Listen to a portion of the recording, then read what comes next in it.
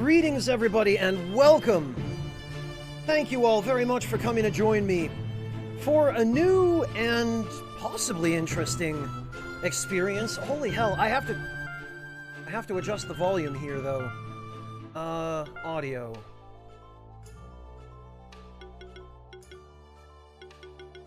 Why do these games always have their audio cranked so high?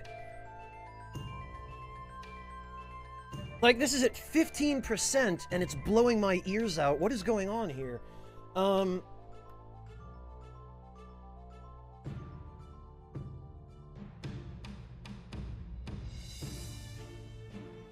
Anyway, welcome, everyone!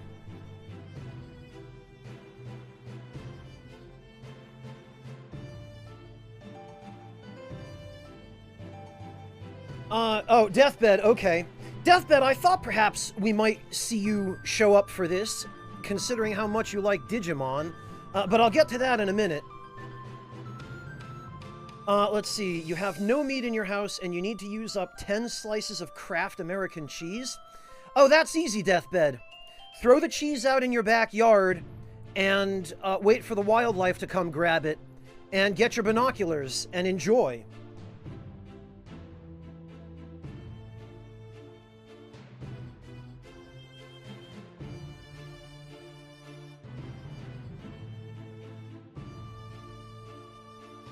So this game... Let me get to that. One thing at a time here.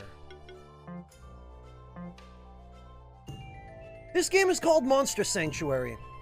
And after spending literally about 3 days, well, 2 days technically, 2 days and some change, I guess, searching for a game to stream, I finally found this on PSN. And by some bizarre coincidence, this is yet another game published by Team 17. I can't seem to avoid those guys lately.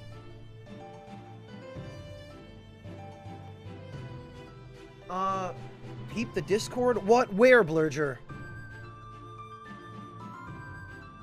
What part of the Discord? You didn't tag me.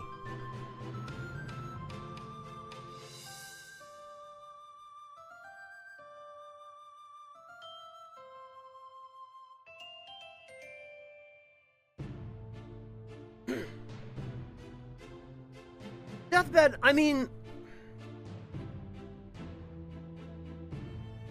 What else are you gonna do with American cheese? Eat it? Hell no! Are you kidding?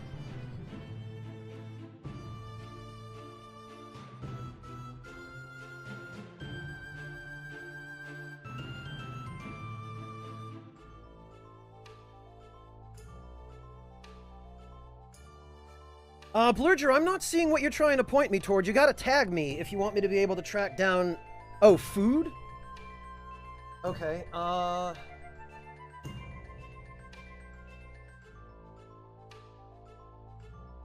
you Vanguard, Blurger? I can't, I don't know. I can't spend too much time looking for this. I'm sorry, man. I do want to get to the game here. Because, this is actually an interesting-looking game, and... I've been curious about it for a while. I saw it on PSN quite some time ago. I think sometime the year before last, actually. It's been out for a little while. I think it's been out since 2018. And I saw it a while ago and kind of kept it in the back of my mind for a rainy day. And that rainy day has finally arrived. I'm literally out of anything else to play. And I thought, well, okay. This looks interesting. They tout this as a hybrid of Pokemon and the Metroidvania genre. So it's a 2D side-scrolling action game where I guess you raise and train and battle monsters. So...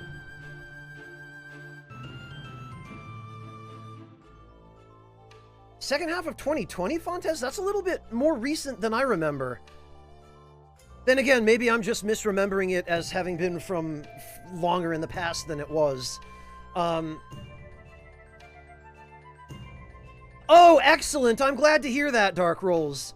I figured based on what you described previously that you'd probably like the Hojicha. Deathbed, honestly, in all seriousness, the best you can do with that is probably a grilled cheese sandwich. And you're going to need some other fixings to dress it up. You're going to need at least some onion, maybe some black pepper, or some paprika or chipotle powder, whatever you have on hand. Well, Chisel, now you'll get to see what it's all about before you make your purchase.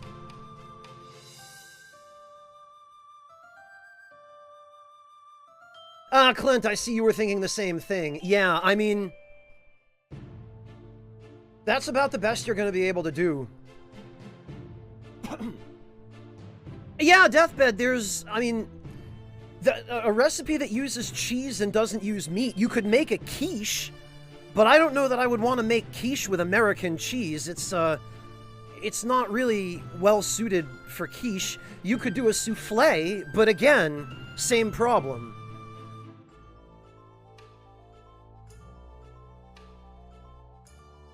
Yeah, Clint, now that I look back in chat, it looks like you might have beaten me to it. But hey, what do they say? Great minds think alike, right? Clint's sitting there going, "Don't you dare compare your mind to mine, you senile old man." I know what Clint's thinking.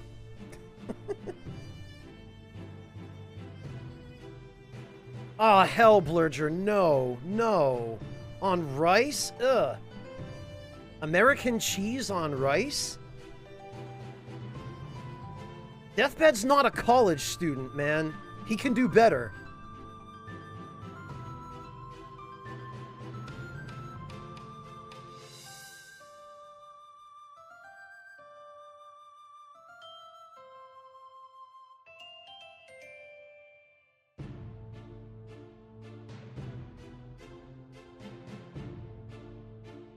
Still, Deathbed? I thought you had graduated already. Why don't you drop by and keep me updated on these things? Come on. Yeah, with real cheese, Blurger. Keyword real.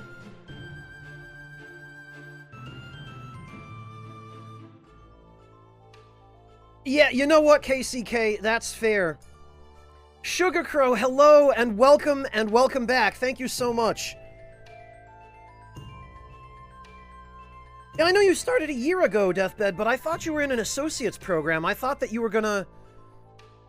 I thought you were graduating like the beginning of this year or something. I don't know why I thought that. I thought I remembered you telling me something to that effect, but...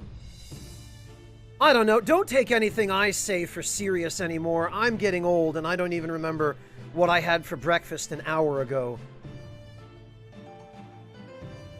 Yeah, no, I know, Blurger. I'm just saying, we can do better in terms of suggestions than just saying, oh yeah, melt it on some rice.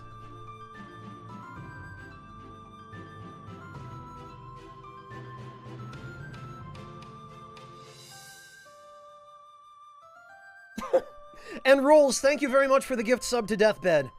Really appreciate that.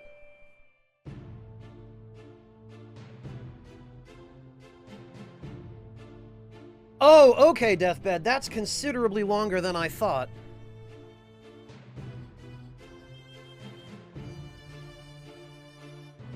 Clint, it has nothing to do with EU regulations. It has to do with the fact that it's so heavily processed that on a molecular level, it no longer even remotely resembles cheese. Forget the regulations. I'm talking the science.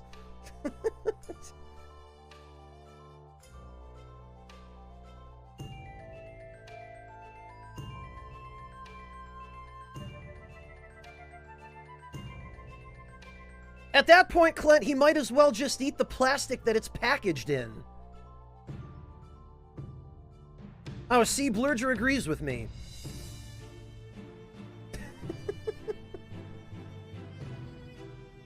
No, Deathbed, again, in seriousness, a grilled cheese is probably your best bet. You don't always need to get fancy or complicated. And if you don't have any meat to put on it, again, caramelize some onion. Throw some black pepper, you know? A little bit of chipotle powder, paprika, adobo, whatever you've got.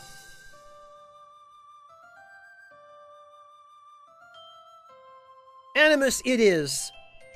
And I will never not dump on it for that, but at the same time, to each their own, you know? I meme about heavily processed crap like American cheese because I have the right to, because I grew up in America being served that crap at the school cafeteria and by my parents who couldn't afford anything better quality.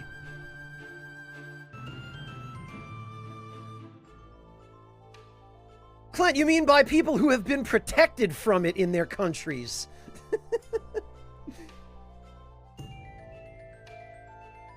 Blame the cafeteria, oh god. Clint, you just put an image of my mind of Ramza and Delita just sitting in the cafeteria, like the high school cafeteria, having that debate over crappy sandwiches with cheap bologna and Kraft American cheese singles. That's not a mental image I needed. Thanks, Clint. Appreciate that.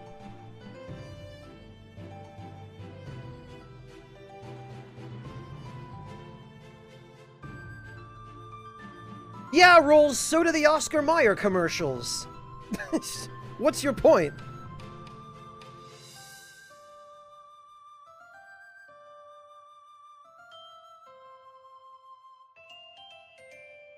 That was your plan. Okay, well, you'll be pleased to know you succeeded, you bastard. Ugh. Why must you torture me so?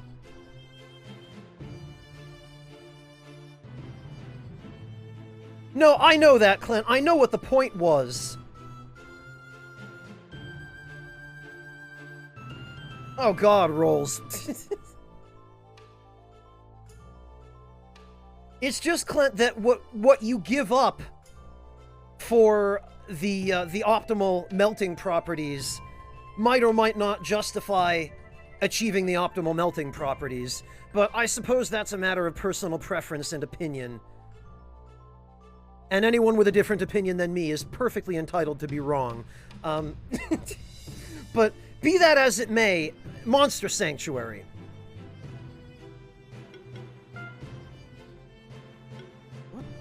Oh, okay. That's an interesting way of handling save slots.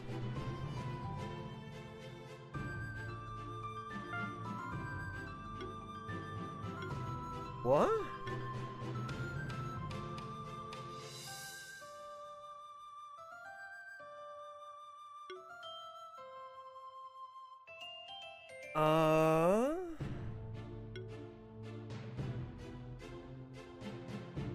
Red versus blue, huh?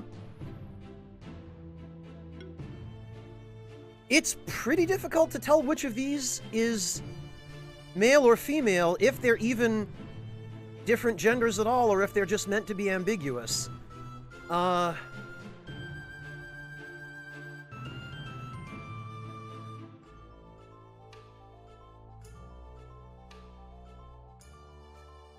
guess I'll go with the one on the left.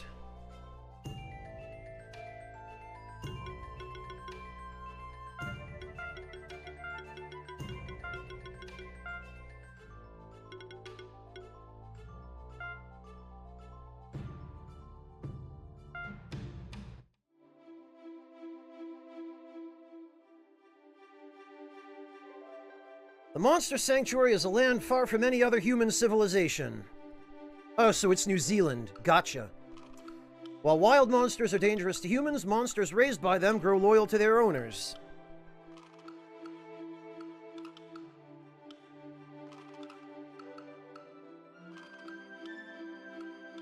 Most of the people in the Monster Sanctuary reside in the Keeper's Stronghold.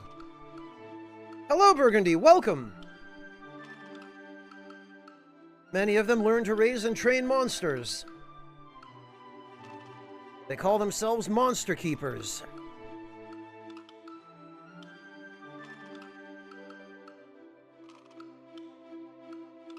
Choose the familiar of your bloodline. Oh, really? Literally, this is okay.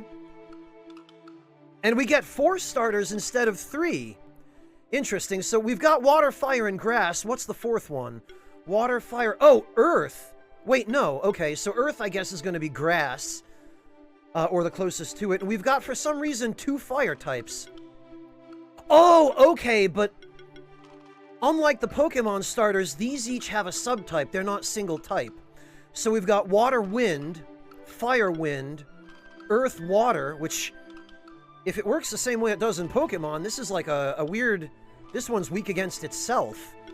Or it's like Sableye, where it cancels out its own weaknesses. And then we've got fire and earth.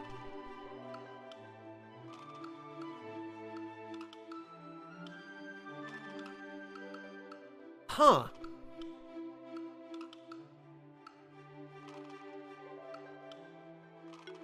It's a shame we don't have an ice type in here, but...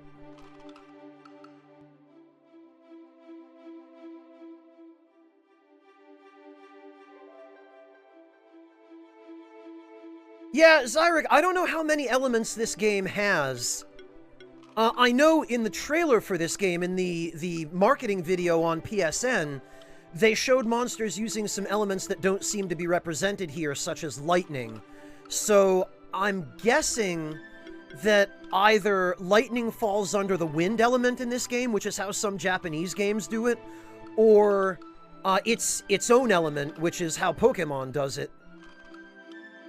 Although Pokemon is also a Japanese game. Yeah, you know, that's fair, Clint. That's true. That's a good point.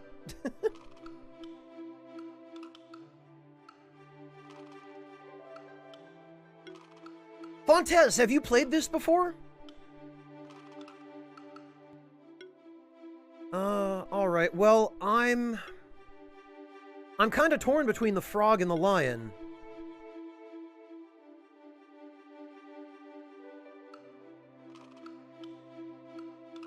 But sentiment seems to be leaning toward the frog, so... Oh, okay, Toad. I'm sorry. They're distinct.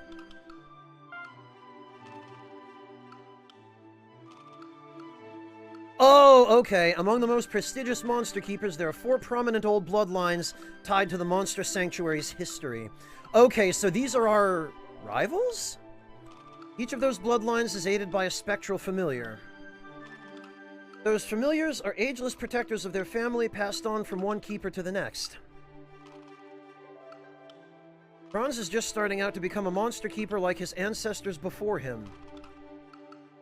Okay. As with all starting monster keepers, his journey begins on the keeper's trail. Okay, so this was a male character.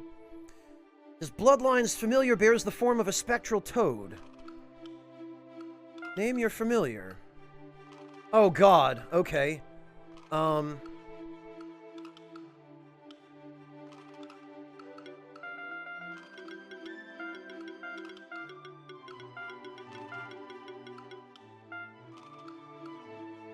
He is a toad, after all.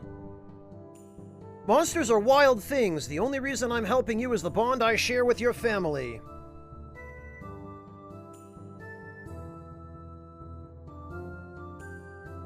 Hello, Tatsumi. Hello, Akakeris.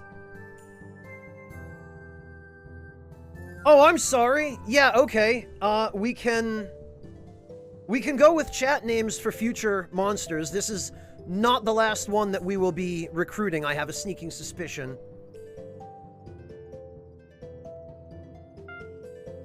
Most monsters are less inclined than me to help you. That is why you must always raise your own monsters. They will grow alongside you just as I will, and they will fight for you. The best way to gain a monster's loyalty is to hatch it from its egg. Of course, you will have to fight to get those monster eggs. Look at the blob over there. Let's see, Rolls. What is this?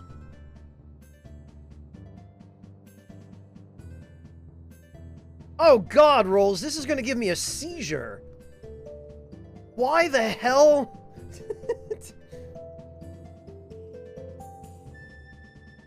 I mean, look, to each their own, Rolls, but...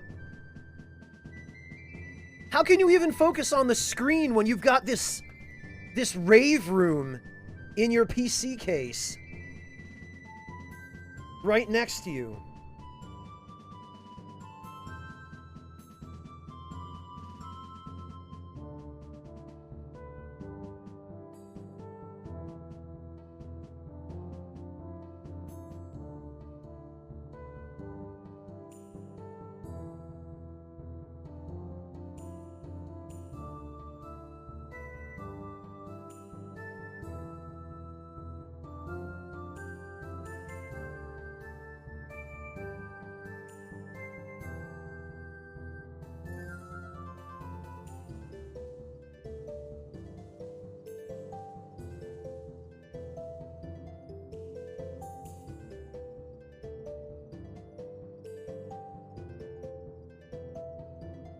Okay,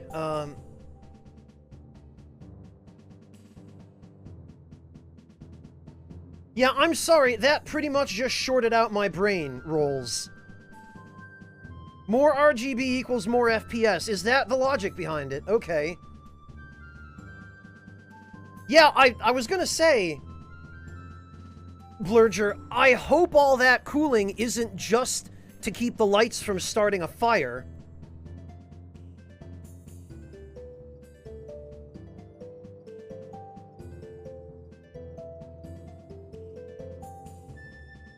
Yeah, Rolls, I can relate to the cooling. I have a fairly large computer case myself. I've got an Antec 1200, which has like 15 fans in it that, I switched out the original fans for, aftermarket, nicer fans that, push a high volume of air and are quieter. Wow, Clint.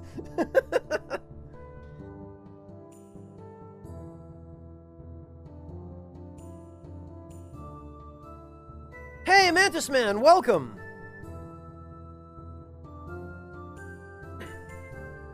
Oh, and of course! Of course, in comes Clemps with the rats. Hello, Clemps, welcome. Thank you so much for the raid. How are you doing, Clemps? Clemps, I saw the other day that you were playing Heart of Darkness. And I must say, I did not know that you were a fan of Eric Shahi. That is not a game I expected to see you playing. Well, I just named him Sylphie, and chat is rather irate with me for not pitching the opportunity to choose a name to chat. Yeah, Clemps, never before I played Heart of Darkness did I ever see a game in which the fail states are so explicitly graphic.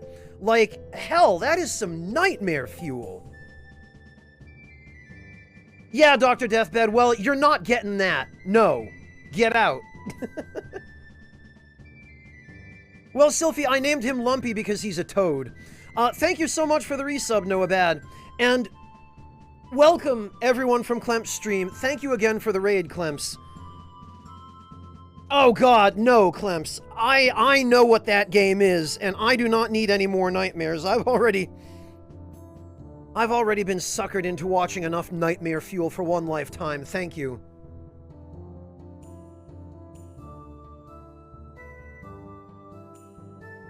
And Rolls, thank you so much for the gift sub to Clemps. I really appreciate that. Oh, okay, Sylphie, gotcha. Gotcha. Clemps, did you actually end up finishing that game, or are you still working your way through?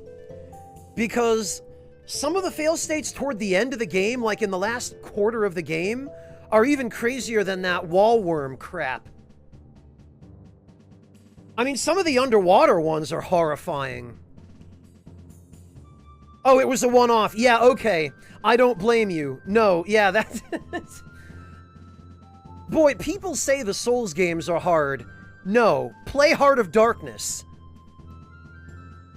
That game is hard in terms of skill, and it is hard on you psychologically.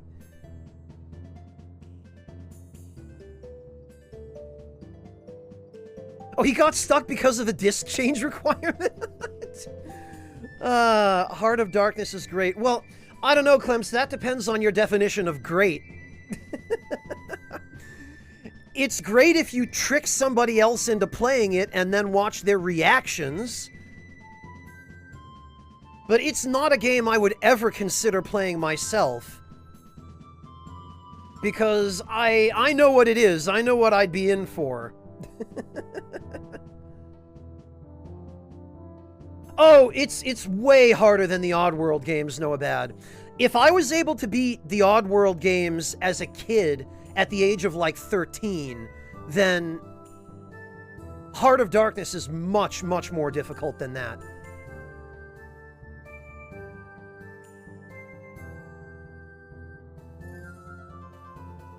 Ugh.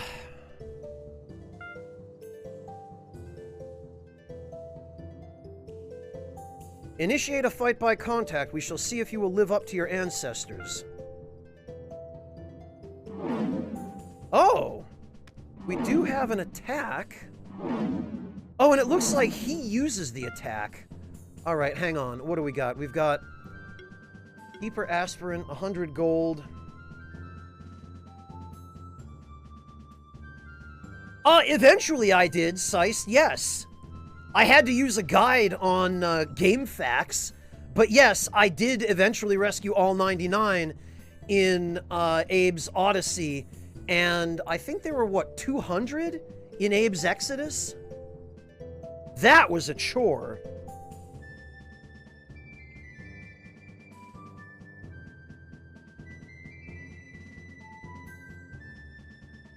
Oh, Clint, yeah, you're talking, yeah, I probably wouldn't even remember the name, but I know the one you're talking about, yeah.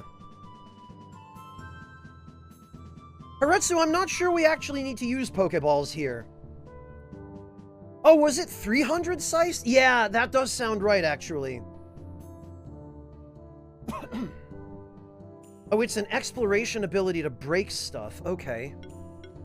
Alright, well, let's see what we've got here. No inventory, of course. Oh, wait, no, okay. So it's not all in one list, it's under separate tabs. Oh, Phoenix tier. Okay, legally distinct Phoenix down. Gotcha. I mean, not that they can really copyright Phoenix down under Square Enix.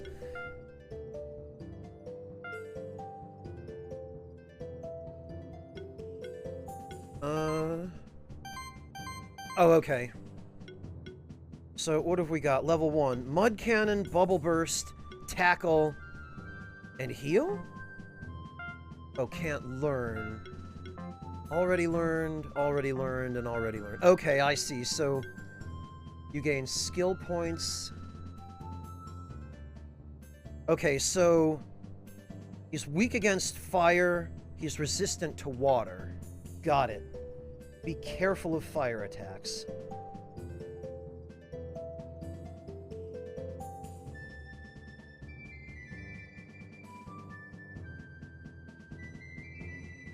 Ronin Court, don't worry about it. I've made the same mistake many times. Noabat, I'm not sure yet. Yeah, Burgundy, I always have an accountant do mine, but it's nice not to have to worry about it. Right, so it looks as though each individual move can be leveled up with different buffs. When this monster gets attacked, 40% chance to apply poison. Interesting. Mud Cannon level 2. 4 times 40% magical damage. 4 times 55%. Oh, okay. So actually, that's a significant boost. Improve magic rating by 1. Increases magic by 5? What? Okay.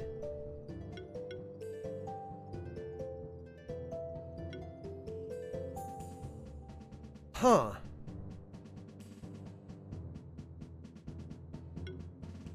Heal for 5% of max health at the start of each turn for every poison. Interesting.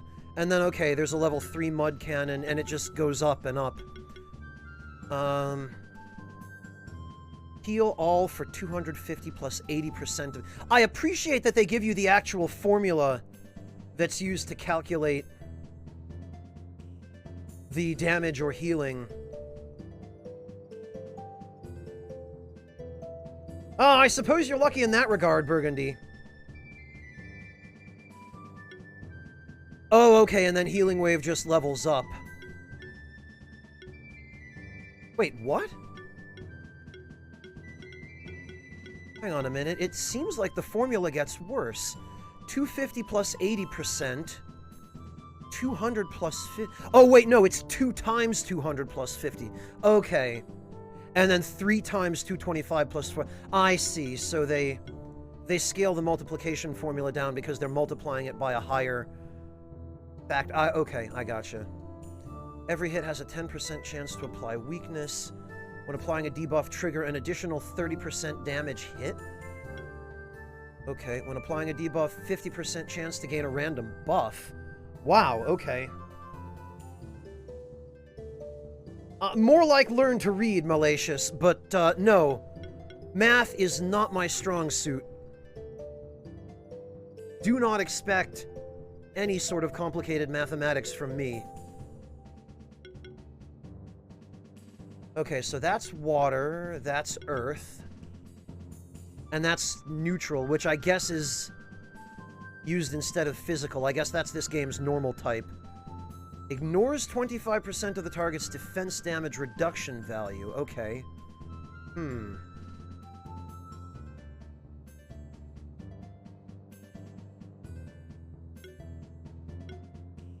Every hit has a... Okay, so each one of these skills has its own tree of other skills?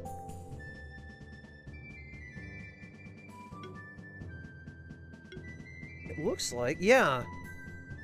Because from Bubble Burst, it looks like you can also learn Tidal Wave or level up Bubble Burst. And then these appear to be, yeah, passive. They're even flagged as passives. Okay, and these are also passives. Increases the mana cost of all attacks, healing, and shielding actions by 10%, and the power by 15%. Okay. At the end of its turn, this monster gains an age stack? Age? What? Oh, plus 3% damage, plus 3% damage reduction, plus 3% mana generation. Okay, that's not bad. I was worried that this might be a debuff of some kind. When it said age, my first thought was, wait, monsters in this game don't actually die when they get too old, do they?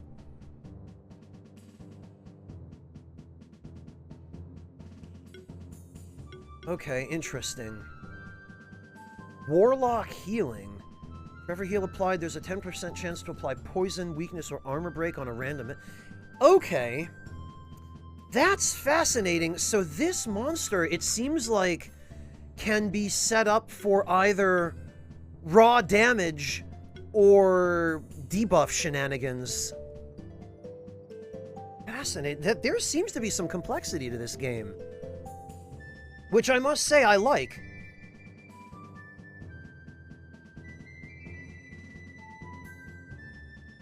Alright, so for stats, it looks like we've got attack, magic, defense, health, mana, I'm guessing, is that 97 next to the potion. Mana regen 48, crit chance 10, crit damage plus 50. Okay, interesting.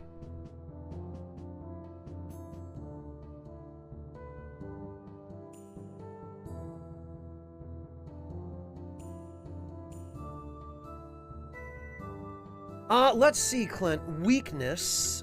Where did we even see that?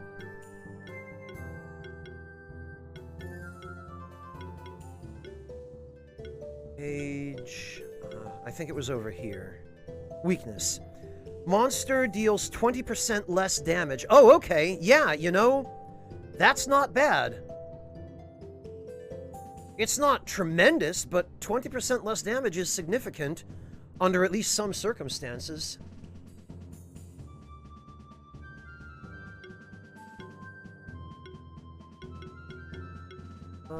Armor break reduces defense by 25%. Weakness we already checked. Poison...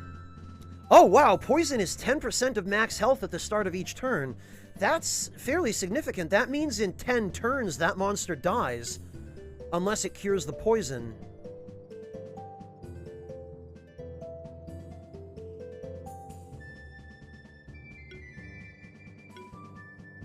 Yeah, I was just thinking the same thing, Clint. Part of the reason that these skill trees all seem useful is because so many of these are passives. Like, you don't have to spend any extra turns on them. They just... they're a % chance for something extra to happen. Aura. Poison can be stacked 2 additional times. Additional stacks are only half as strong. So, In other words, you can stack poison with this up to a maximum of 20% damage per turn, which is brutal. That's a 5-turn kill. Poison Eater. Whoa! 5 times 85. That's a lot. Oh, that's level 2, though. Physical damage. Heal by 50% of the damage dealt. Deals an additional 30% hit for every poison on the target. Interesting. This actually seems like it could potentially be a really powerful debuff build. And actually, builds like this tend to be really good at getting around high defense, or high evasion for that matter.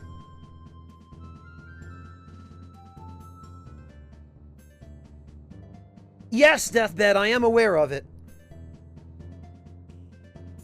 Yeah, Chisel, it is. It's weak against fire and resistant to water.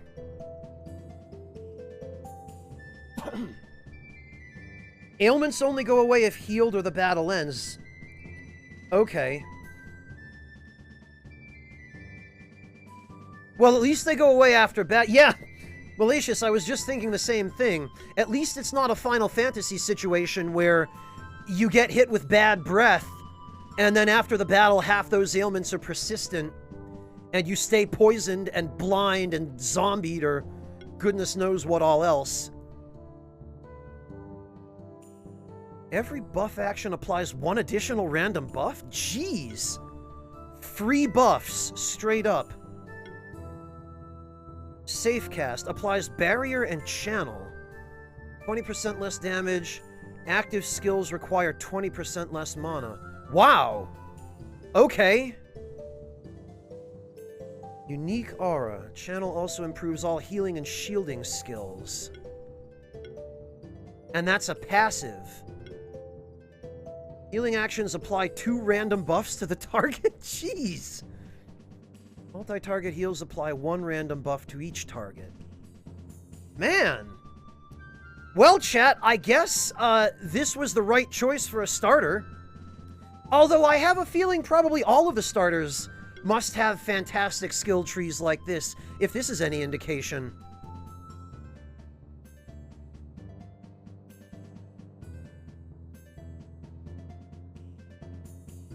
Oh, really, Fontez? Is this just objectively the best starter?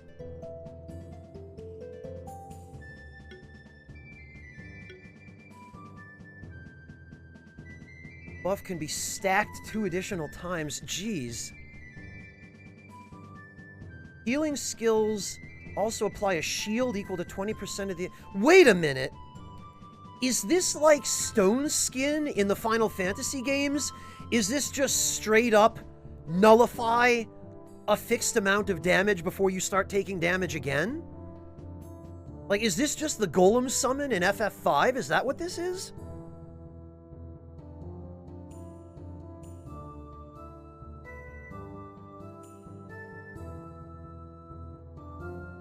Like, kind of an overheal? Oh, okay, interesting. Well, that's freaking fantastic, then. Applies barrier to the whole party, applies channel to a random monster. Oh, okay, I see. So at level 3, it basically just becomes Mighty Guard, except that instead of shell, you get a mana cost reduction.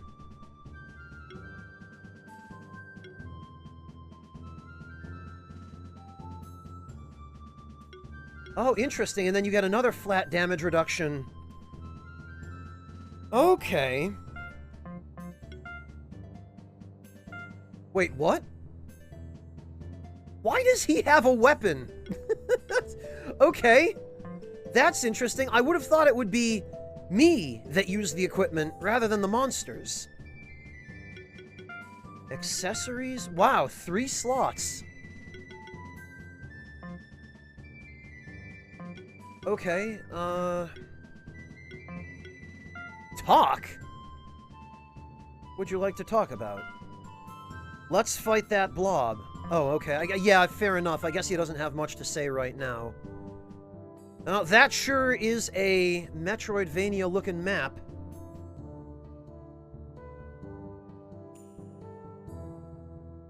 Wolf is more damage and chill stacking. Okay.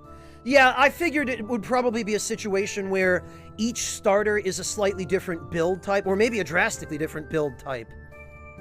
Or a different playstyle. But that's fine. I'm perfectly happy with that. That's great. It gives you a lot of potential for playing the way you want to play, which is something I'm a big fan of.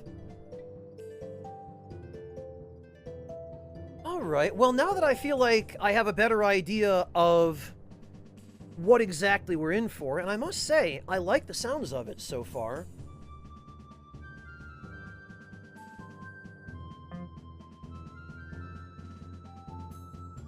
You know, actually, I'm curious, even before we do that, let's save, let's go to the title screen, and let's...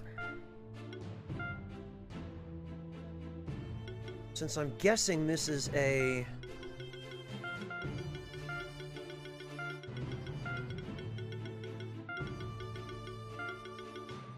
Guessing this is a female character. Let me check one of the other monsters. Because now I'm curious to see what the other ones have. You can stop the opponent. Oh, it reduces mana regen. Okay. Well, Fontez, then it sounds like I made the right choice for what game to stream, because I am all about some customization. The more I can min-max, the better. Sign me right up.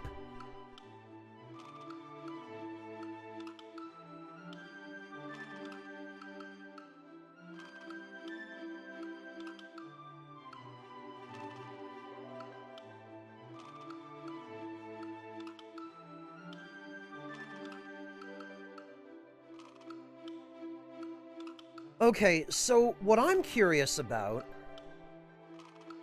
is, yeah, you know, the wolf. Let's see.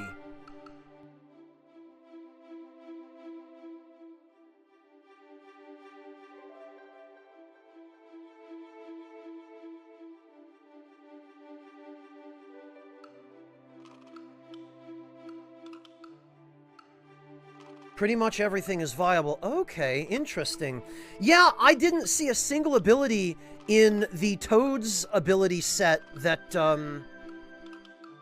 Yeah, okay, this is a female character. I didn't see a single ability in the starting ability set for the Toad that looked useless. Or even less useful than the others.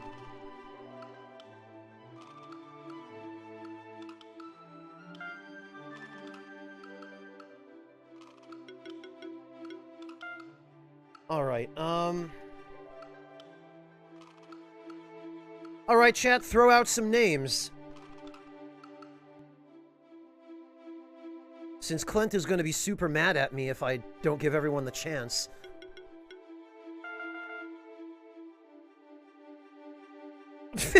Wow, Gestal, really? Sif, of course. Deathbutt, piss off, man. Get out of here with that dick butt crap. Sif. Oh, really? Okay. Really? We're doing that?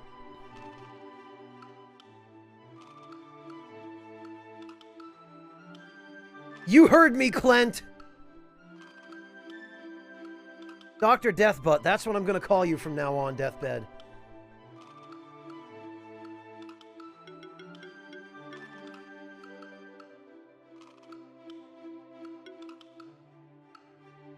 Oh, Gestal, I see you're pulling from Norse mythology, huh? You know what, Gestal? Actually, I like Hottie. Whoops. I don't like spelling it incorrectly. Alright, we'll go with that. Sif is a little too on the nose. Okay, so the dialogue here is all the same.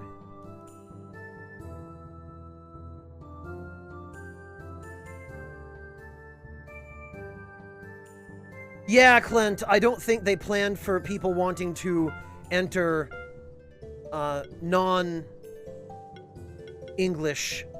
characters. Alright, let's see what we've got. So, Air Sickle, that's wind. Spectral Flame, really? That's neutral? Okay. Neutral magic modified attack. Ice Hail is water damage, because of course it is. And Claws are physical. Okay, so neutral is either physical or magical, depending upon which of your stats is used to calculate the damage. Got it. And critical damage plus an extra 50%. I see. Lifesteal? Heal by 15% of the damage dealt to enemies. Interesting. Applies glory to the whole party. Increases crit chance by 10% and crit damage by 20. Ah.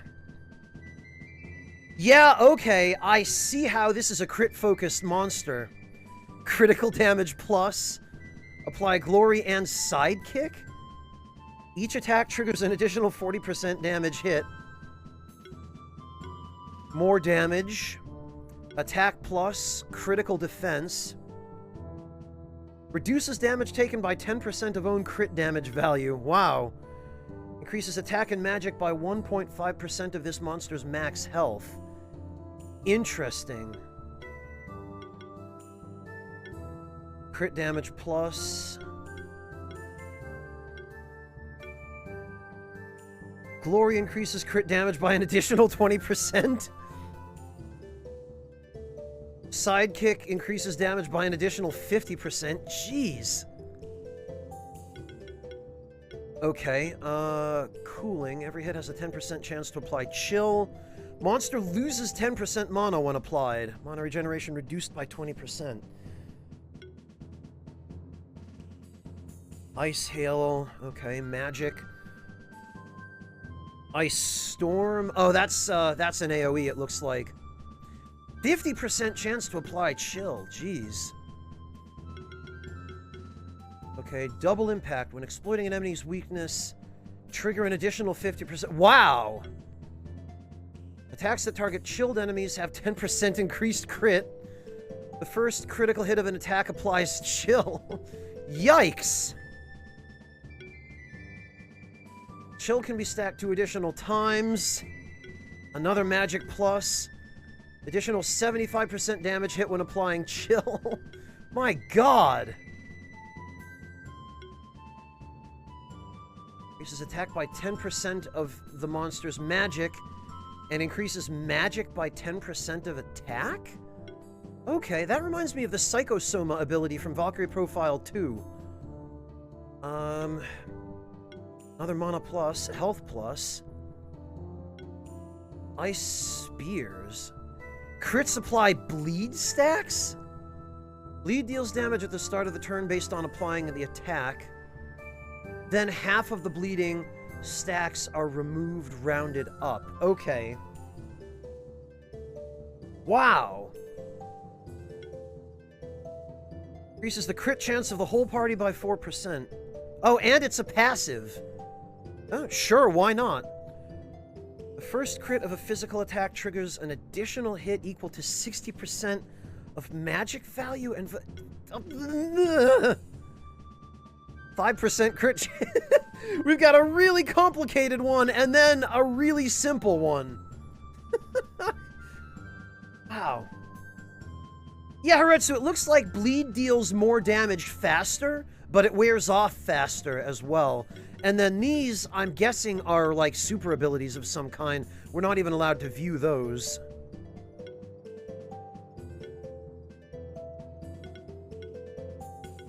Ice Spear Volley. Oh, okay. This one is 3 times 90%. This is 2 times 90%, but it hits all enemies. Okay. And this also, I see. 10% crit damage. Crit damage also increases non-critical hits by 10% of the amount. Yeesh! Primal Rage, I remember that game. I played that in an arcade a long time ago. Yeah, Blurger, it looks like these are two very different builds, the wolf and the toad. The toad is like a really subversive DOT build where the wolf is just, hey, do you like big numbers? Increases damage dealt by 10%, an additional 3% for every age stack. At the end of its turn, it gains an age stack. Wow. Heron, thank you so much for the 100 bits. Really appreciate that. Hello, Raz. Good to see you.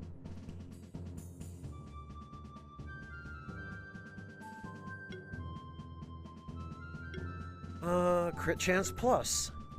Outlast. When an allied monster gains their first, second, or third age stack, they also gain a shield equal to 15% of their max health.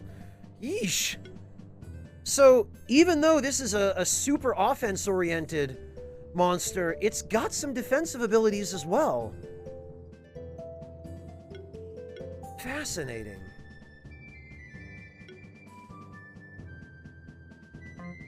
Alright, well,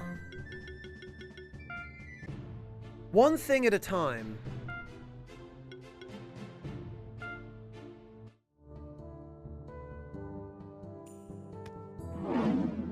Ah, yeah, okay, that doesn't actually hit monsters. So, we walk into them, and I guess just start combat.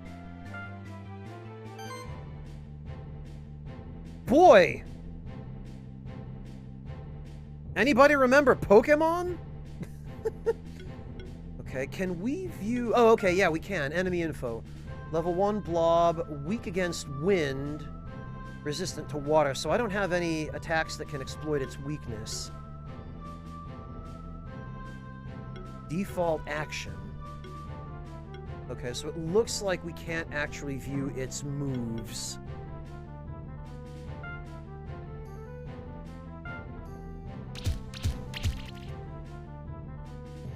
Okay, and we have a normal attack that doesn't spend MP. Ah, but he can't strike our weakness either. I see.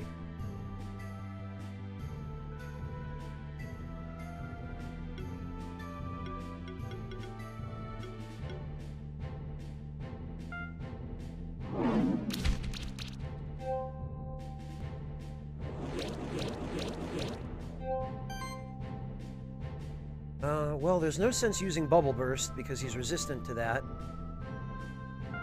About Mud Cannon. Huh! Gross.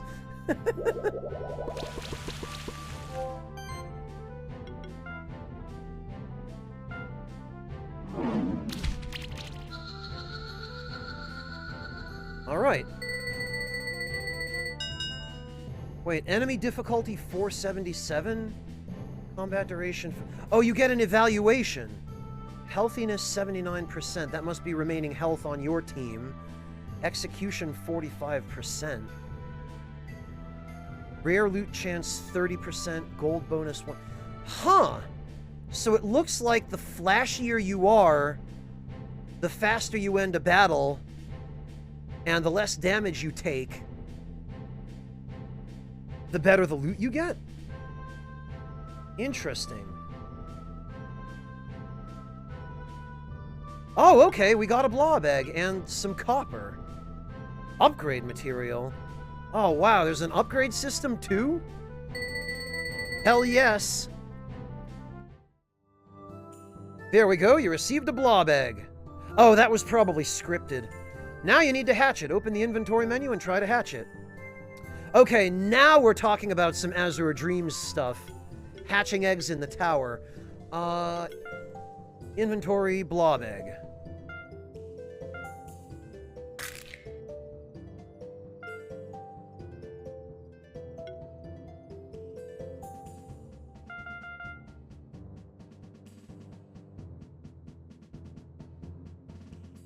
Alright, chat, throw out some names and I'll pick one I like, I guess.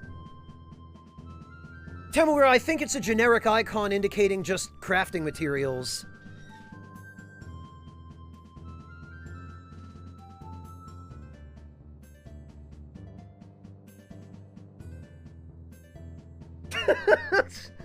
Haretsu, that's clever, but...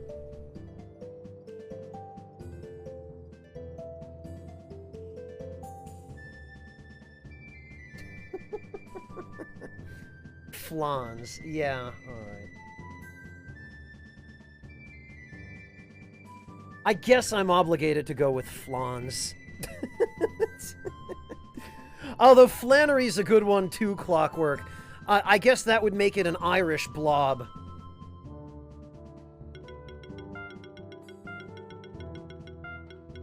I can't beat Flans, honestly. I hate it, but I can't beat it.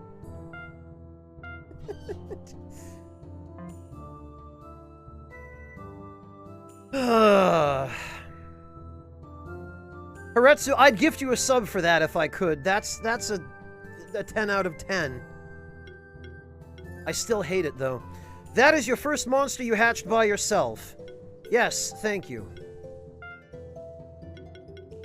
Okay, can I... Let's continue on the Keeper's Trail to Old Baran. Right now it is weak, so you'll need to train it. There is much more for you to learn, too. You and that blob are quite alike. What? Excuse me? Man, I've been insulted in some creative ways over the course of my life, but never have I been told that I have a lot in common with a slime enemy.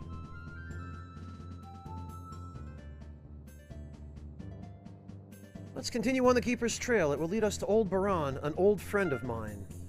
He's a patient teacher to all young keepers who seek guidance. I advise you to listen to him very carefully. Seriously, Clint. Alright, well, now I'm morbidly curious. Acid Rain. Applies armor break. Okay, right. Arcane Bolt. Neutral magic damage. Every attack triggers an additional hit equal to 35% of magic value. Oh, he can also learn Bubble Burst. Mana plus. Mana by 7, mana regeneration by 4. Okay, those are just higher levels. Attack triggers an additional hit. Okay. It has a 10% chance to apply weakness. So this one's a more straightforward monster. Oh, and it has heal. So they were basically giving us a healer, it looks like. I wonder if this game has a monster fusion mechanic the way Azure Dreams did.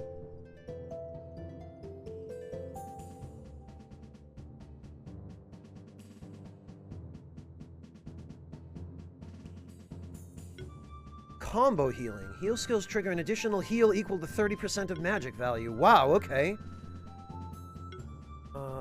Every monster in the party starts combat with a random buff. Honestly, for just a slime, this is probably one of the most well-equipped slimes I've ever seen in any game.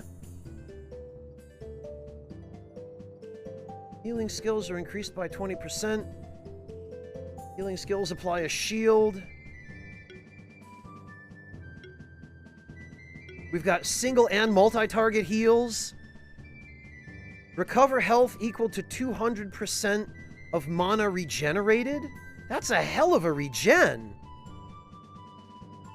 Yeesh. You know, Flesh Person, I meant to comment on his cat mouth. Purify. Healing actions also remove 5 harmful stacks, bleed, wound, blind, tether. Multi-target heals remove 2. Wow, okay. This monster acts first in the turn. It deals 25% more damage with its attack and deals an additional 25%. Alright! Ordinarily, I would have gotten rid of a slime monster right away, but maybe not. Maybe this game has actually given us a reason to keep it around.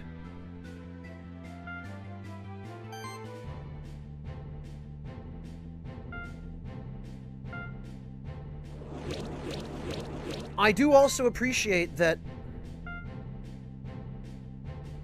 you see the projected damage. Looks like Tackle is going to do slightly more.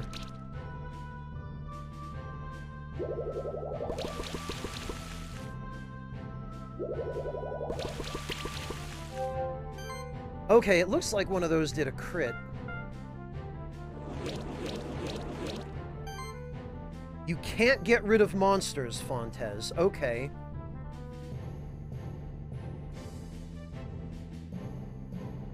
Interesting.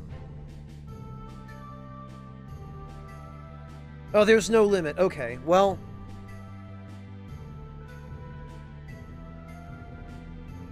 I'm really hoping there'll be a monster fusion system, but from what you're describing, Fontes, it doesn't sound like there is.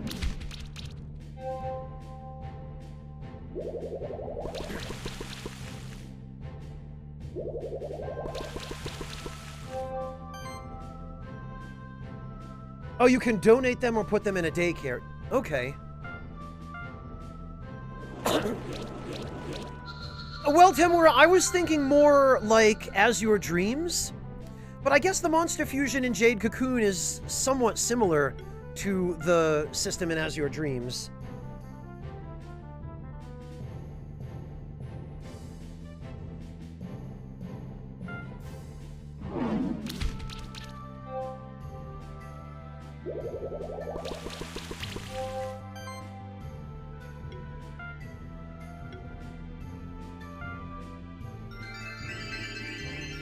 Oh, that is significant healing.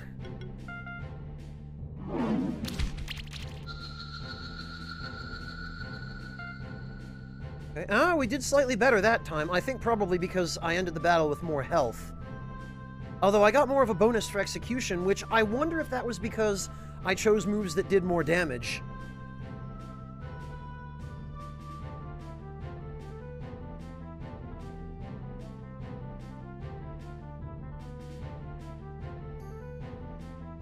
Copper and a small potion. Alright. Based on the effectiveness of your combat strategy, you get a rating of 1 to 5 stars. Earning a higher rating increases your chances of getting better drops, like rare monster eggs. Okay.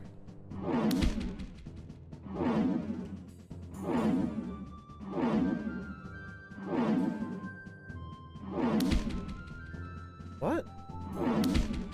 Oh, okay. It hit a wall. I see.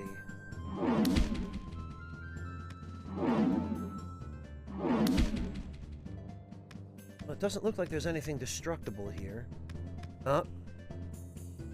Young Keeper, 'tis the Keeper's trail's beginning, for all of man, beast, and sanctuary has beginning.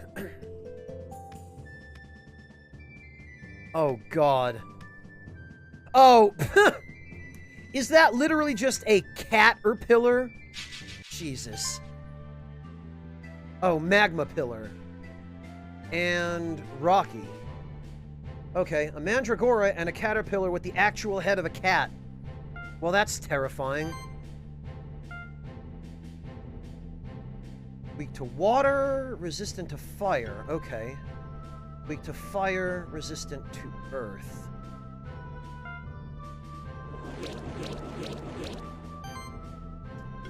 So we're going to want to... Yeah, okay. And I bet attacking weaknesses gets us a higher rating.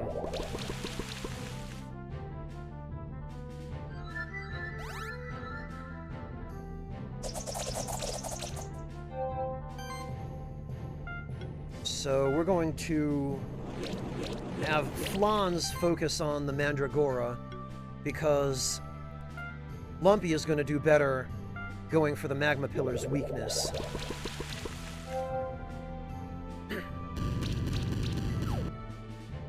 Uh-oh, burn, okay. And actually, we can switch now. No, you know what? Maybe not, because I bet we still get more rating points if we use the attack that the enemy is weak against, even if it's overkill, I would guess.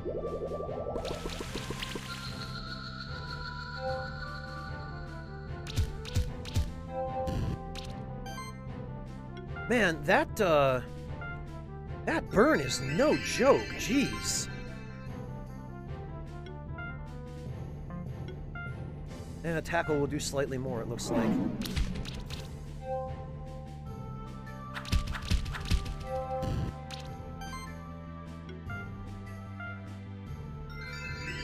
So we want to end the battle with as much HP remaining as possible. Which I guess is probably going to be this.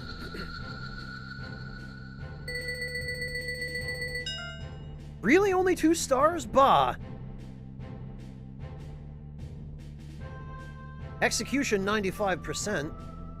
And somehow we still only got 2 stars. Probably for the lack of health remaining at the end. Bah! I was hoping we might get a magma pillar egg out of that. If your monsters gain experience in combat, they will increase in level. This allows them to gain new skills. You should take a look at the skill tree menu. Yes! Well, as soon as you gain a skill point to spend, you should always spend it right away! Alright, so we've got a skill point. Heal would be superfluous right now because we've already got a monster that can. Tackle level 2.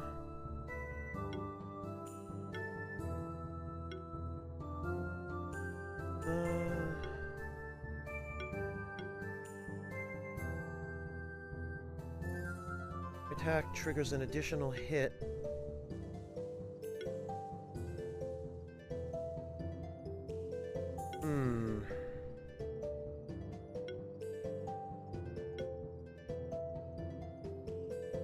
Honestly, I think Poison Glands is probably a good use.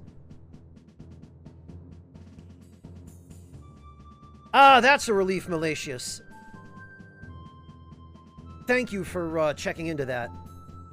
Hello, Marty. Welcome. Good to see you. Although, actually, I feel like maybe we go for damage upgrades first, and then we start worrying about passives. Because early in the game, straight damage is usually king. Later on, once you start running into enemies that you can't beat with just brute force, passives become more useful.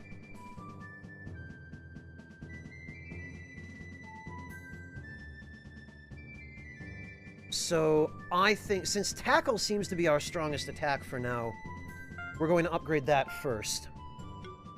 And then we'll upgrade an elemental attack that we can use to start exploiting weaknesses.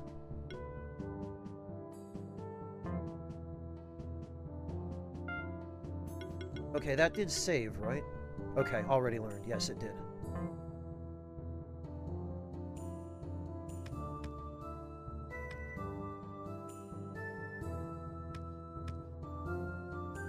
Oh.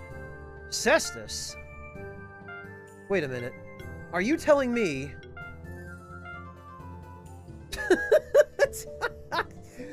Okay, we can just give the toad a big punchy glove. Cool. Actually... I mean... I guess I won't question it. And now that I think about it... Oh, he's already got a wooden stick. Okay. Oh, these are probably going to be rival trainers, I'm guessing. Hey, fellow keeper. Did you know that every single one of your monsters possesses a special ability? Some can be used to get rid of certain obstacles. Also, you might encounter some destructible walls like the one behind me. Go on and try to hit it with some of your monster's abilities. Use monster ability. Okay. Alright. Well, that's how that works.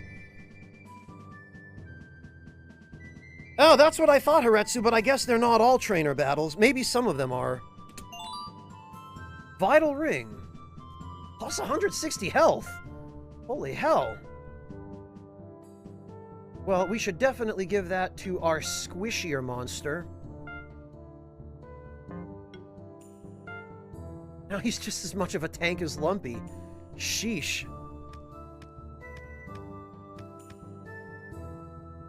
Hey friend, you were just starting as a monster keeper, right? Did you find some equipment for your monsters already? You can make your monsters stronger by equipping them. Okay, well, I did just figure that out. Can't really picture a frog using cestus, though.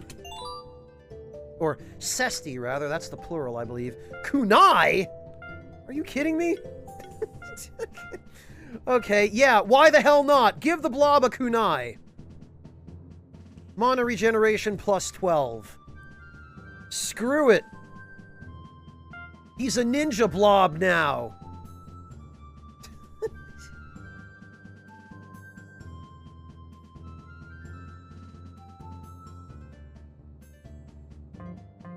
We should give him the stronger weapon because he's the weaker monster.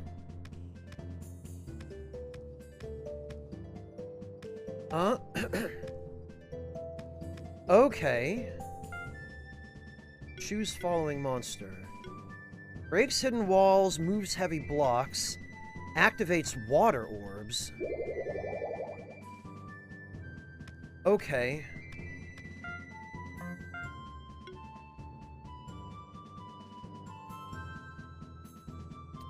Yeah, a slime with a kunai. I think we need some fan art of that, actually. So I guess I need a monster that can fly in order to get up there. Which, if we can manage to get an egg from this Vero...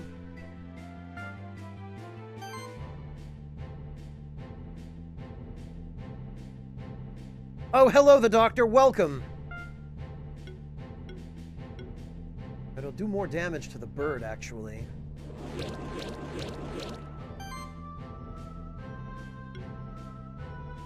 And what do we have? We have weak against wind, resistant to water. Wait, what? Why is the bird weak against earth? Normally it's the other way. Well, okay, in the Final Fantasy games it's the other way around, and it makes more sense that way, I think. You'd think a bird would be weak against wind because a gust of wind would bounce it all around and knock it out of the air, whereas it should be immune to earth because nothing from the earth can touch it.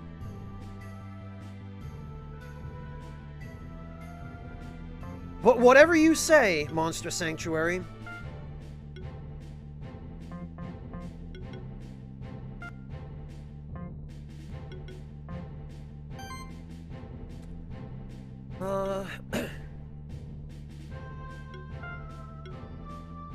Wow. Yeah, if you throw a rock at it, good luck hitting it. It's just gonna dodge.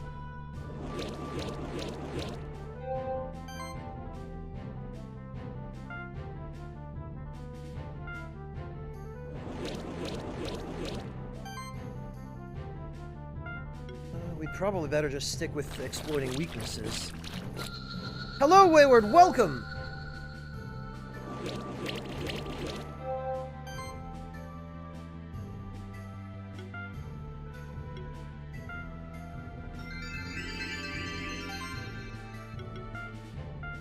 Yeah, okay. Oh, now he's gonna heal, huh? Ah, that means we get to end the battle with full health.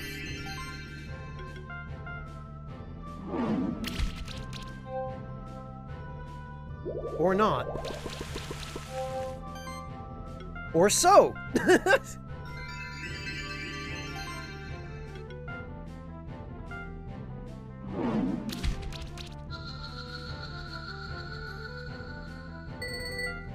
Two stars? Are you kidding me? Ah, we got the egg. Excellent. Okay, well, in that case, that should give us the ability to get that treasure chest back there. So we will most certainly hatch this.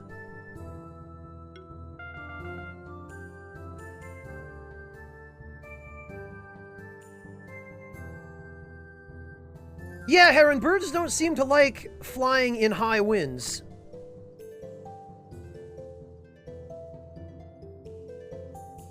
Alright, throw out some names, chat.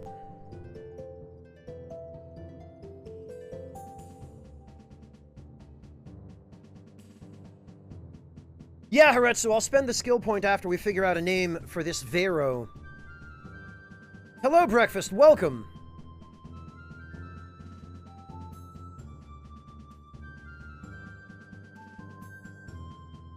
I will be looking for names that actually have some thought put into them. Birdo. Except that Birdo isn't a bird, Fontez.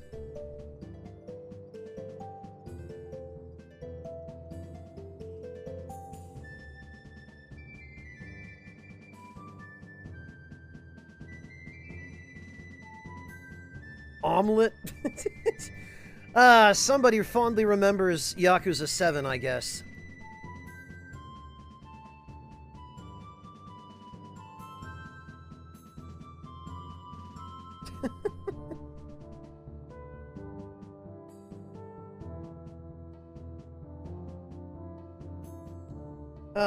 You know...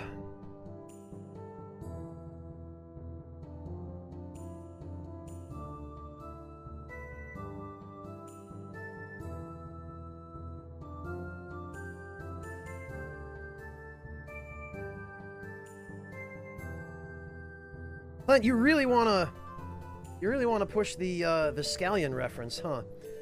Alright, you know what, Carries... I have to say... I do like Pierce.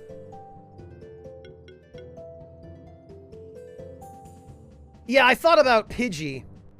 But Pidgey would be just too on the nose. This is the biggest dilemma that I face in these kinds of games, is coming up with names for my familiars.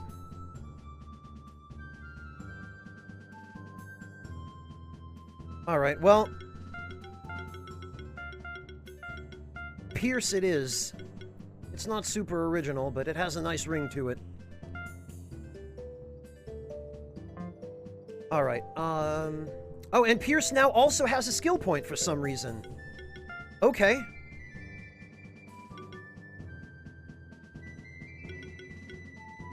Slime Shot. Magical damage earth. Applies poison. Yeah, you know what?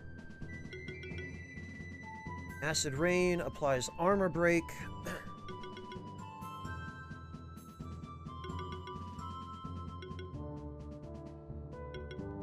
Actually, this is probably our best bet for damage.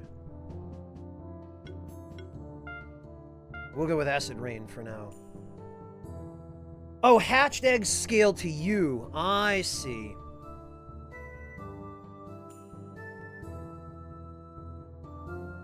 Oh, I see where you got that, Carries. I gotcha. Okay, so what do we have here? Beating. Physical damage neutral. Mana plus. Health plus. Might? Oh, you know what? Power. Magic. Okay. Sidekick. Feather Storm. Wind damage. So we'll finally be able to exploit wind weaknesses. Physical damage, wind. Physical damage, wind. I have to say, I do quite like the look of the buffs. Oh, Might's already learned. Interesting, so we can actually... Okay, yeah, you know, power. I like the look of power. And then it looks like applies might and sorcery to the whole party. Yeah, I like the look of this. What else has it got? Heroism deals 2% increased damage for every buff. Oh, I see. This is like a red mage, this monster.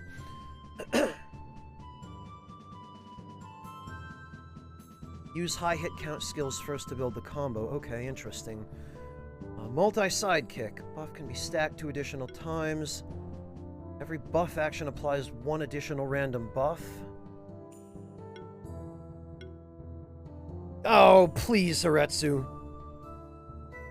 When this monster applies a buff, it gains a charge stack. Increase the damage of next attack by 3%. Alright. Team play. Applies sidekick and barrier to the whole party. Applies might and sorcery to the whole party. Yeesh. Okay.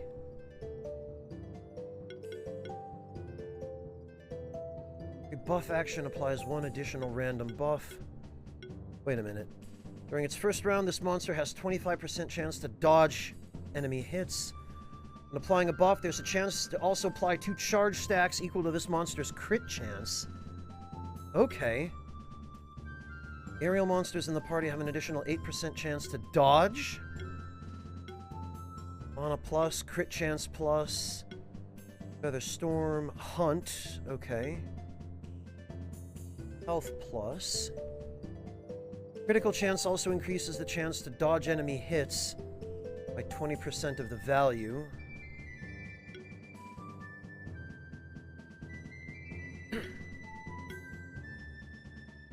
Monster deals 5% more damage against enemies with a health rating of 7 or higher. 20%. Wow, okay. Power of every consecutive hit during an ability is increased by 5% continuously. Oh, that's not bad. So multi-hit abilities do really well. Dodge plus, Featherstorm. Okay, and Featherstorm is a fairly large combo attack to begin with. Every attack triggers an additional hit. Okay, so you can add another hit even on top of that. Fascinating.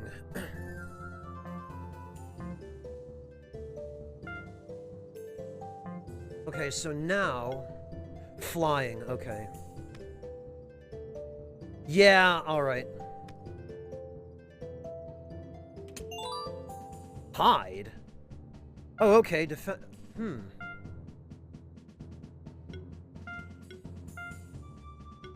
do I get the impression that this was explicitly put here for this monster that has very low defense?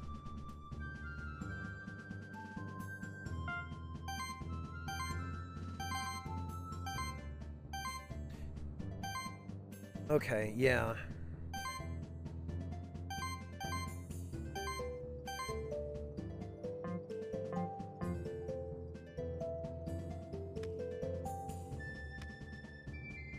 Well, he can't hold me for very long. Is there a way to extend that, or is it just limited to, You can't glide the way that you can when, like, you're holding a cuckoo in Ocarina of Time or something.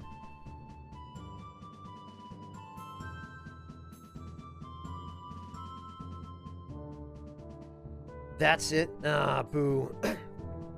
Okay, Heron, have a good remainder of your day. Take care. Man prospered through generations, founded cities and nations, connected by dirt and wheel, and later by steam and steel. Oh, somebody's a poet. What do we have up there? Bracelet. Defense plus 10, mana regeneration plus 12. Well, okay. I guess we'll just... Mana regen 55, 47, 51. I think...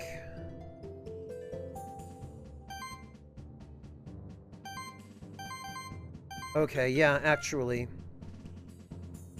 Flans needs the defense now.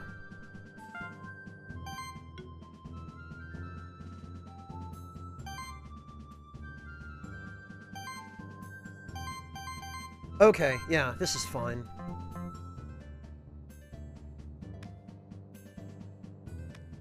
But we can't fly any higher this way.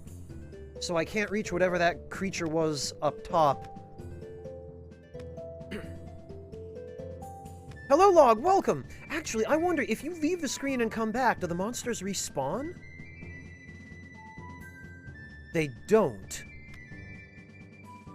Okay,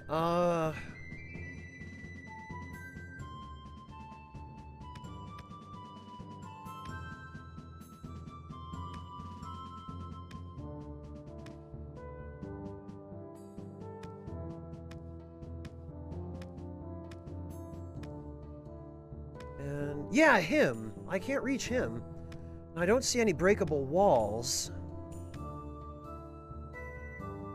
Right, Keeper's Stronghold, left, Keeper's Trail. Gauntlet, defense plus 12, crit chance up. Okay, actually, that seems like it should go on Pierce. Because Pierce seems to be the best equipped here for, critical hits.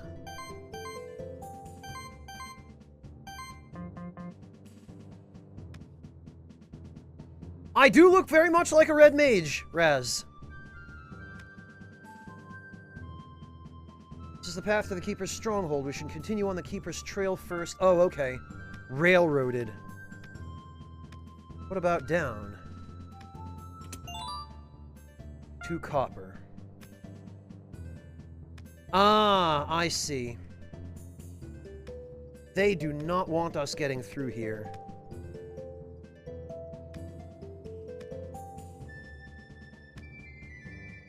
Yeah, I don't think there's any way that we're going to be able to... Oh, maybe. Maybe?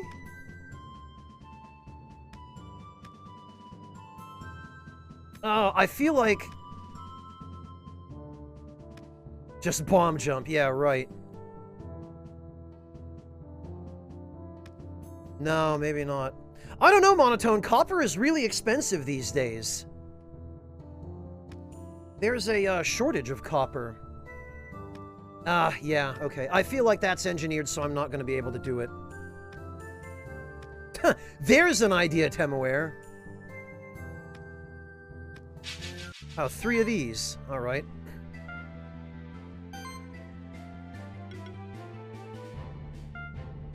Oh, but it's still only single target. Okay, well...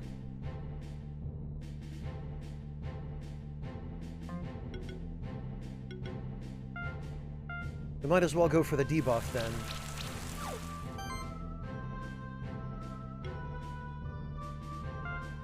Then we'll go for the buff.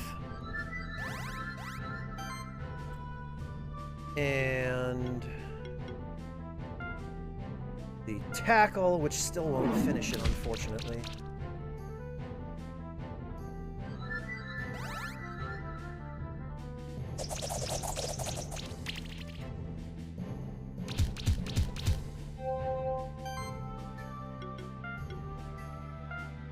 We'll get our debuffs spread out a little bit because...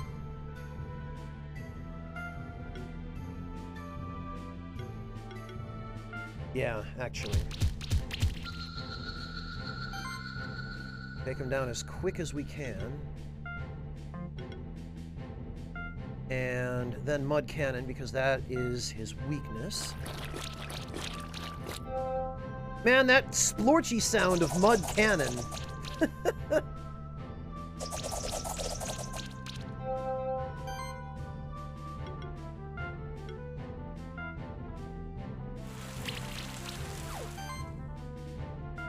Okay, we can finish him off.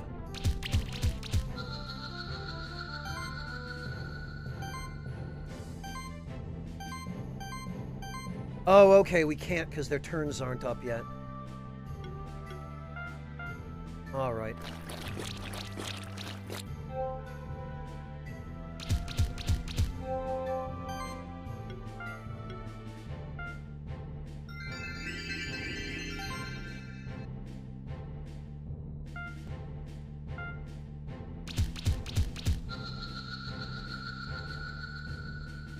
Okay, how'd we do this time? 3 stars, better than nothing. Oh, a Vero egg, a feather, and a walnut.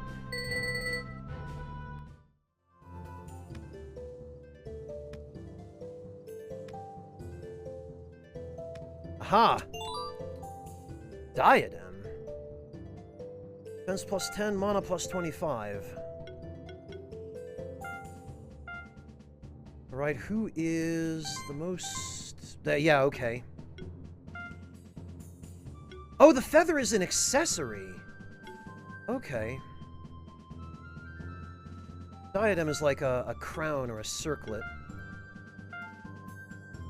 So that's fine. That will raise Flan's defense. And then...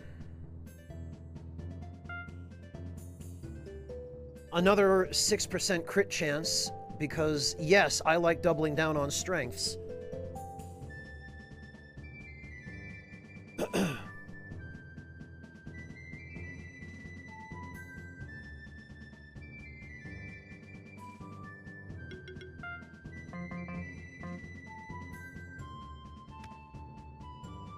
Man knew of those who wait, in the woods and caverns beyond, yet for the treasure within he longed, for the greed of kings was great.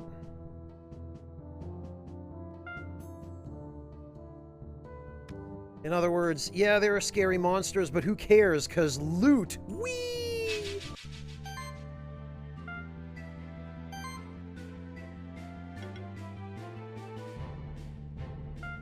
Alright, well, acid rain is the weakness of these magma pillars.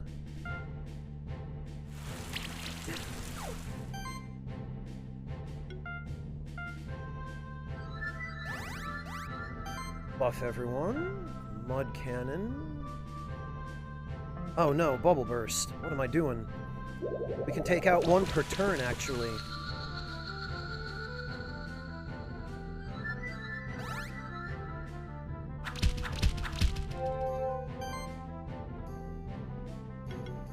Okay.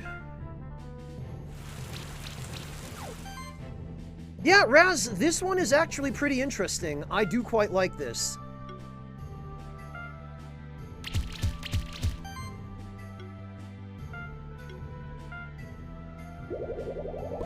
I'm guessing our total combo count has a significant impact on the rating we get at the end of battle.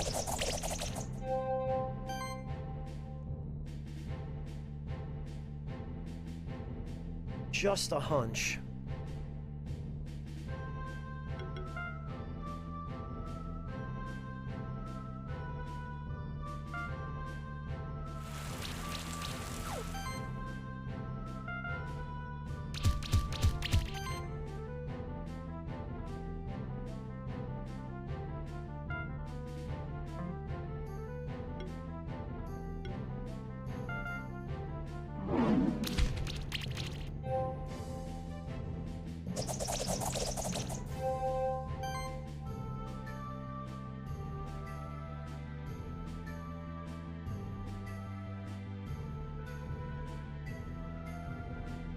I guess Arcane Bolt will finish it.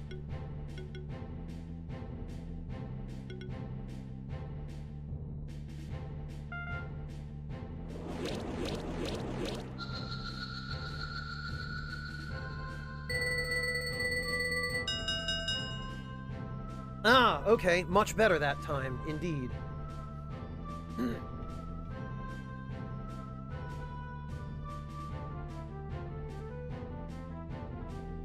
Okay, yeah, what did we do better that time? Healthiness 88%, execution 92%. 60% chance of rare loot. Well, we got a rocky egg, but still no magma pillar. Damn.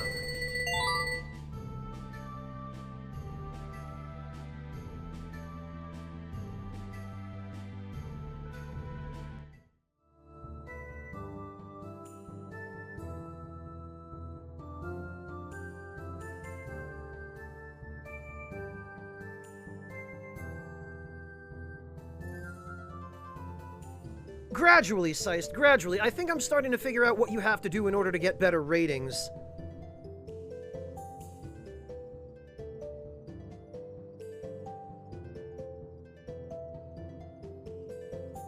It's interesting that the game encourages you to optimize your in-battle strategy in order to get better loot.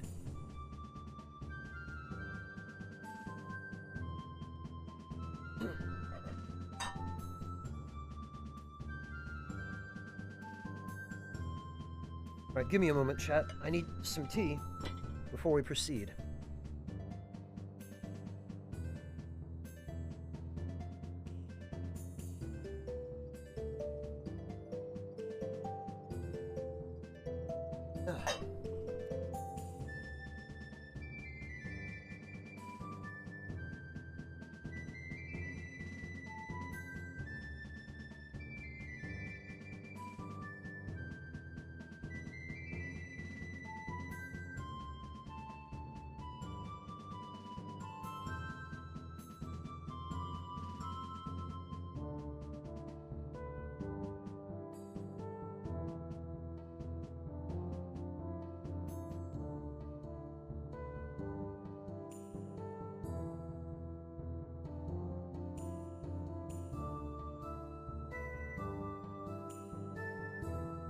Rolls, I prefer a kettle that goes on the stove.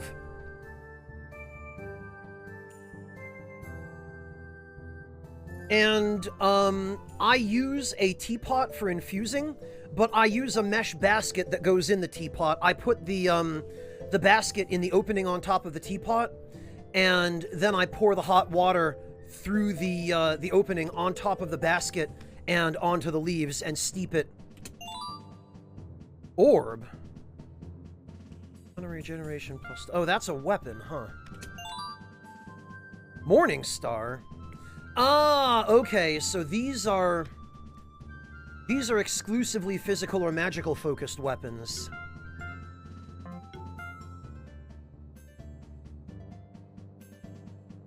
Well, Pierce doesn't seem to use any magic, so I think if we give him the Morning Star...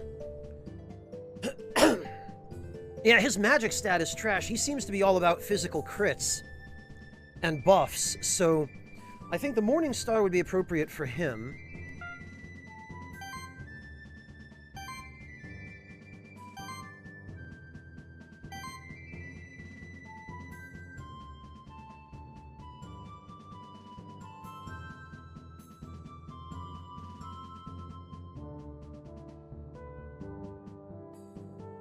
Oh, okay, Rolls. Well, you know what you can do, Rolls? You can get a tea stove, like a little trivet that you put a tea candle inside, and it goes underneath your teapot, and it keeps your teapot, and by extension your tea, hot for several hours.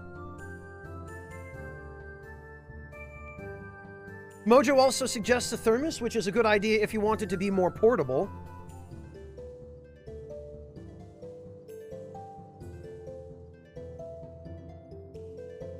Oh, shush, Monotone.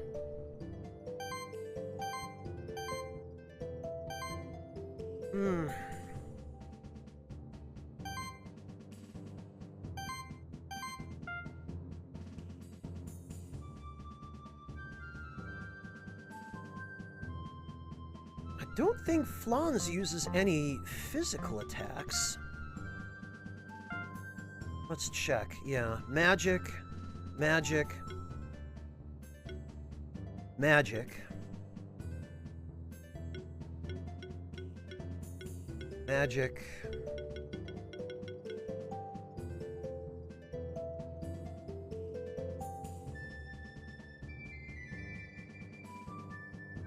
Much easier. Rolls, much.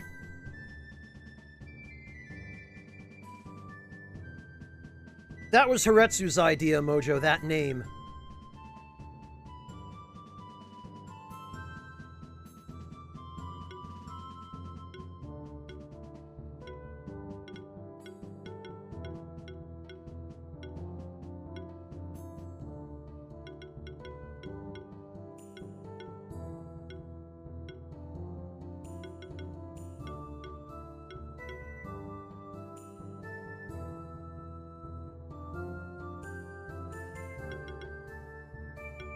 Yeah, I'm not seeing anything physically oriented in the slime skill tree. This is all magic-based stuff.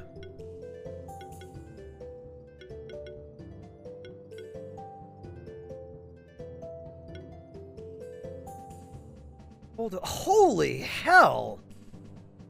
That's a lot of buffs!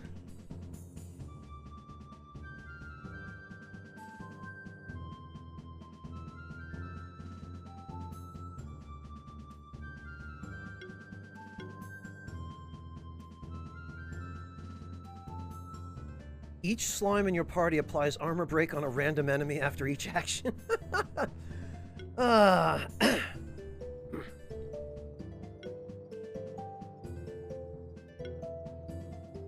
Yeah, okay, well, there's clearly nothing physical in the slime skill tree, so I think perhaps the orb is a better weapon for it.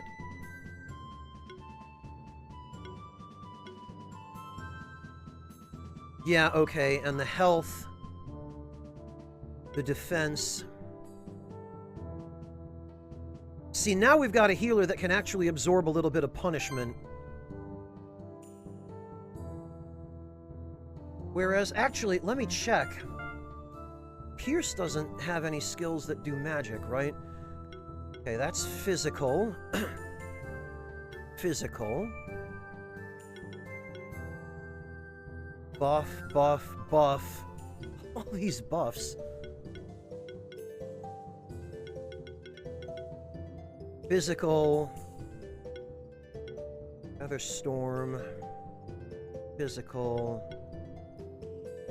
Oh, air sickle is physical. It's not magic. Interesting. Okay, so yeah, the Morning Star is the best weapon for Pierce.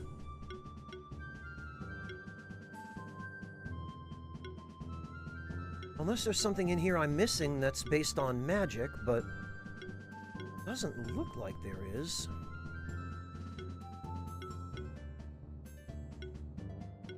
No, I don't think so. So the Morning Star is fine. Well, we've got a hell of a heavy bird unit here. A Morning Star, a Gauntlet. Ugh.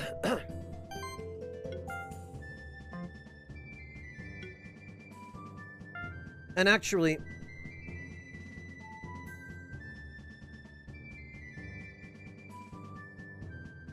I feel like with the Taunt ability, or Provoke, or whatever it was called,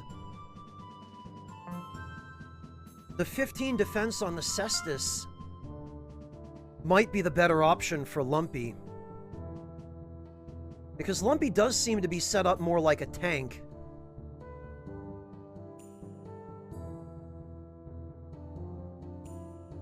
I mean, the mana regeneration is nice, but... Well, Ridley, if you stick around, maybe we'll figure it out together.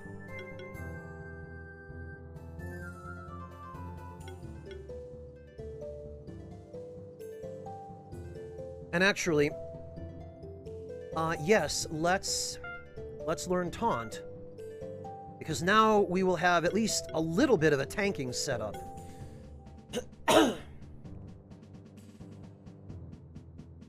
Debler, thank you so much for the resub. Welcome back.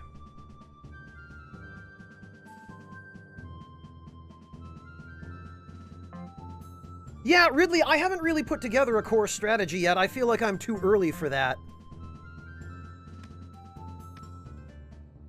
I am doing all right, thank you, Debler. How about yourself?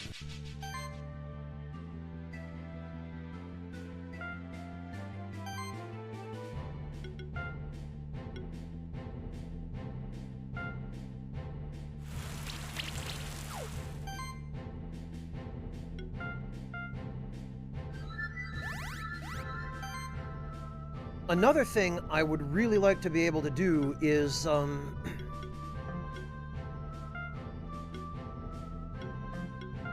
to learn more moves that strike enemies' weaknesses.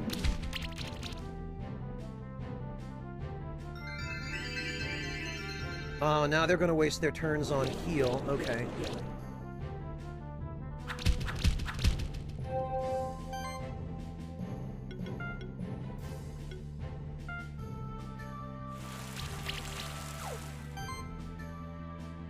Ah, very good, Debler.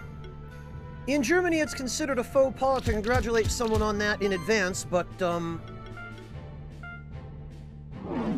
drop by when the time comes, and I will wish you happy birthday at no charge.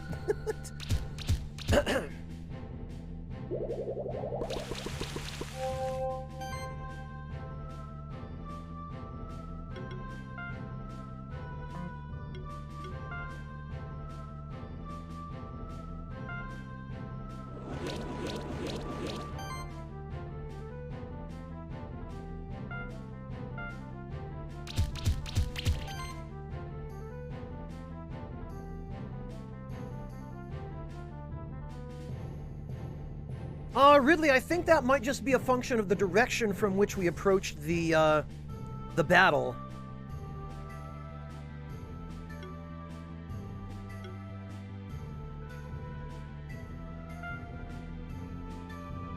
So we want to get rid of him.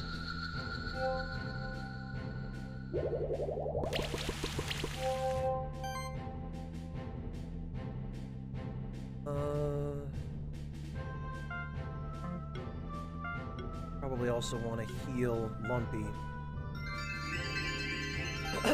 Oh, very good, Debler. Well, I hope we get to see you sometime that week, then. Ridley, it's not terribly well explained. I'm just kind of winging it and trying to figure out how it works as I go.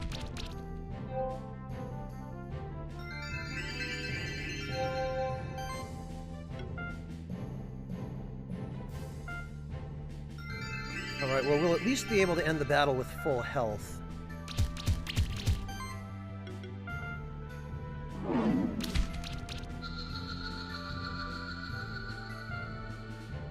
3 stars. Small potion and copper. Bah.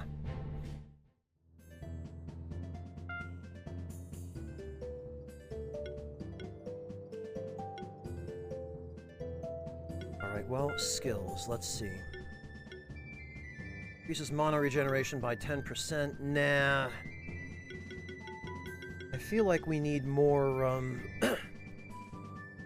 Yeah, you know what? It would help to have another elemental attack, and honestly, the ability to inflict poison, I feel like, is going to be really handy.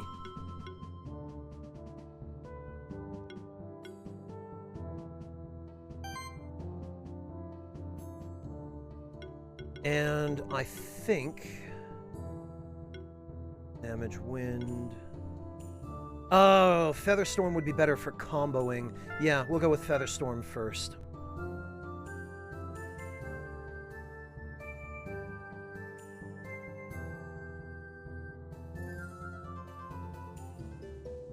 Combo count affects damage. The higher the combo, which builds on attack, heal hits, not usages of a skill alone, the higher the damage. Yeah, Smash Kebab, I did figure that much.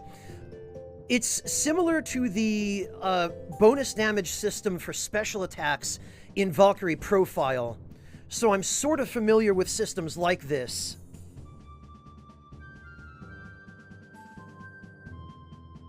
A buff stat counts as 1 hit. Okay. Welcome back, Fontes.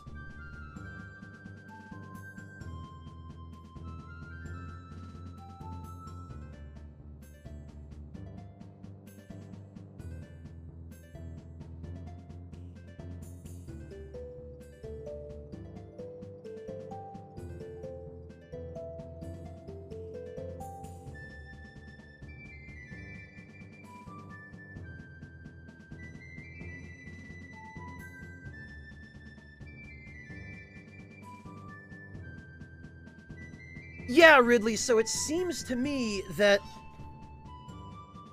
Actually, that being the case, it seems to me that we should...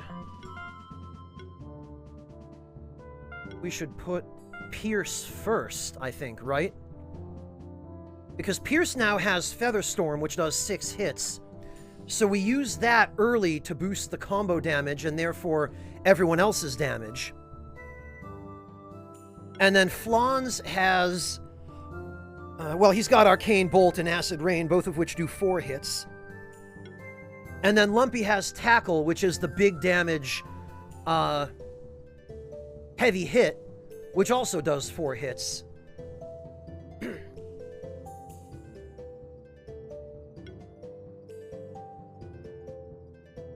Oh, you know what? That's fair, McBayer, because they do all just basically get their turns immediately, and then you just choose who goes when. I see.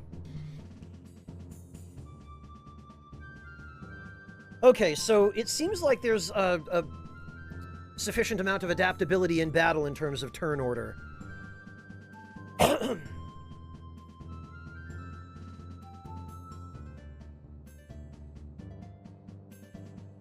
Yeah, Ridley, that's more or less the setup that I just kind of coincidentally ended up with.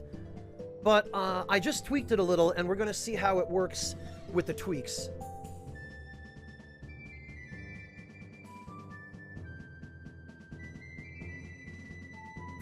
Yeah, and that's the default order I want to roll with for now, I think, Ridley. We'll see how that works, and if we need to adjust it later, we can.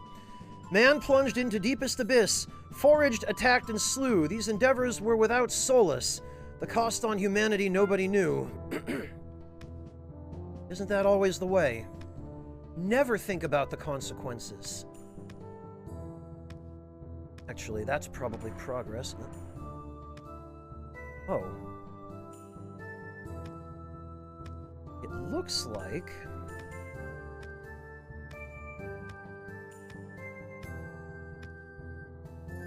Ah!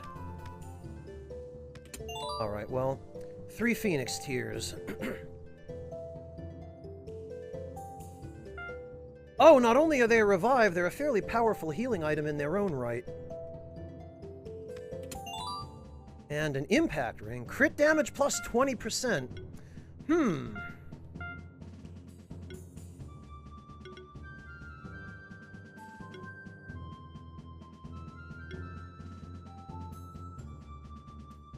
Well, I hate to give up the defense, but...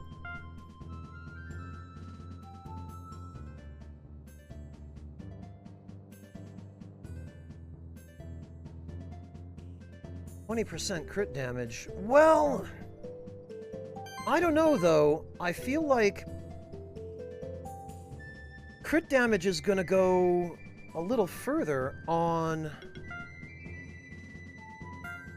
Lumpy, because he's better equipped to deal heavy damage. Then again, no, his attack is only 56, whereas Pierce's is 72.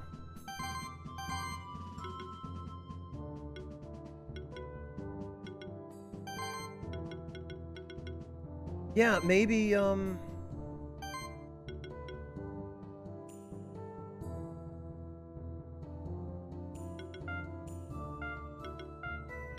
maybe we give the impact ring to Pierce and the hide to Lumpy, since it will help him with his tanking. Yeah, Ridley, yes. Okay, Gastal, have a good night. Take care.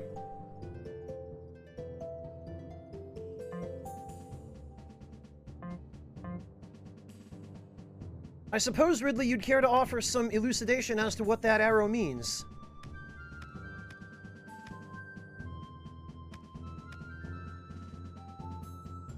Hey, fellow keeper, did you know that you can change which of your monsters is following you around? Moves go up in mana cost as you go further down the skill tree. If you don't have the mana, the game will automatically choose the lower mana. Oh, okay, Ridley, gotcha. Allows you to use different monster abilities while exploding. Yes, I did figure that out. Thank you. Breaks hidden walls. Yeah, okay. I have a feeling we need a fire attack for this.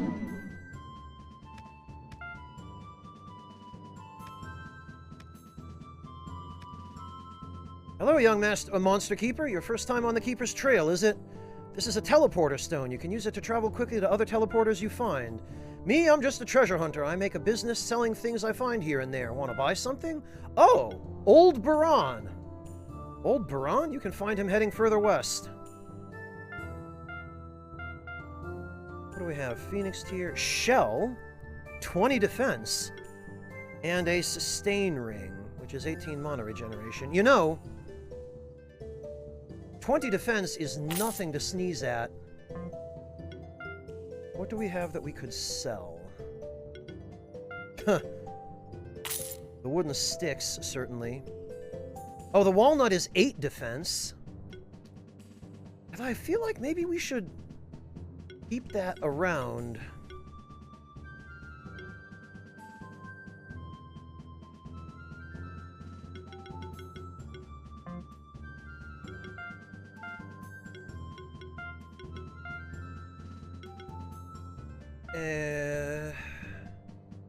Yeah, because look at this.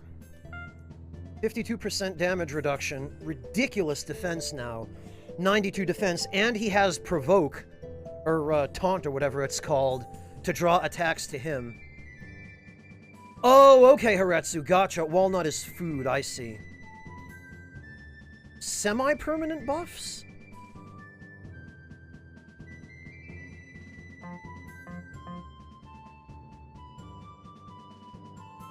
Okay.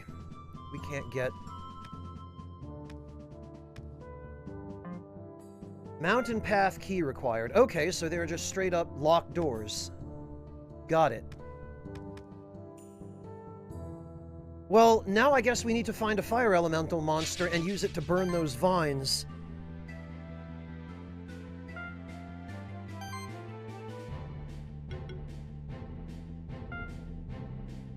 Weak to fire. Yeah, okay. Well...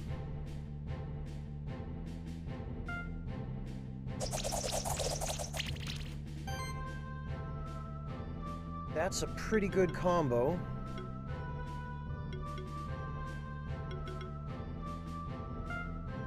Resistant to earth. Well...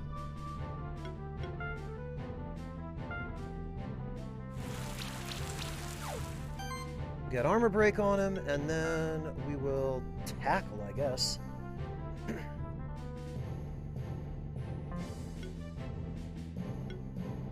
Yeah.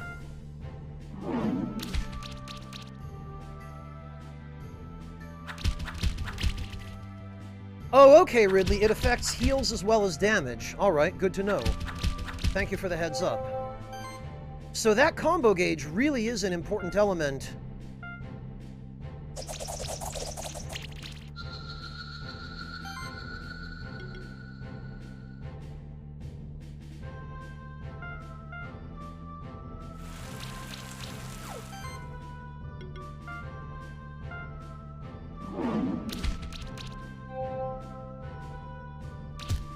Man, these guys got quite a bit tougher since I first started encountering them.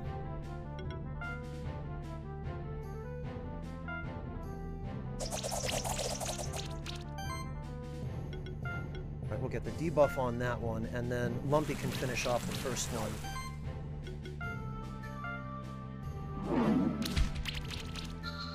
Gorgulon, it was described as a hybrid of Pokemon and the Metroidvania genre. And I feel like that's a pretty accurate description.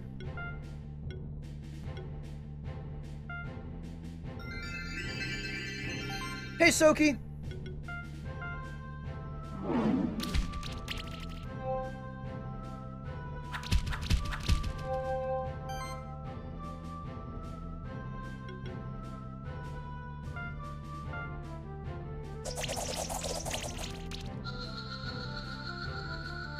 Alright.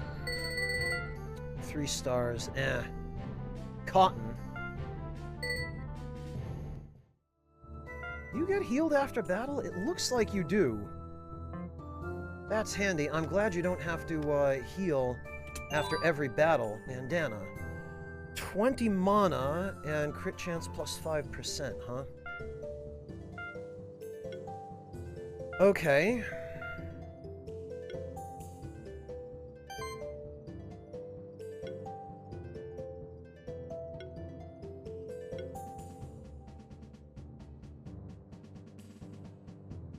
Honestly, I feel like maybe the crit chance would avail us a bit better here.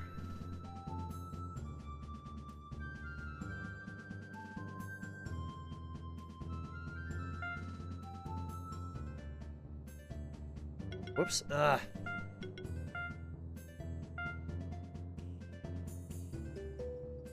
Hey, Shersha, welcome!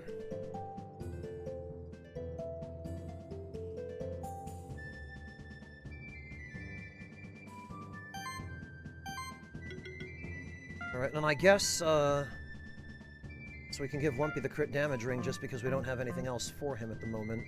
And yes, that does appear to be a broken wall. Which reveals...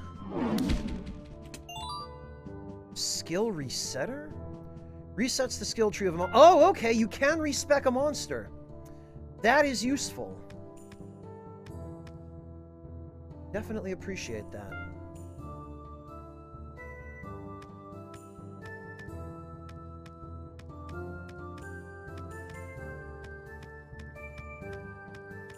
Alright, hang on a moment.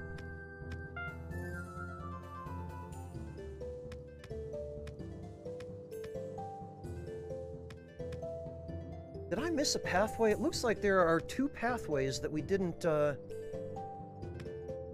check on the map. Oh, okay. Enemies are starting to respawn now, it looks like. So it seems as though...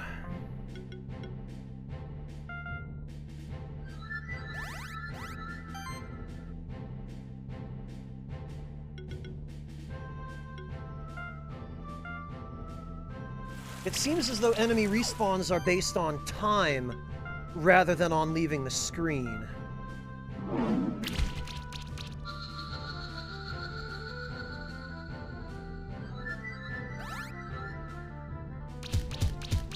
Oh, they're not based on time, Ridley? Well, if you want to go ahead and shed some light on that, feel free.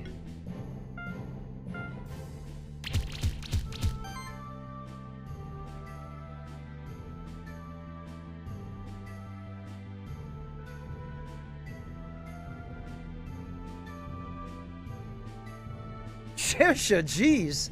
I'm glad you're passionate about tea, but...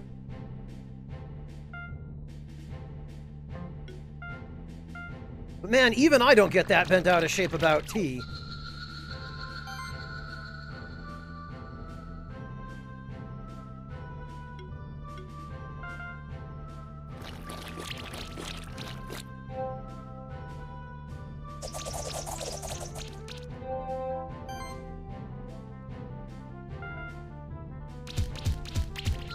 It's about the honor. All right, Shersha. 4 stars, good. Walnut and a small potion. And a skill point. Which means we can...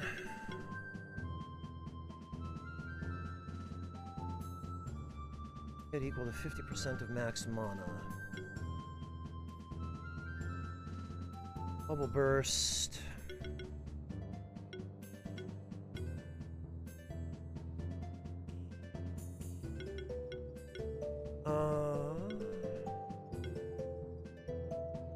Yeah, I feel like now that we're going to be drawing attacks toward Lumpy, we will learn Poison Glands, since we also now have Taunt.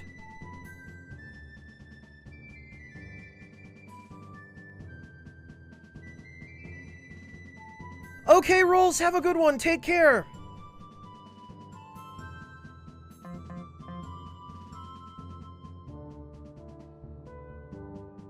Upon defeating the first camp... What do you mean, Ridley? Explain that. Oh, that's just here. Okay, blast it.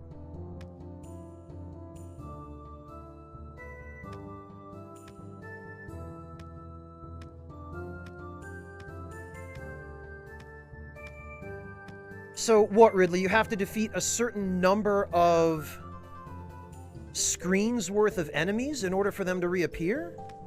Is that what you're telling me?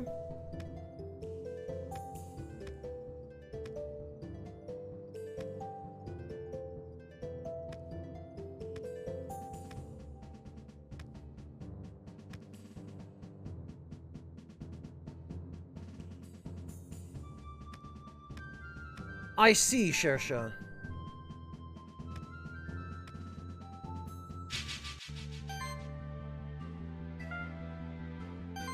All right, well...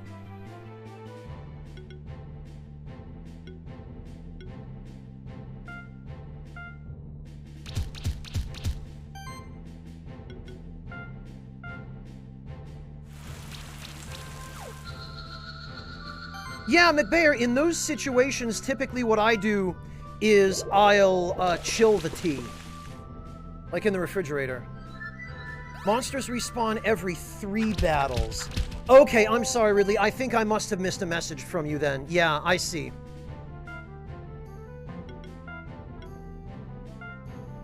They respawn every 3 battles. If you want a particular one, find 4 camps with it, or some nearby camps. So that you basically have to rotate between monster spawns in order to... Okay, I see how that works.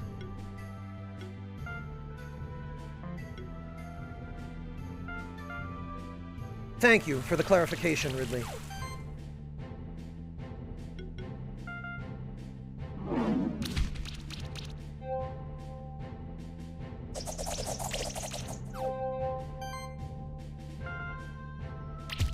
Alright, I really need a magma pillar egg. Thank you!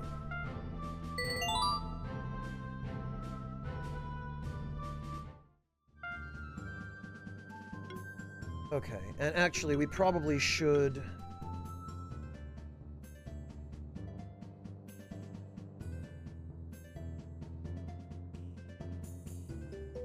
Yeah, Ridley, I probably would have tested it in a similar manner.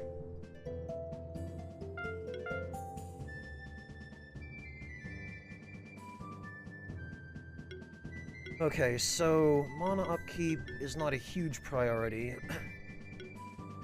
Magic proc could potentially give us a better combo.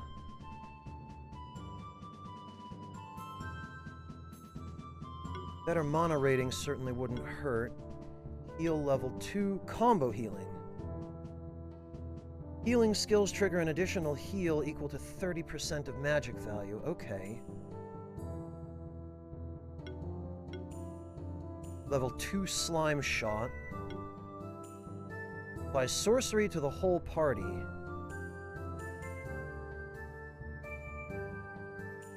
Yeah, Ridley, although I probably would have figured it out relatively early on, because you know me, I'm the sort of person who I will test stuff obsessively.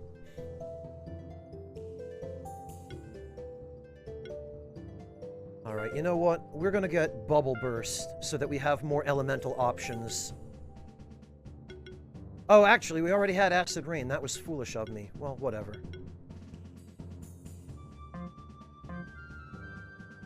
We can just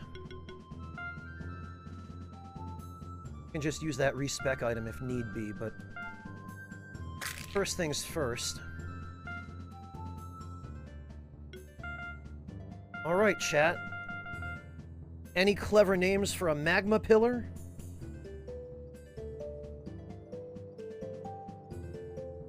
Magma pillar is great for keeping your allies alive. Shielding all damage will get... Yeah, okay, so if he's got a shield ability...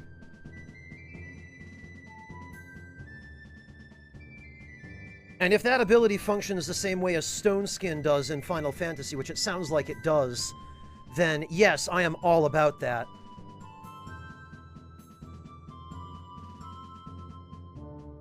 Oh, congrats, Monotone! Which one? Was it the one that you wanted?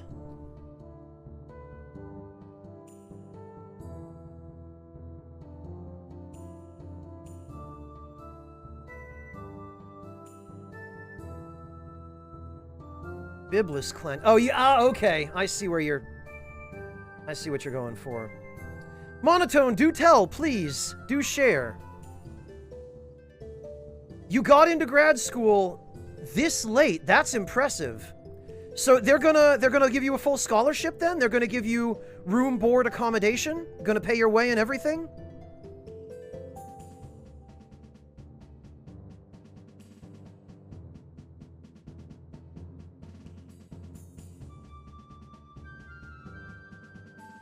It's your second choice. Wow, not bad, Monotone.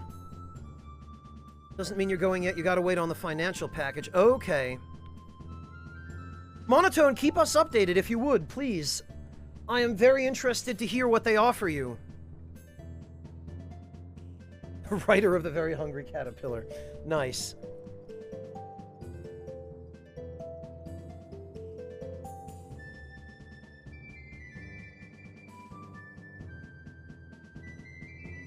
No news on the paying. It can come anywhere from 1 to 7 days after the acceptance. Okay. Well, keep us updated, please, Monotone. That would be fantastic. That would be absolutely fantastic.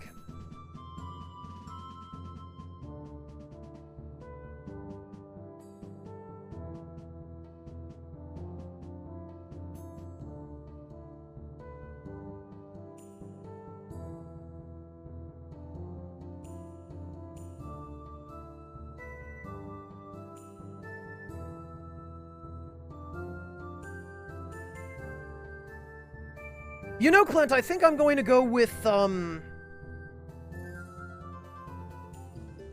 going to go with a Biblis species, but not the red lacewing. I think I'm going to go with Biblis hyperia, which is the,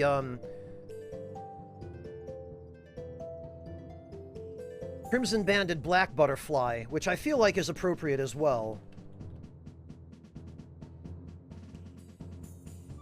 There's even a professor who wants you, so if you get that teaching job or... Oh, that's fantastic, Monotone.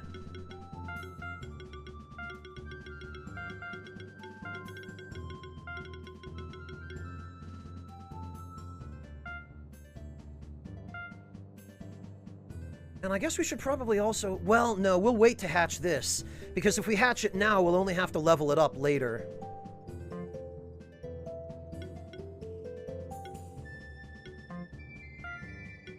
Skills. Ignite. Fire damage, good. And it applies burn. Burning Desire. Apply shield to the party when an enemy receives burn.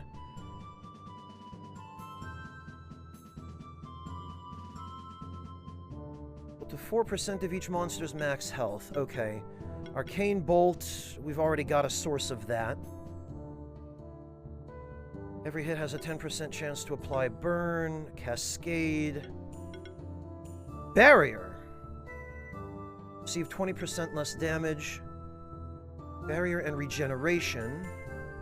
All monsters in the party deal 5% more damage.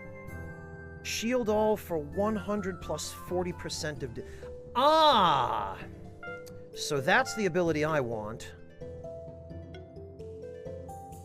Attacking an enemy generates a shield with a 15% of max mana for each hit. Alright. This will be a fantastic tank support.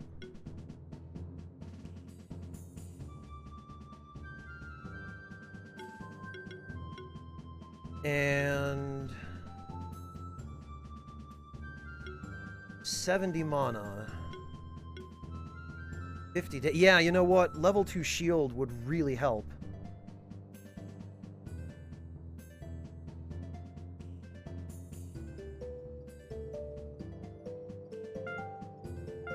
Yeah, so we'll go level 2 shield.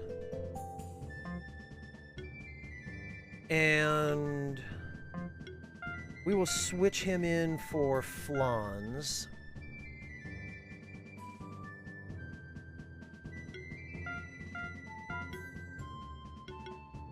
Oh, we can't remove monsters from the team.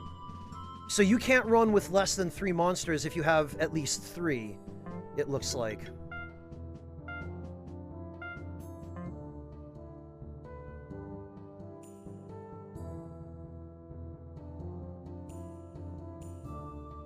You're missing out on experience anyway from not having a full 6? Wait, Ridley, do monsters that you didn't use in battle still gain full experience?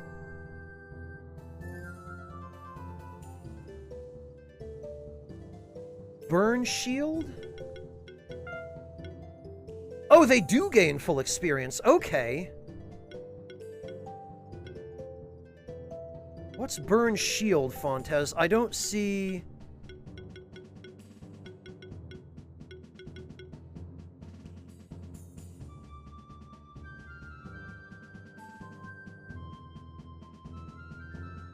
Just a 6 in your current party. Okay.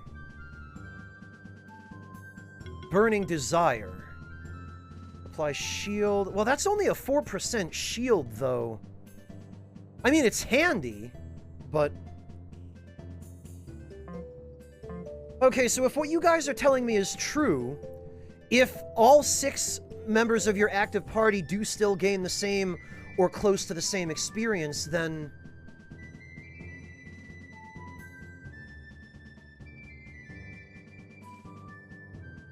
Wait, 4% for each... Hang on, let me read that again. Because it's not quite clear. Apply shield to the party when an enemy receives burn damage equal to 4% of each monster's max health. This is a really ambiguous description, so... Wait a minute. Does this give each monster in your party a shield equal to 4% of their own max health? Or does it give each of them a shield equal to 4% of each monster's max health combined? What? I'm unclear on how this works. 4% of each. Okay. So that's just a poorly worded description, then. Alright, well, it sounds like, in that case, I should probably just hatch this now. Each monster gains a shield equal to 4% of their own health. Okay, so... it's not bad.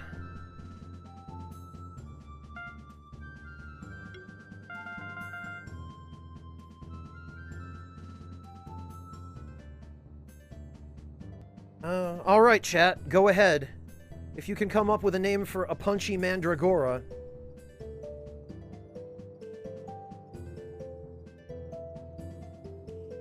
Yeah, Ridley, although I feel like I'm covered as far as exploration abilities for the moment. We've got fire, we've got flying, we've got earth.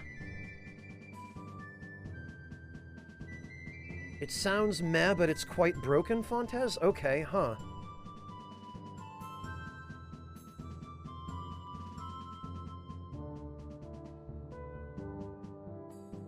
It's rock, you should call it Dwayne. You know what, Clint? I do like Sly. I'm also tempted to go with Dwayne Glorix, but I feel like that's a little...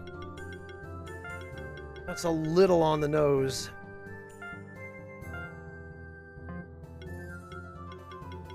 Alright, let's see what this guy's all about. Punch combo, leaf slash, spore. Applies weakness, okay, and restore... Oh, okay, it's a relatively minor heal, but it removes debuffs. That's probably a good idea. Channel for the whole party. Ah, active skills require less mana. Very good. Defense healing. Healing skills trigger an additional heal. Okay, so that will give this guy a more powerful heal.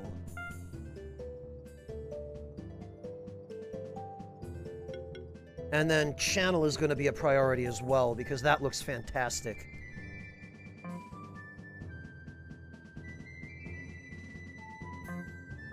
Alright, I think... Oh, wait, you know what? We need to give equipment, so Hyperia... I don't know how he's going to hold it, but... We will give him a kunai. Guess we don't really have anything else. Some defense might not be bad for him.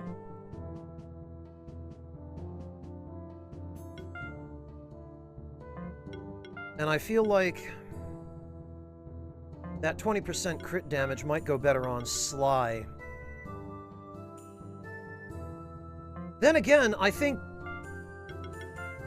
only the 3 monsters in the top row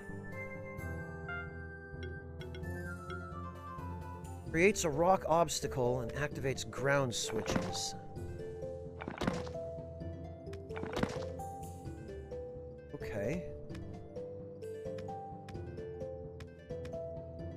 Ah! Wonder if you can... Oh, no, you can't. Okay.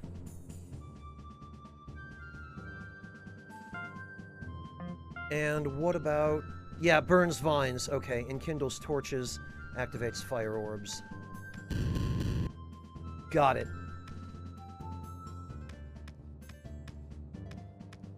Yeah, right, Debler. That's that mod where you get like 20 people in the Halo map, isn't it?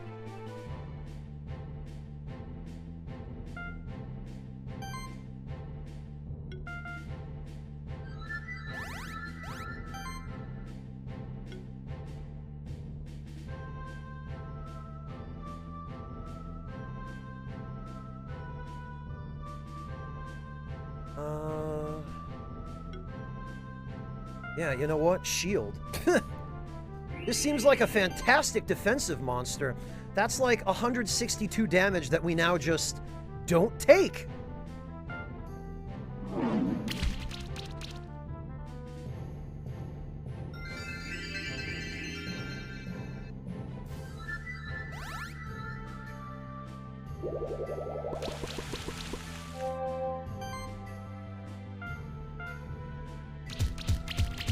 They are, Glorix. I think it's that little, that cat mouth. Weak to wind, resistant to water.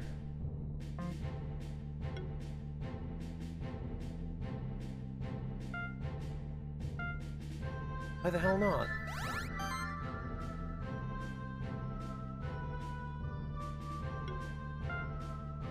Weak to earth. Alright, well...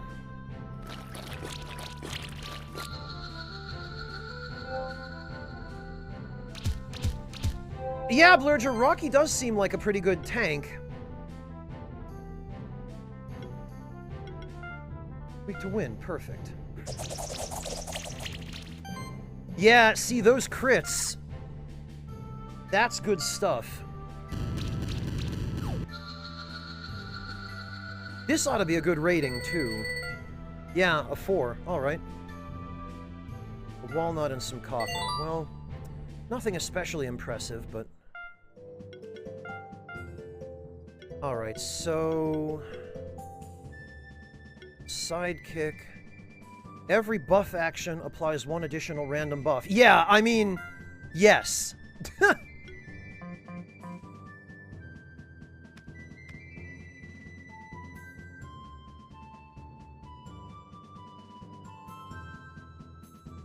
Oh, okay, Debler. I don't feel like I want to, I feel like that would be scummy of me to take money from people for that.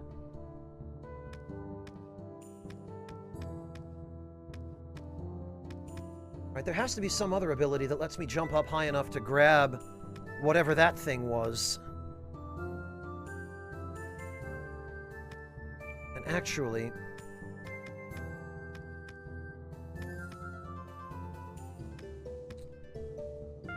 I wonder...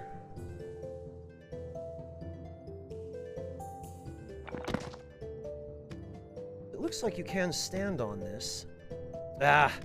No, I guess not.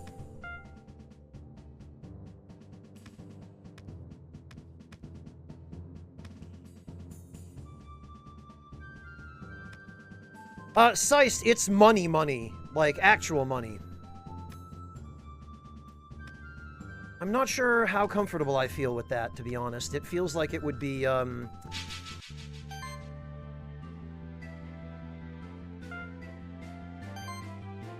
don't know, paywalling people, I guess.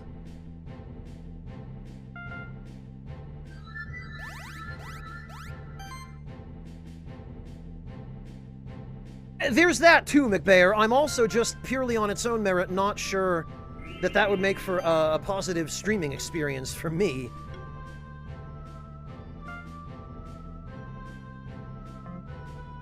Wow, Tackle still ends up doing more than Bubble Burst, even against enemies that are weak against water.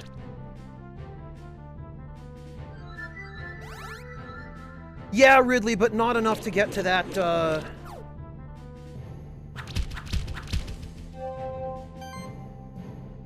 get to that ledge.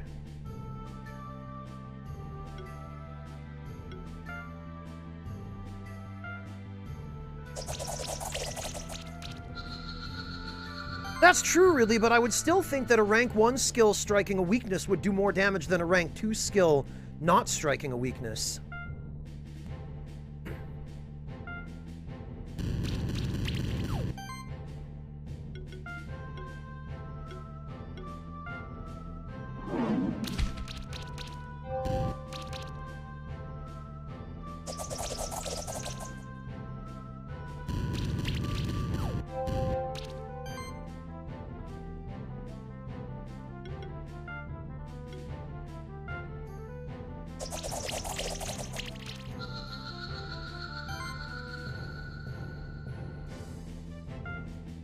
Okay, well...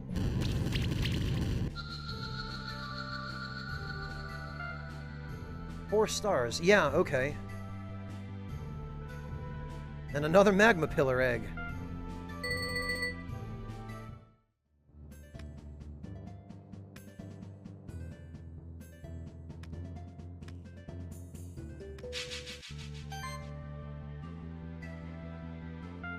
Alright, well, I mean, the extra experience is certainly not a bad thing.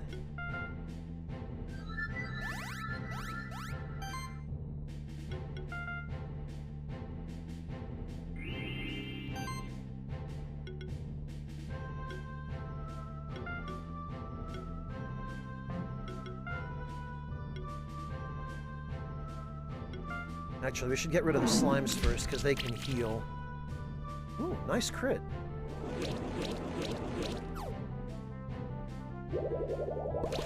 Okay, and it appears as though the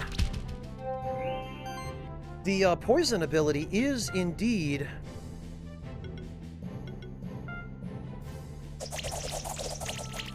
something that applies to any attack made against that unit.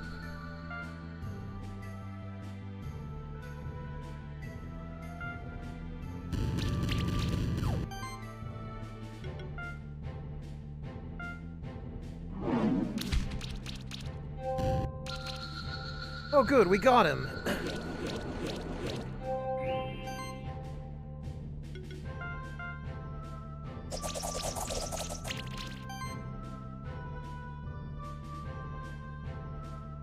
Oh, interesting, Ridley. You can swap monsters in?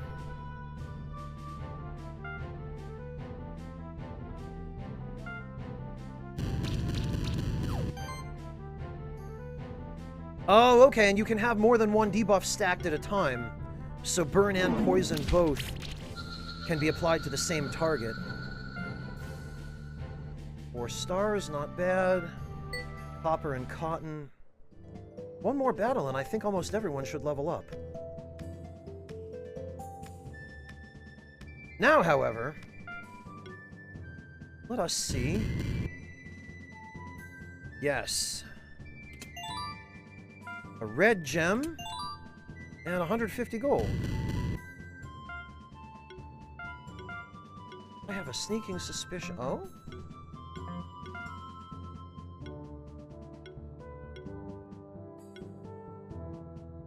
Rare upgrade material. Alright, not what I thought, but...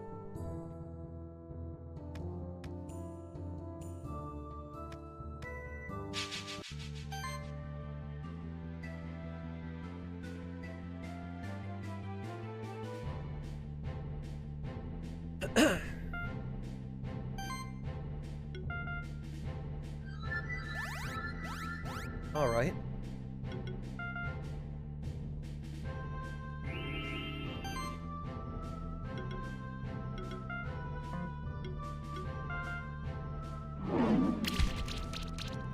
That is not a bad crit.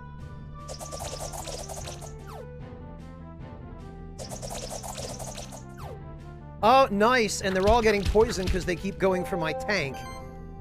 Okay, yeah, I'll have to teach him more abilities to take further advantage of this.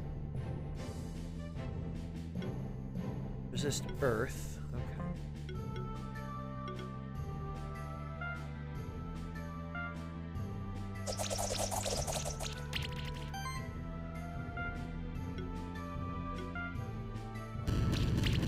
Oh, I probably could have just left him to die on his own.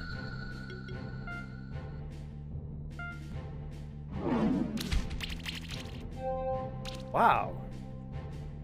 Nice crits.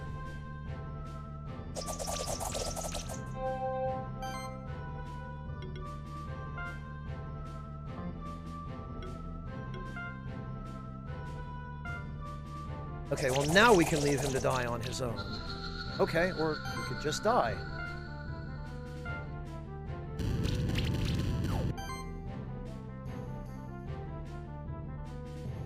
Oh, yikes, Fontez. I'm sorry to hear that. That's never fun. Wow. Man, that damage over time is no joke.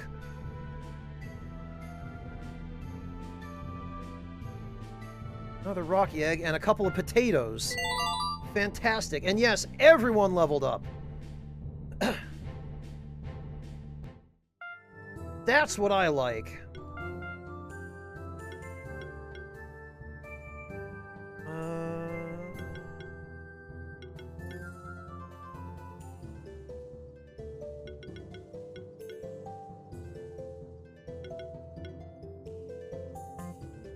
Okay, already learned. Oh, requires level 10. Ah. Okay, so he has to be level 10 before he can start learning that stuff. In that case...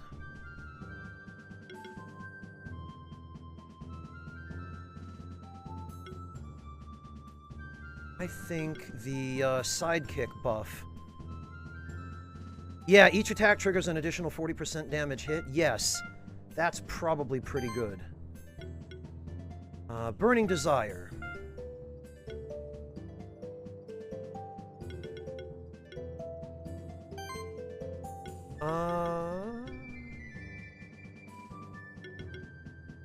Toxin. Every hit has a 10% chance to apply poison. Yeah, and you know, since we're going to need a healer now, we should probably also teach him heal.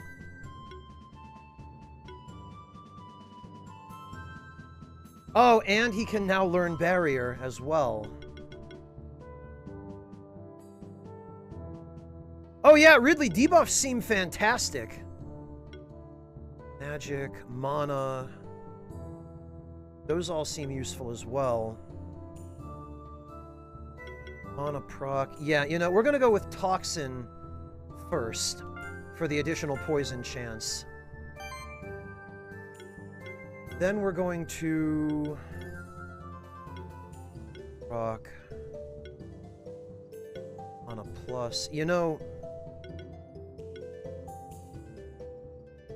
Sorcery, that's probably a good bet, too. I mean, these are all good. Spore... okay, channel. That first.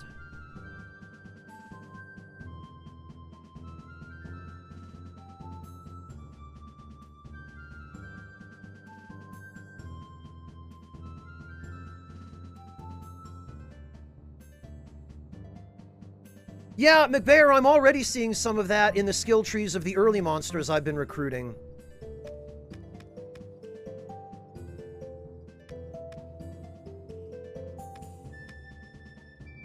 I have to say, I also appreciate the sprite work in this game. The sprites are quite nice. They definitely have some care put into the animations.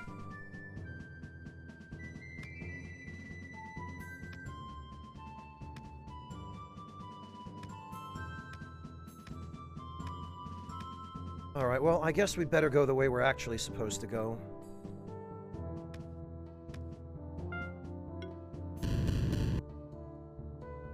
Oh! What have we here? New enemy type.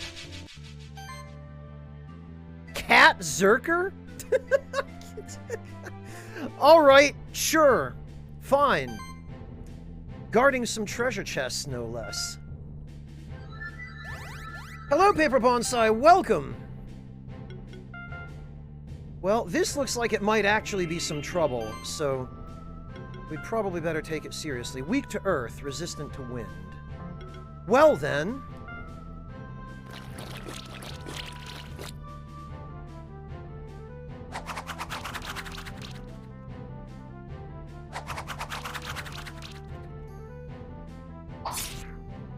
yeah, okay, these things are not messing around.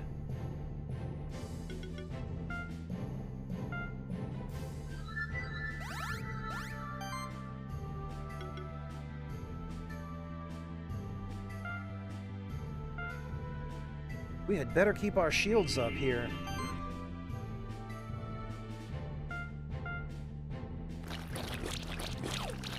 Oh, and we poisoned him. Great, so now that idiot's dead. Yeesh, okay.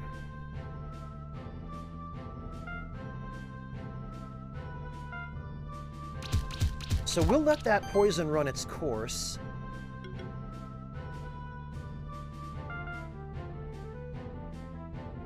We'll get shield up again.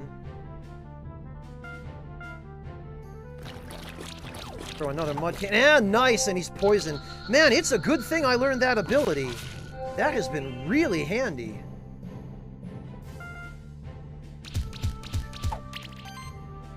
And a crit. And let's get barrier on. And mud cannon should finish it. Yes, indeed. 4 stars, very good. Oh, but we didn't get an egg from that monster. Damn. Walnut. Really? All that just for some nuts?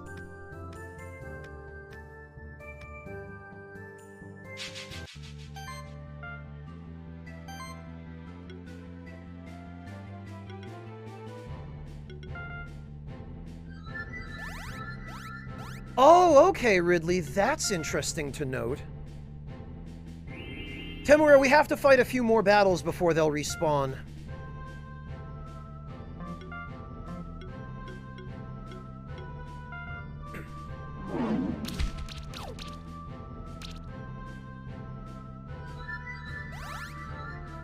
Ah, barrier, huh?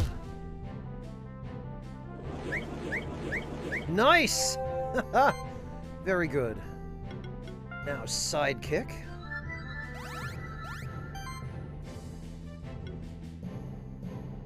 Barrier on us.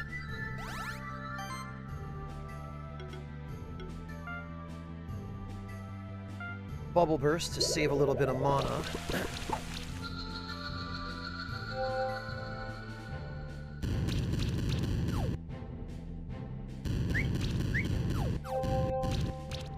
Oh, burn can still proc even if you miss.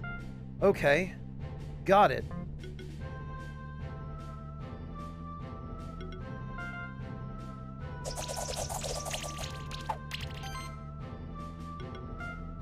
Well, we'd better keep shield up to prevent that burn damage then.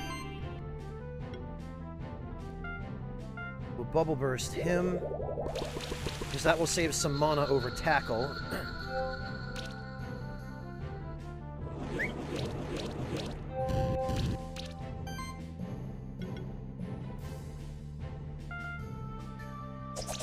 Welcome back, Monotone. Monday, very good. I really hope that everything goes fine. Hang in there, man.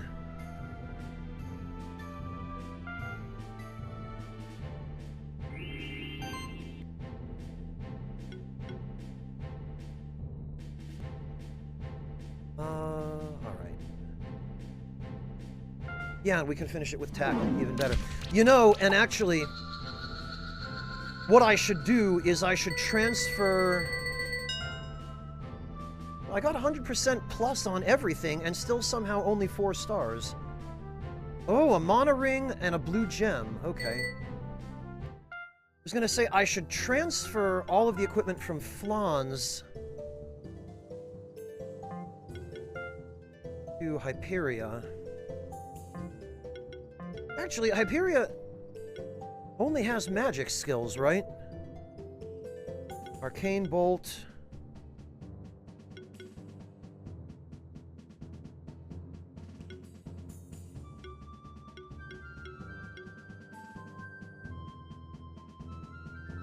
Five charge stacks, jeez.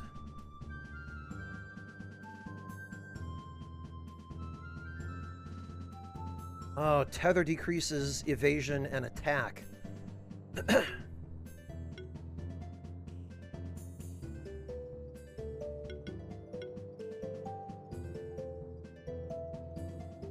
Every shield that comes from this monster has a 4% chance to apply barrier, okay.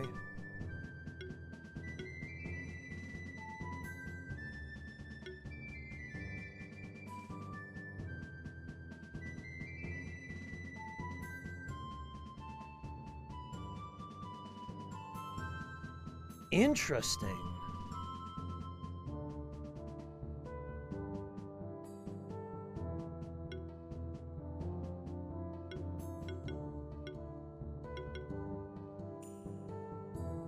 Shielding yourself, apply 20% of that shield to allies. Jeez.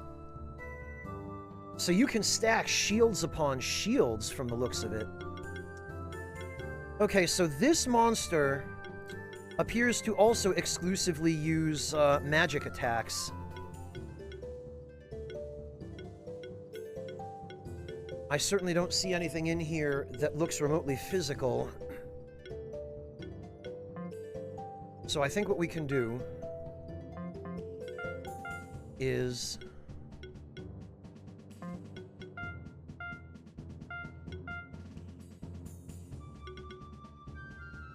we can give the diadem, the bracelet, and the mana ring.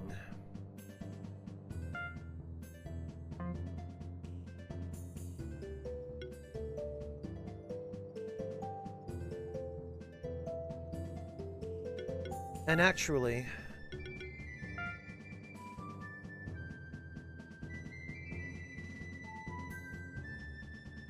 as a tank, I think maybe the Vital Ring would be a bit better for Lumpy. Because, yeah, that is a beefy amount of health.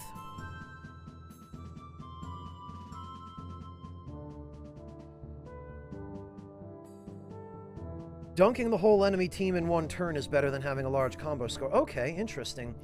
KR, I would like to see if I could make this slime any more powerful, certainly.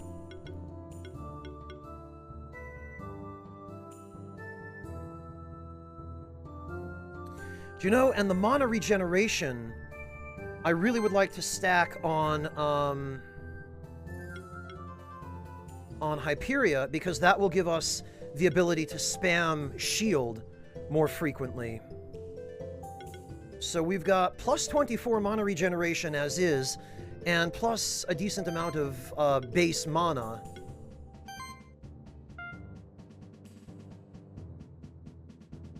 Again, the kunai for mana regeneration as well is not bad.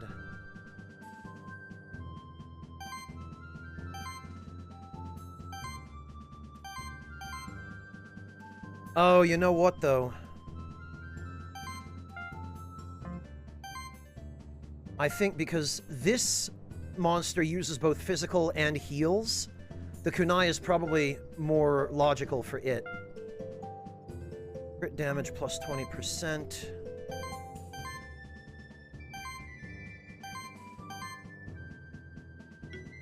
I think maybe actually the impact ring for this guy would make a certain amount of sense. And then let me go back and see what that merchant has, because I know the merchant had some stuff. And I'd like to see what... because I don't remember what he had. I want to see if he has anything that might work well for the...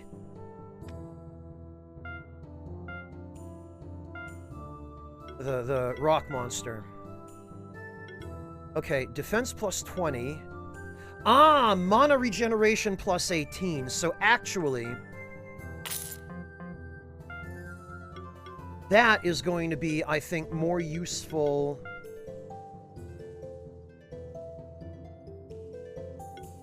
for, Hyperia. Mana regeneration. Yeah, because 35 mana is nice. The defense here is also nice, but...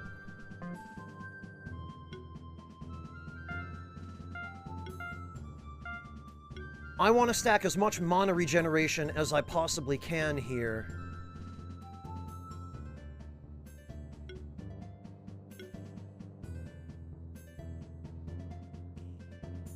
Yes, Paper Bonsai. I'm playing this on PS5, but I believe it's also available on Switch and PC at the very least. KR, this is like a cross between Pokemon and the Metroidvania genre.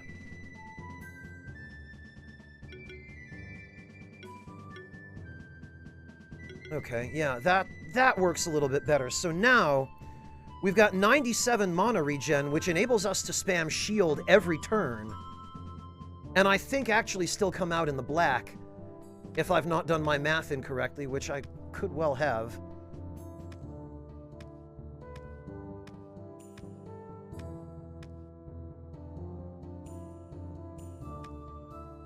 Shield strength scales with defense as well. Yeah, I did catch that, Ridley. So ideally... I mean, ideally, we would be giving Hyperia 3 bracelets. But I don't know where to get bracelets. I also would like to go fight those cat Zerkers again, because I would like a chance at getting that egg.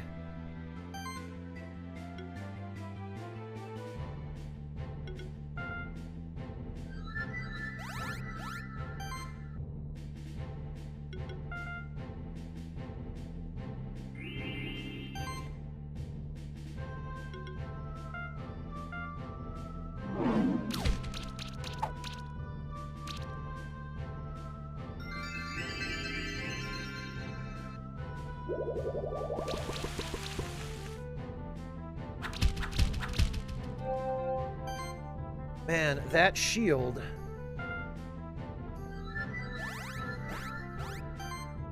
Oh, and we got some random buffs as well because we learned that passive.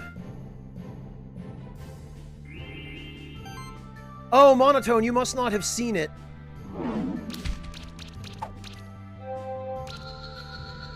Got him.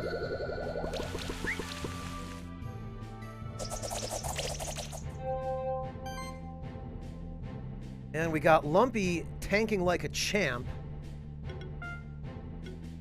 Weak to wind.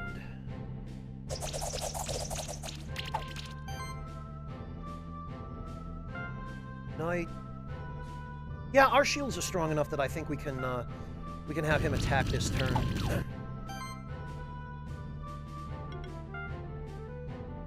And we can get rid of him because the slime will probably waste its next turn healing. No? Okay.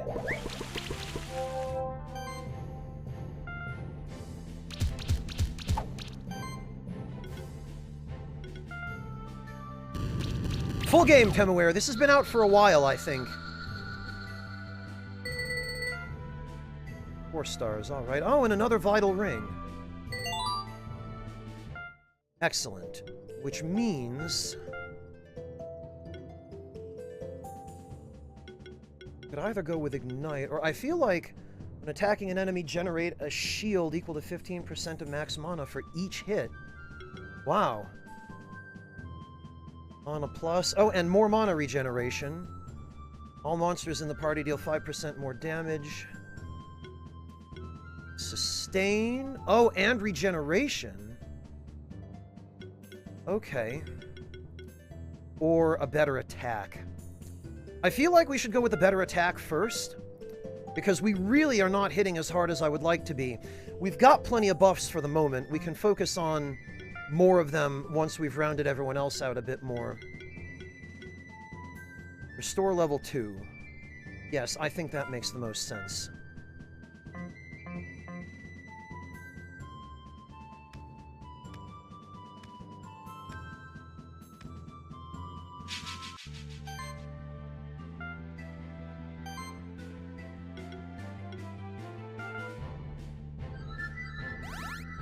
KR, this isn't all that expensive. It's 20 bucks on PSN.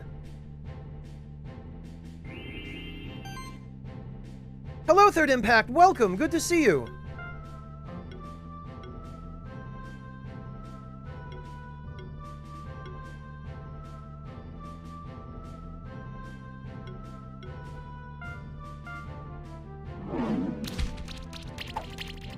Ooh, nice crit. And nice defense as well. Okay, that hurts.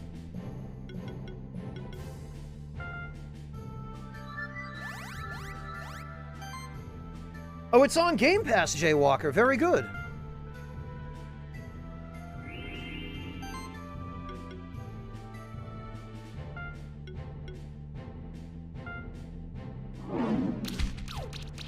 Woo, nice.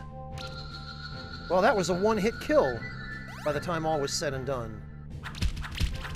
And now they've wasted a bunch of their turns. Yeah, Hyperia is gaining 100 mana every turn, which is completely nulling out the cost of shield. I note also that shield does appear to protect against the damage from debuffs like burn. Magnus, hello and welcome. Thank you for the raid. How you doing, man? Good to see you. Oh, there he goes.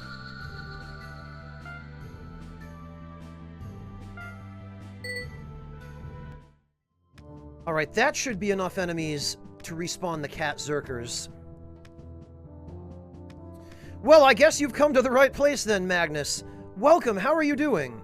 Oh, damn it. This is exactly the opposite of where I wanted to go. Thank you, Monotone, for the shout-out to Magnus. There they are.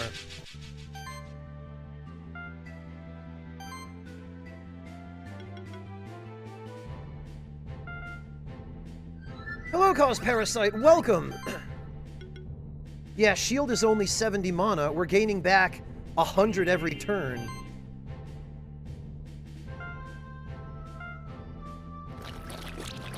Honestly, Cause, I'm surprised by how much I've been enjoying it so far. It's turned out to be quite good.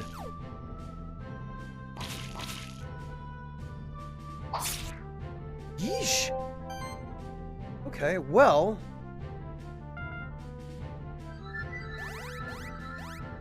these guys really do not mess around.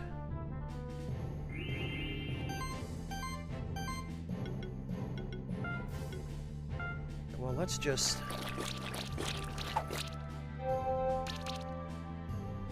get them all poisoned.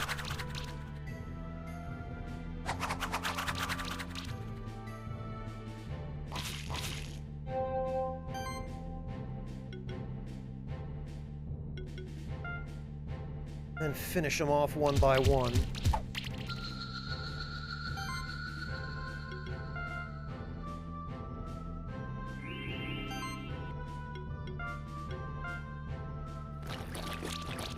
Glad to hear it, Magnus. I am doing all right, thanks. I found a game that I think will hold my interest for a little while. I hope. And I certainly found one that I think will, provide some streaming material for a while. Again, I hope.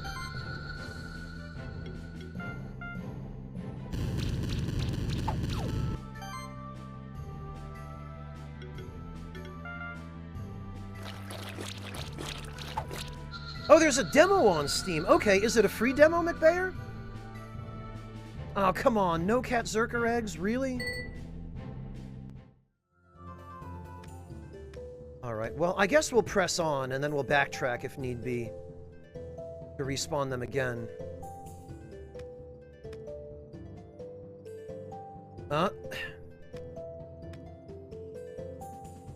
Okay, no, looks like we are not getting up there.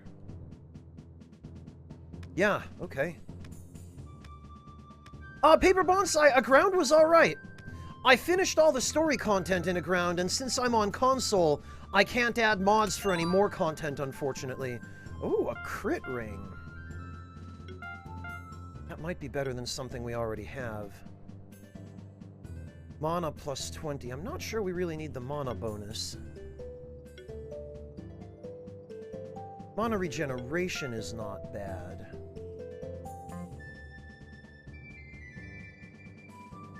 We could... yeah, as a matter of fact... we go with the crit ring and the feather. And that would give us 31% crit chance, which is really not bad. 61 mana regen, I think, is enough to cover anything he's going to be using every turn. Welcome back, Debler. Maybe, Fontes. Ridley, have a good night. Take care of yourself. Ah, excellent, McBayer. Yeah, then that's a perfect opportunity for people to try it out. There's another Cat Zerker, I guess, with a little luck.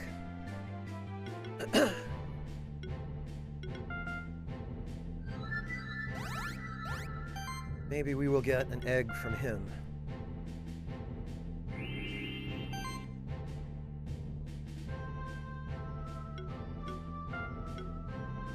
So we'll get rid of the Cat Zerker first, because that is by far the most dangerous enemy in this group.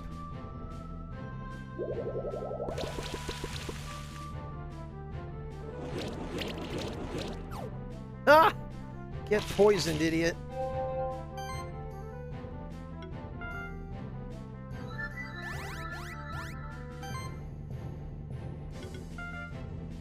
Shield again.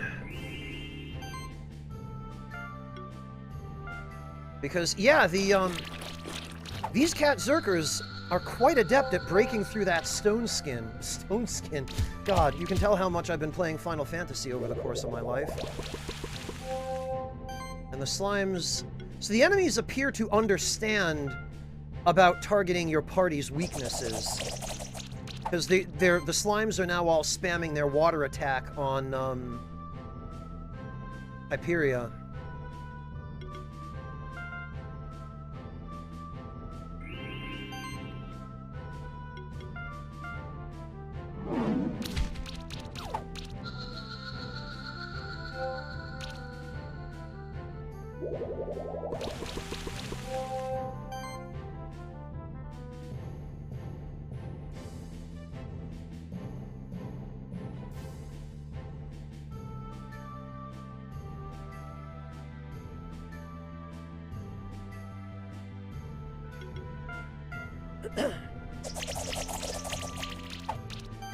Well, KR, Pokemon AI, I think, is just a percentage chance of using each move, isn't it?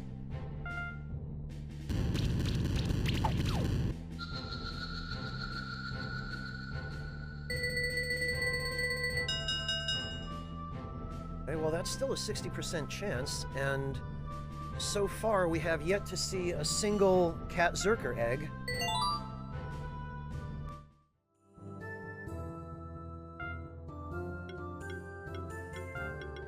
Alright, so Lumpy...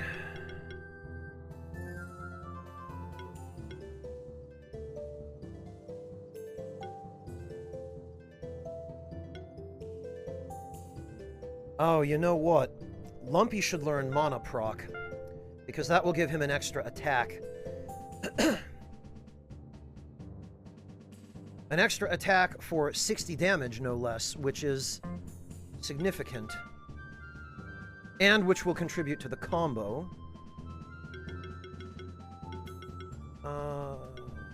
Sorcery. Combo healing. Yeah, I think probably combo healing.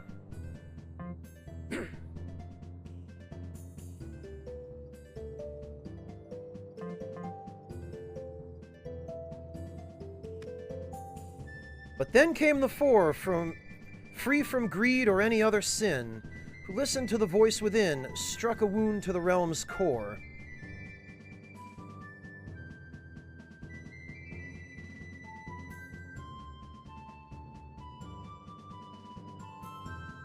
I understand that at least some of them can, KR. I don't know which ones.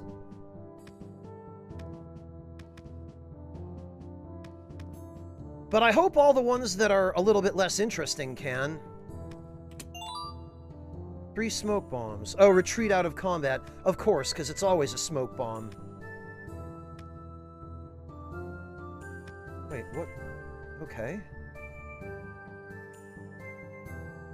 Ooh, what have we here? New enemy type, eh? Yowie. Alright. Well, they look like they would be weak to fire.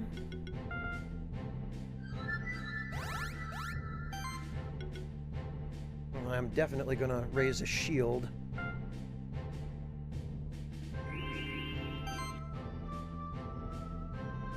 Hey, Floofin, welcome!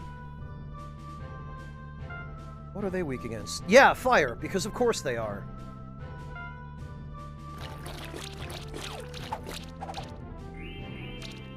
Oh, and they have regen.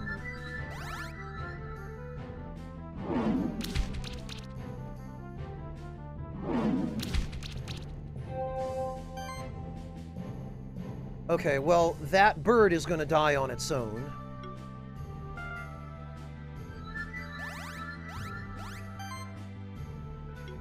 We are sure going to keep shield up with these guys.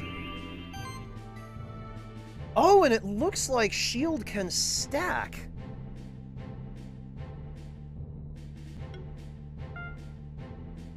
Resist wind. Well, okay. Oh, very good. Look at that! All those extra attacks.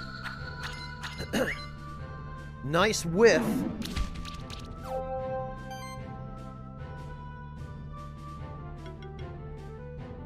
I don't know if Sidekick can stack, though. I'm not sure I want to waste a turn.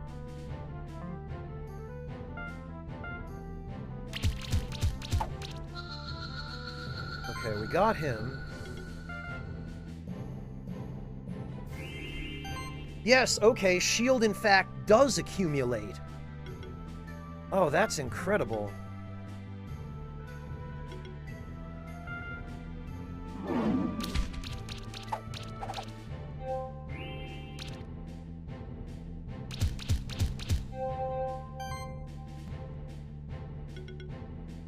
Actually, I guess there's no reason why we couldn't Give it a try. Does sidekick stack?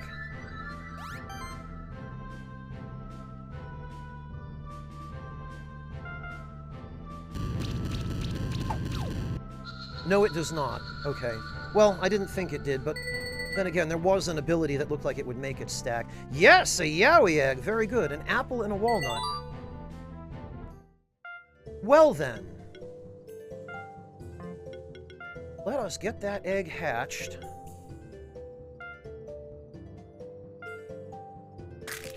Very early paper bonsai. This is still the first area.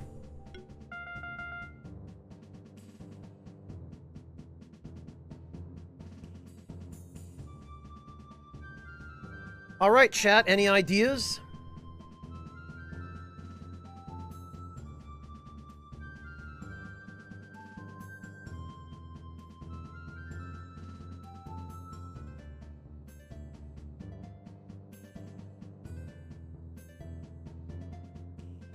Yeah, Malakas, I saw that trait in the skill tree.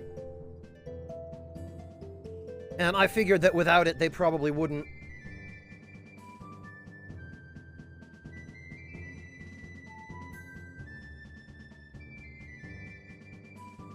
There appear to be a few monotone, but then there are some other really freaky, ridiculous ones, like one of the monsters in the marketing footage was literally just an orca with legs, which was the scariest goddamn thing I've ever seen.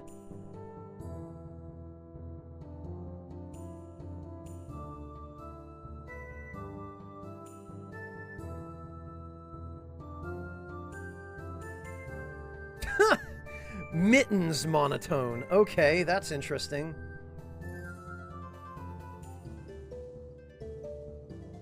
Howie Yowie. Yeah, Dragon Quest. Okay, of course. You know what? I like Mittens.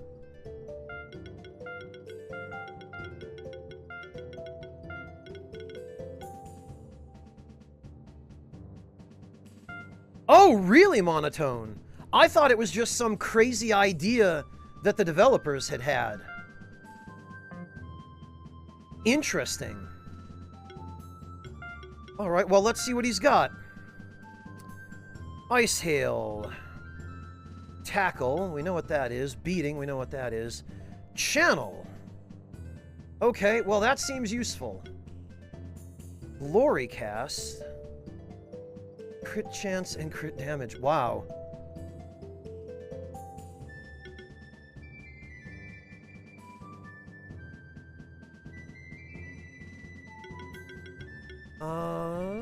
Water affinity, okay. Ice Hail and Icy Skin. So this is also a tank. Alright then, Yo, yeah, he's definitely a tank. He's got Taunt. Every attack triggers an additional hit equal to 5% of max health. Nice. Okay. So, actually, we'll get that later. We're going to max out this first.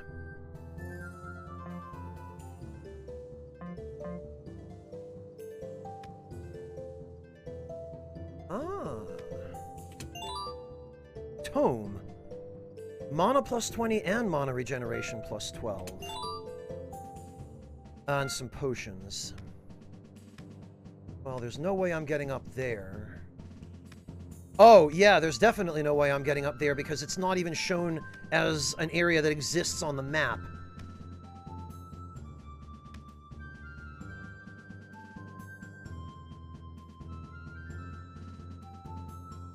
Oh, okay, I think I might have heard of Aklut monotone. That does ring a bell, vaguely.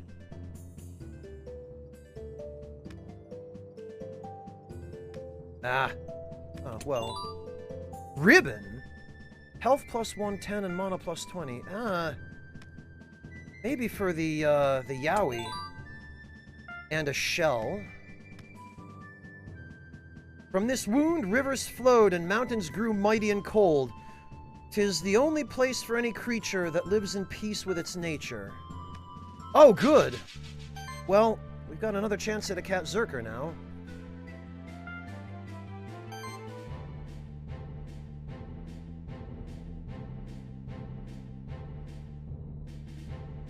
Alright then, Sidekick. Shield.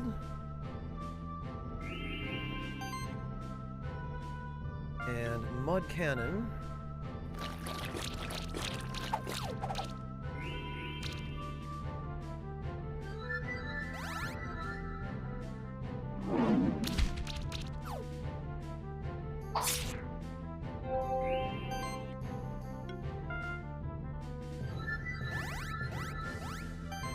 We will most certainly continue stacking shield.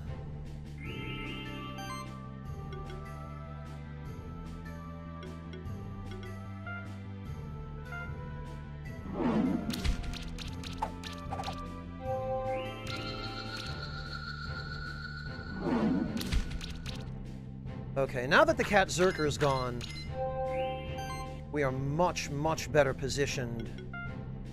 Oh, he's strong against wind, huh? Okay.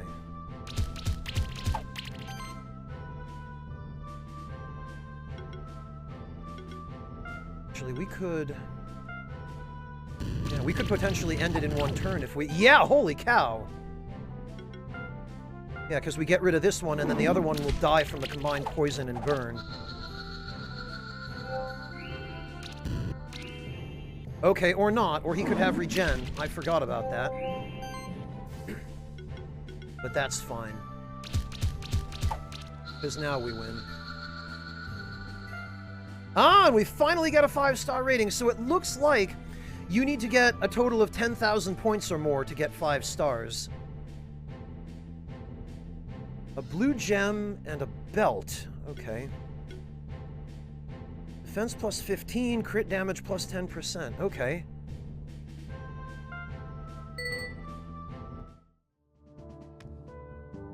Still no Cat Zerker eggs.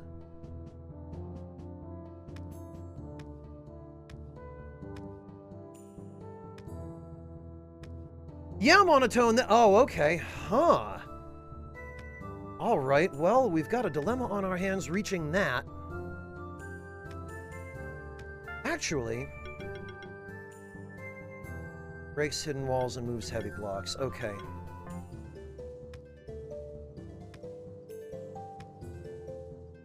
Well, let's explore this direction first, then. Oh, can we not, levitates the player.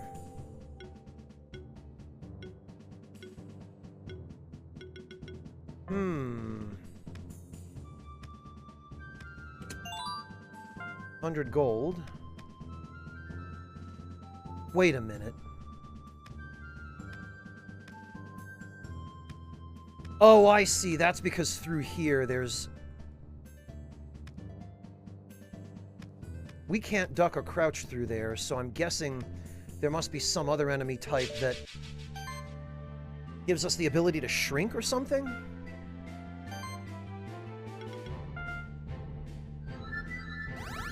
Hey, Tony Dragon, welcome! I've already had dinner, actually. I had a couple of caprese sandwiches, which I use a Kaiser roll, because go figure, why wouldn't I? And I put fresh buffalo mozzarella, caramelized onions in balsamic vinegar, fresh basil, a slice of fresh tomato, and some extra virgin olive oil and freshly cracked black pepper. And I'll tell you what, that makes a really nice sandwich.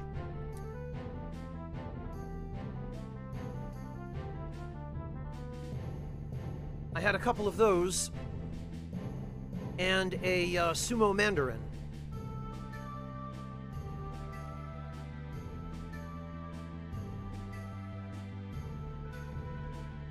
Oh, really, Gorgelon? Okay, I mean, I saw that, but I don't think...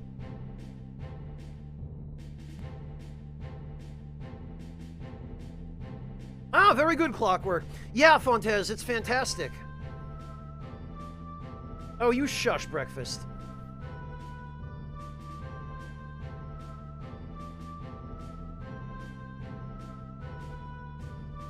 The thing is, Gorgelon, there's no, Oh, nice, Blurger, you bastard! Give me one! They just do not want to cough that up for me. Yeah, Gorgelon, so does my starting familiar, so does the toad. But hidden walls have a little, crack on them.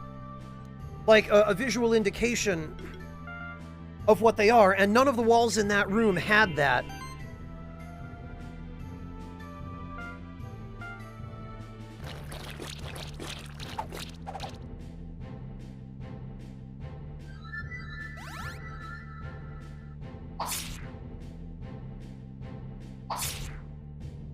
Tanking like a champ.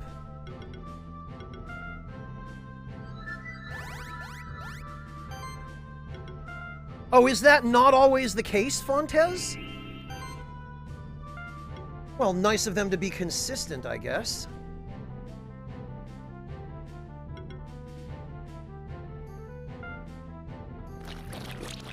Yeah, we probably better get rid of this one first to prevent him from hitting us next turn.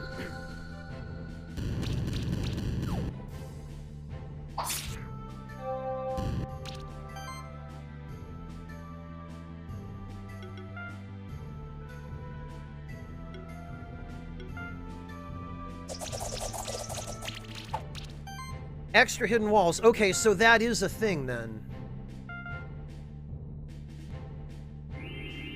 Well, that's just fantastic. Now I'm going to be second-guessing every wall I see. That's one thing that always irritates me in games that do it is... why not just put that little indication on every hidden wall and just make it a little more subtle if you're worried about people figuring it out too quickly?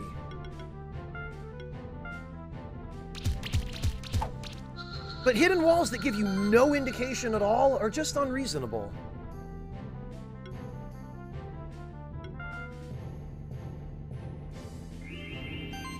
Because, yeah, exactly, Gorgelon, it leads to precisely that problem.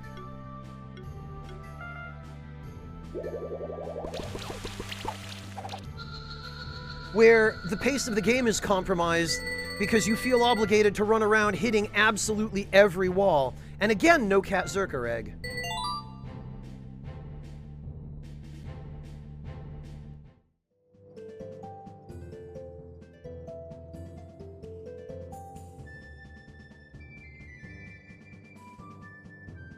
Ah, congrats, Sam! That's awesome!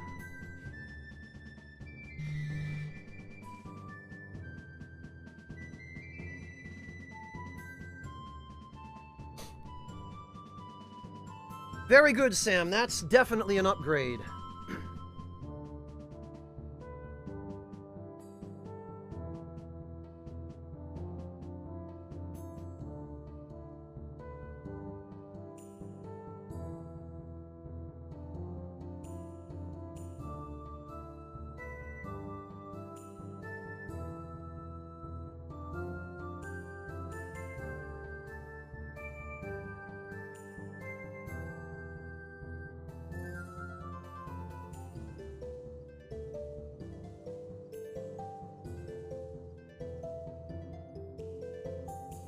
Oh, breakfast.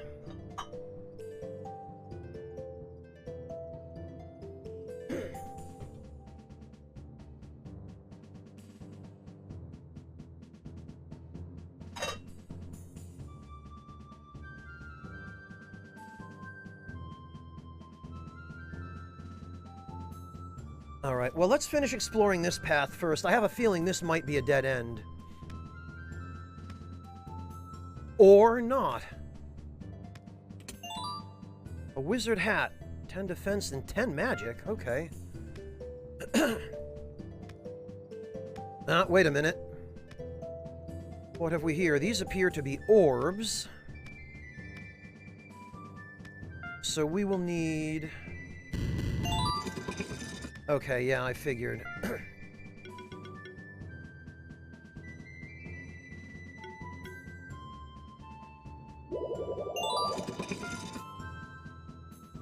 Oh, what have we got? 2 potions. And Pandora's box?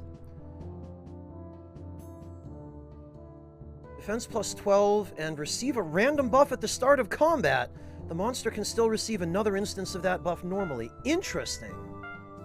Alright, well, in that case, what I think we're going to do...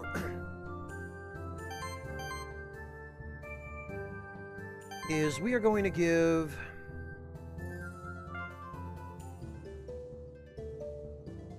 we're going to give Lumpy the kunai. We're going to give Mittens the cestus. We are going to give him a shell. No, actually. On health. Oh, you know what? The vital ring would be super good for him. The ribbon.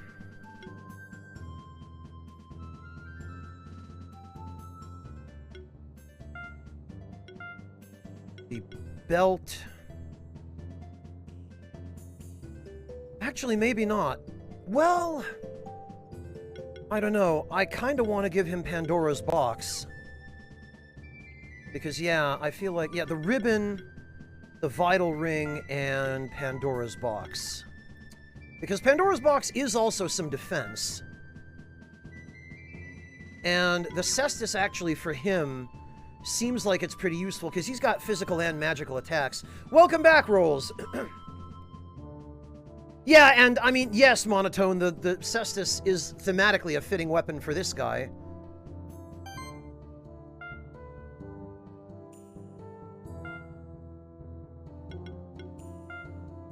Okay, I feel like we could give him...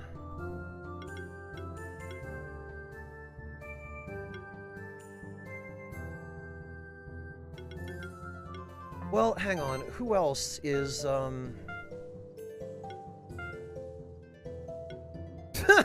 Okay, yeah, look at this. A wizard's hat on the slime.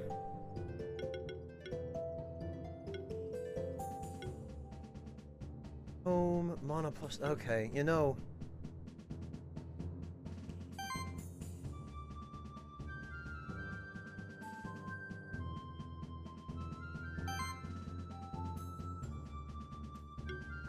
Defense plus 10, mana regeneration plus 12, mana regen plus 18, and...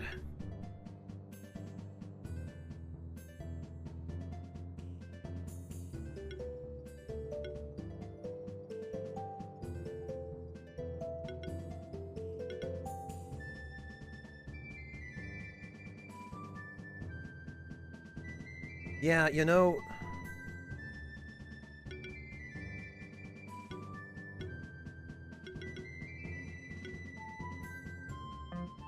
I feel like... Okay, the wizard hat...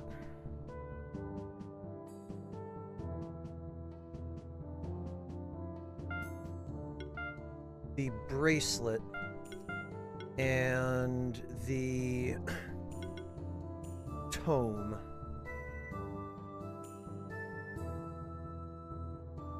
And again...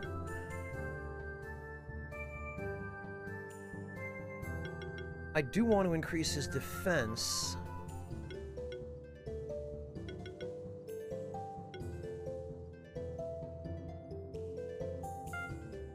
Because the algorithm for shield was what? 45% of defense. 45% of his defense is... about 35. Oh, so actually, it'd raise his shield up from 168 to about 185, which is not that big an increase. So, I think actually we probably still want to go for the tome.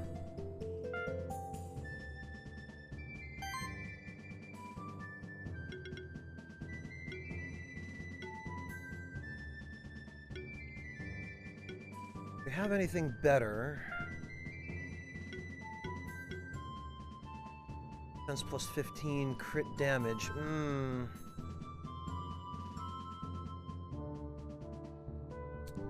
We'd lose 5% crit chance, though, and crit chance is king here.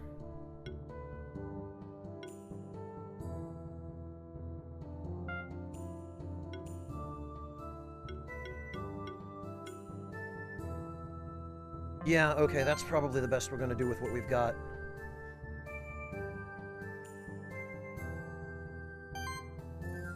Okay, so, Sly, then, can have... Actually, let's see what would synergize well with his abilities, because... So he's got Restore, which is significantly costly in terms of mana.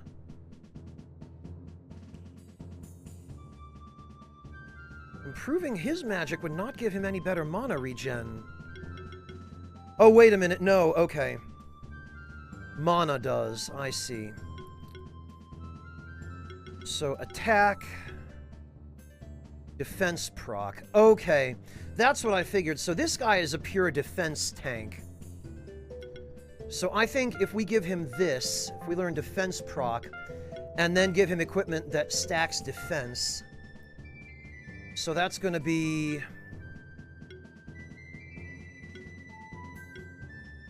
the diadem.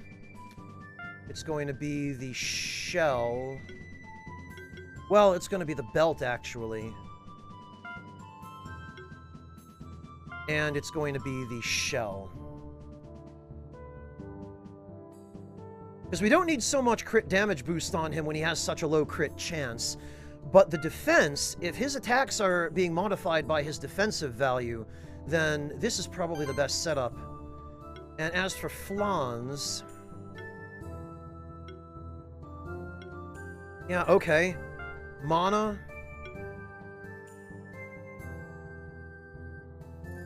Mana and mana. Don't ask me where those rings are going, but... Now at least we have everyone fully equipped! Question is, let me just save, because I have no idea how this game handles saving. And I just want to make sure that we've actually saved before we... Yeah, KR, that's kind of the mental image I had as well. Alright, so we apparently need some other ability in order to get up there.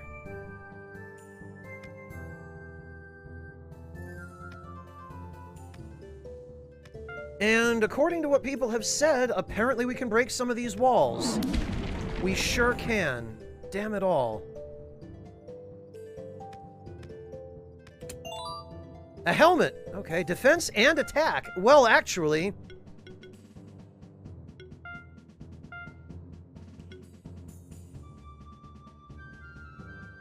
Seems to me that would be a suitable replacement for this.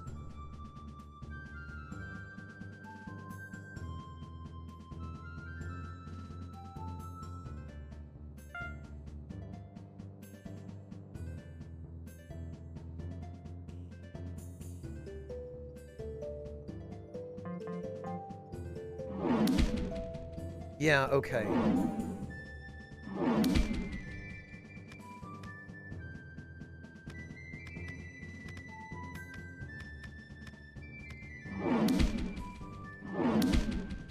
Yeah, alright.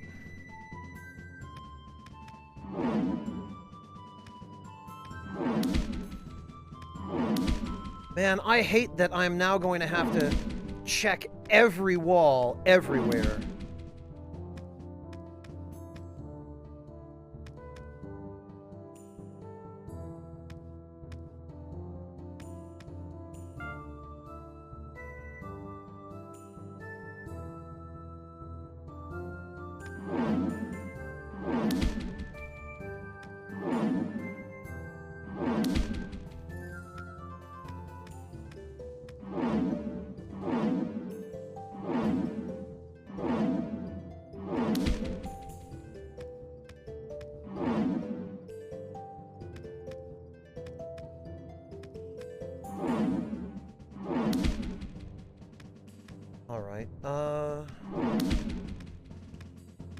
Okay, so there's this way. Oh!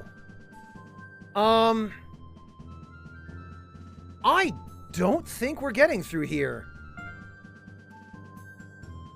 We just saved, so... Yeah, alright. Somehow I didn't think so. Okay then, I guess we'll be back.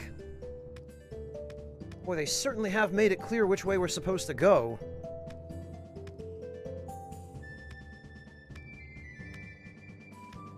We'd better, KR, if there are unmarked, illusory walls.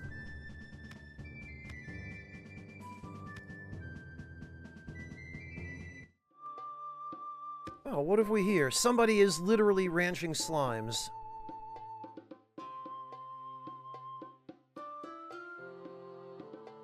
Oh, if it isn't an old friend of mine.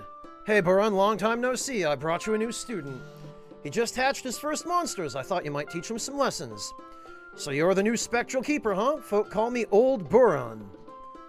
I've made my home at the end of the Keeper's Trail so I can teach all of you the greenhorns about your new duties as fully fledged monster keepers.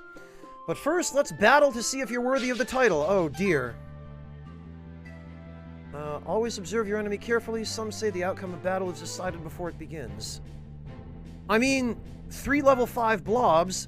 Since I raised those blobs myself, they're stronger than the ones you've seen so far. As you can see, their level is much higher.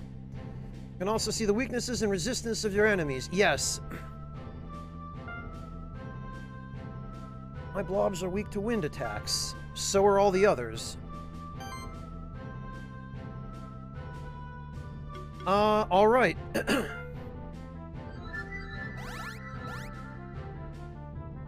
Look at the top right corner, that's the combo counter.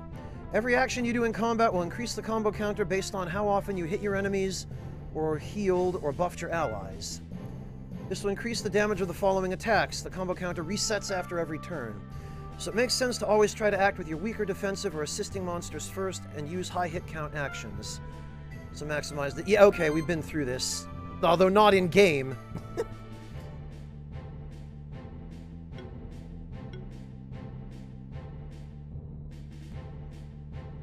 Oh, interesting. And it,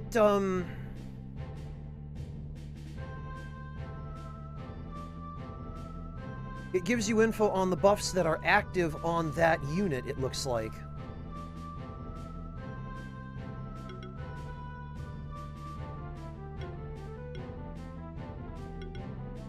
Oh, or that could potentially proc from using that move, I guess?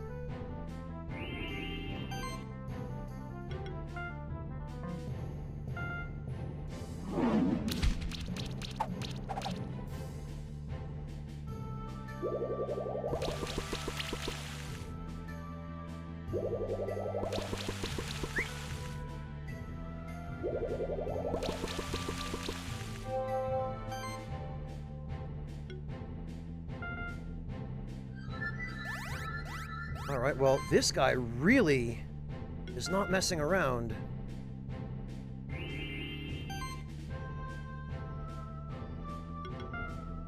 We should get rid of one of those slimes. There we go. Yeah, these are by far the scariest slimes I've fought up to now. Fortunately, we've got a tank that's immune to water, or highly resistant to it anyway.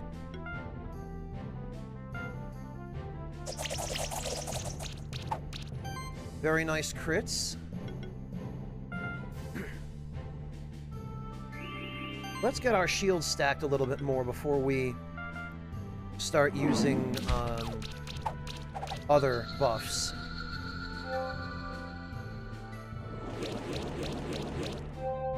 Five hits from Arcane Bolt, jeez.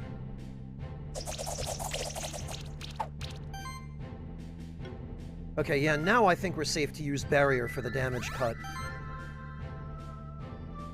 Yeah, Rolls, it is quite the face.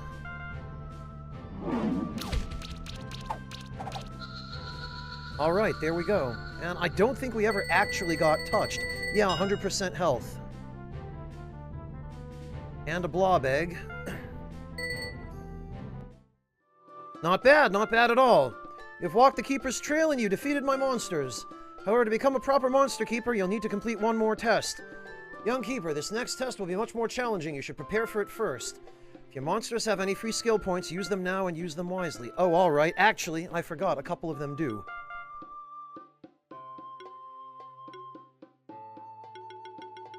So...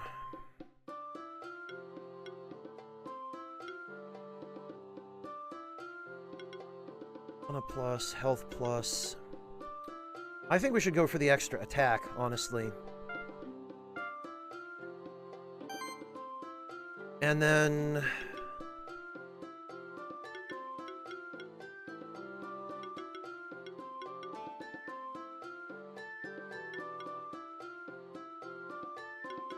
Then what? Sustain, probably.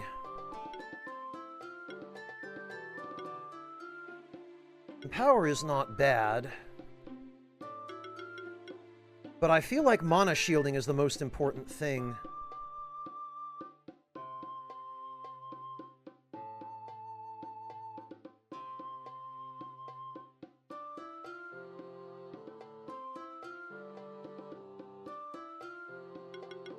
Honestly, I think maybe sustain and then mana shielding.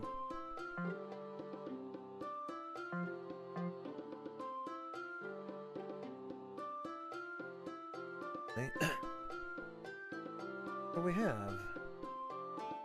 The titles of these books read The Ancestral Tome of Blob Handling and The Hidden Places of Monster Sanctuary, a Guide. Okay.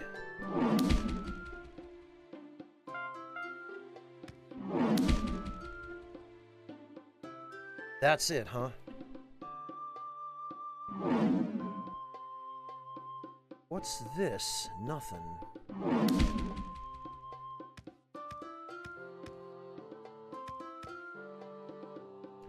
Have you prepared for the real test? I guess so. Good, you show bravery, but this time you are not facing a normal monster. It's gonna be... Yeah, I knew it. A golem. Which looks suspiciously like the golems in Legend of Mana. Particularly powerful monsters are often described as champions. They have more health, do more damage, and can act multiple times a turn. It's your job as a monster keeper to take care of them. So it's only fitting that you beat one to become a member of the Order of Monster Keepers. Show me what you're made of. Oh, alright. Very well then, I am confident. Yeah, Gorgelon, that's why I didn't go with, Mana Shield.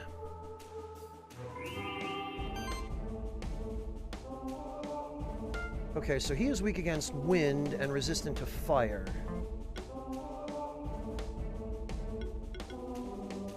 Alright, tackle it is.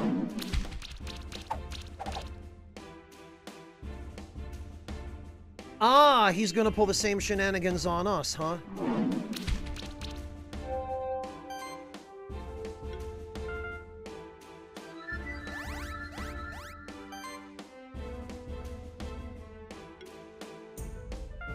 Alright then.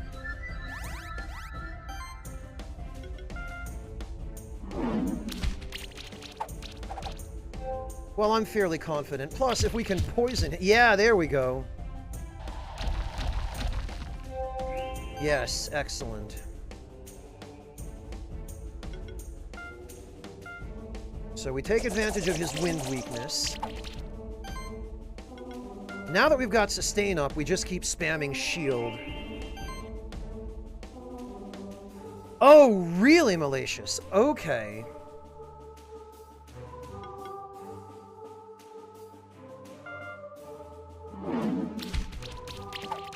Meaning that you probably have to come back much later when you're super strong.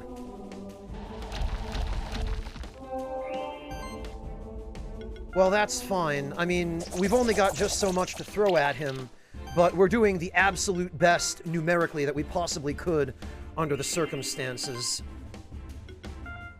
And I'll be able to have Hyperia start attacking soon as well. Yeah, okay. We've got poison on. Yeah, go ahead, Third Impact. I think we can survive another turn without using shield, so we will ignite and see if we can burn him as well. Yes, excellent. Now we've got to throw absolutely everything at him. Yeah, there we go. We did survive another turn without shield.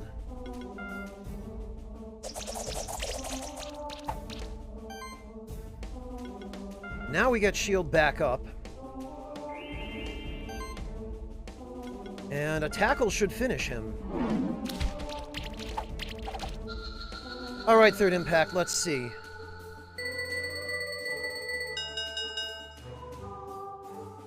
It's always sunny in Soul Calibur. What is this?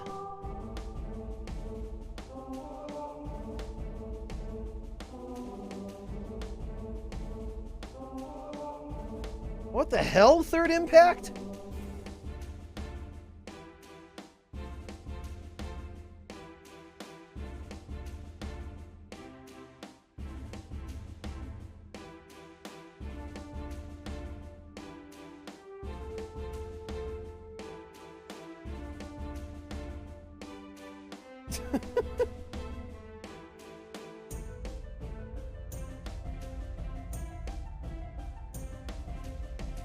I feel like this went over my head, third impact, but, thanks. Well, we pulled 4 stars. We probably just need more damage in order to get this in any less than 6 turns. We got a shell, an iron, a copper, and a potion. Some levels. Congratulations, young one. You've defeated your first champion, and therefore you are now a keeper We were already a keeper aspirant! Nothing more is required of you. However, stay a while and listen, won't you? Because there are things going on in the sanctuary that trouble me. You see, monsters can't become this powerful by normal means, and champions usually don't accept other monsters beside them, or a keeper in control of them. Champions are always an anomaly, quite rare in nature. I enhanced this golem myself to make it stronger. But even I couldn't control it for longer periods of time, so I leave it deactivated most of the time. Recently, Keeper Rangers have been finding an unusual amount of champions around the sanctuary. I regularly receive letters by Vero Mail. Okay, they're using those birds as carriers.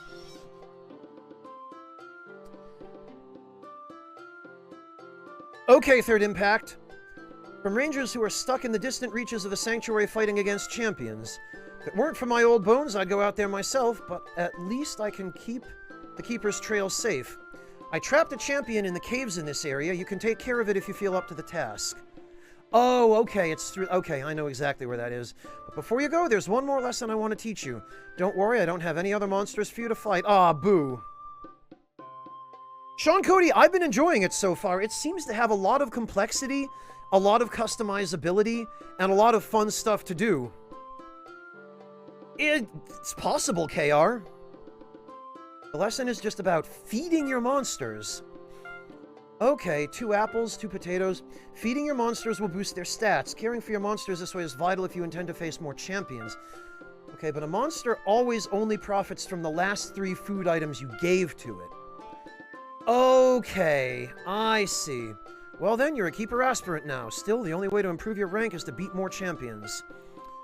And who knows, maybe you will be the one to reach the title of Keeper Master. There's always only one in a couple lifetimes.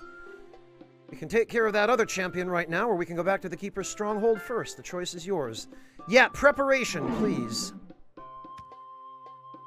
Rising through the ranks of the Keeper's stronghold, your monsters, they look hungry, never... Yeah, let's actually...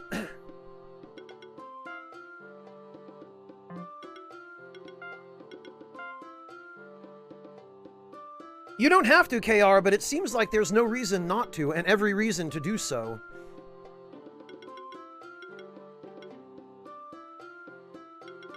Alright,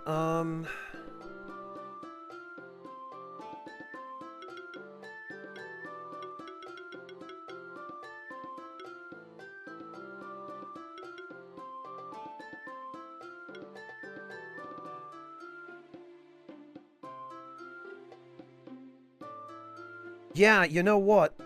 The healing skills on Lumpy are probably a worthwhile investment because of Healing Shield. 20% of the amount healed is a significant shield, and if it stacks with other shields, which it seems as though it does...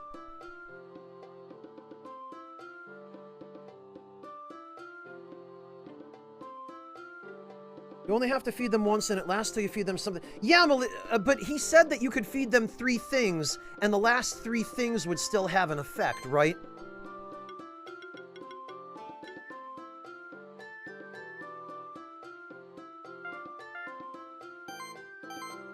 Alright, let's see.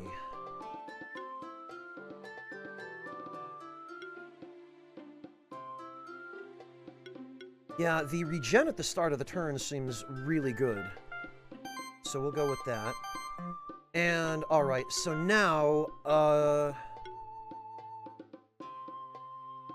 mana plus 12, crit damage plus 6, health plus 60, and defense plus 8. Okay, so health plus 60 goes to him. Defense plus 8 goes to him. Crit damage plus 6 goes to him. Because why not double down on that? And mana plus 12. Well...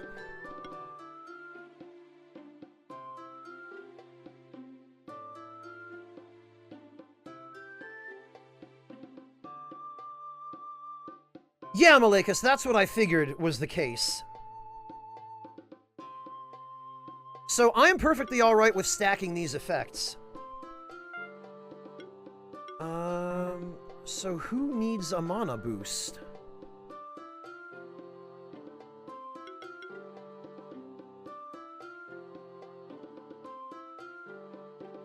Lumpy seems okay as far as mana. I'll save the apples, I think, for a monster that comes up really short on mana.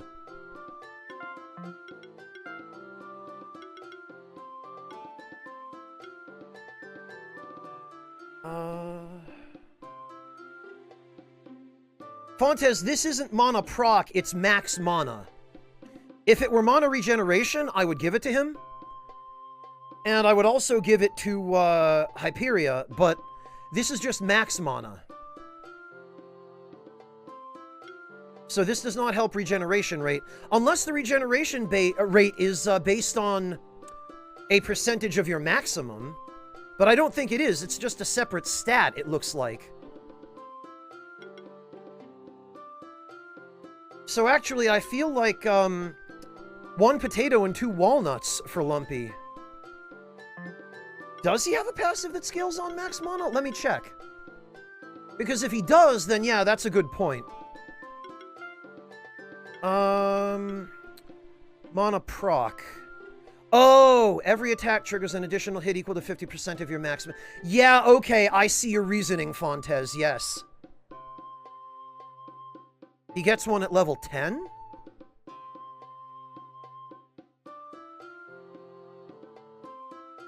Right, KR, poor Tella. Mana overload.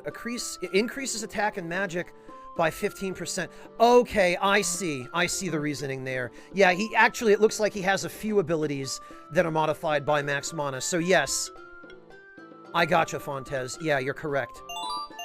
That is the right decision.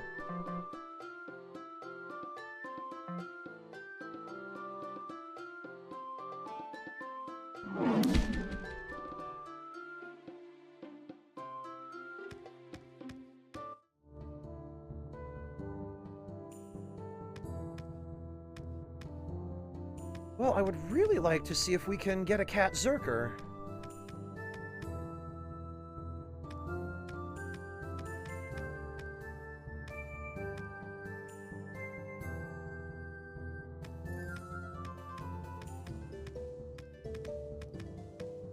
But it looks like that's going to require a little bit more messing around. Oh, okay, and then this clearly is the exit from where we're gonna fight that boss. No enemies here, huh?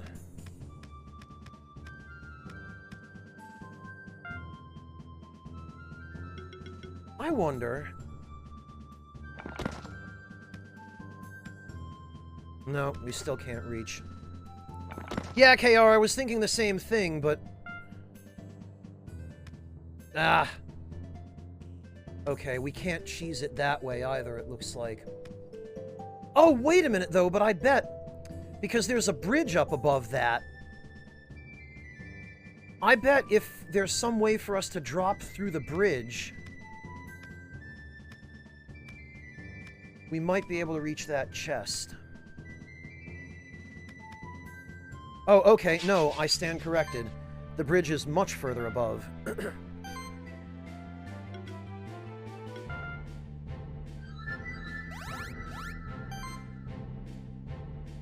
Phoenix, thank you so much for the resub. Welcome back. I've been quite enjoying the game. I'm very impressed by it so far.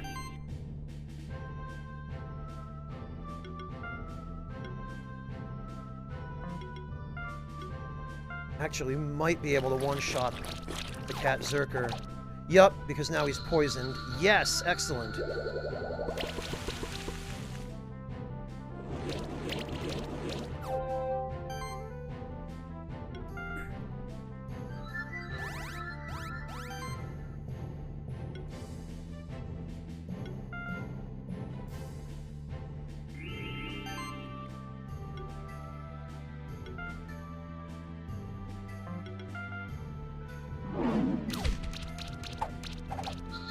Excellent. Not only a good tank, but a good damage dealer as well.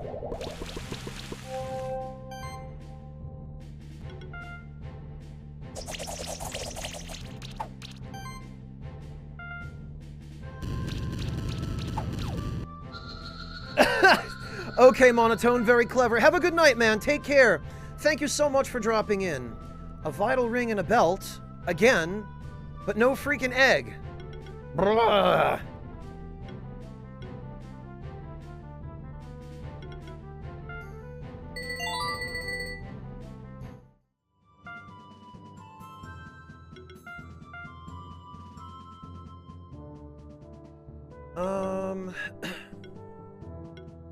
Well, I think we're gonna go for another attack boost.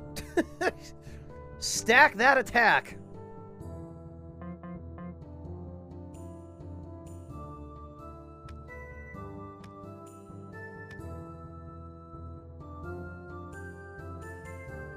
Oh, you know, we probably should fight them.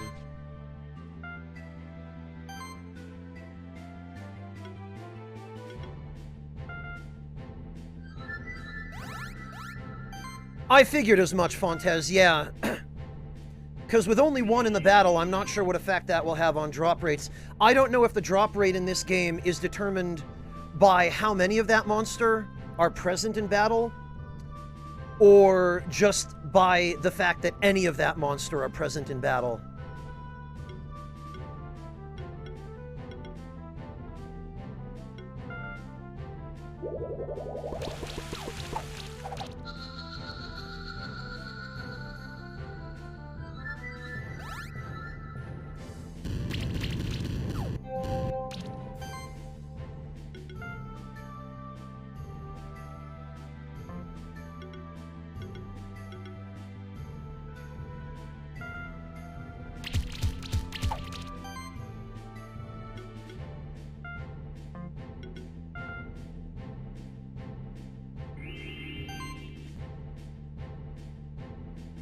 Any monster present has a chance to... So basically, Malakus, you're saying if there are 3 cat Zerkers, then you have 3 separate independent chances to get a cat Zerker egg.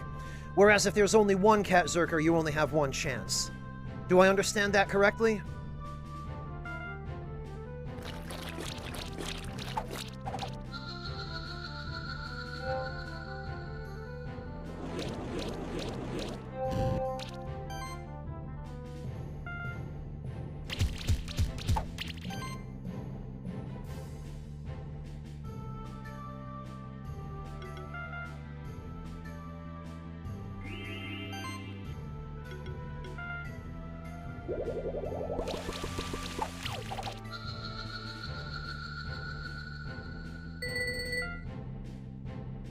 Magma Pillar Egg and a Mana Ring. Well, maybe we'll be able to sell some of the spare accessories for a little bit of extra scratch. Alright, let's see.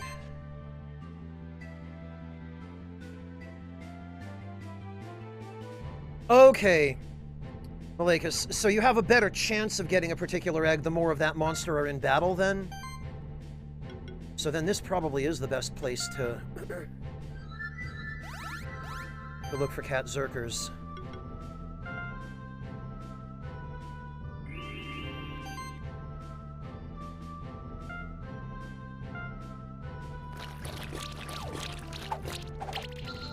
Wow!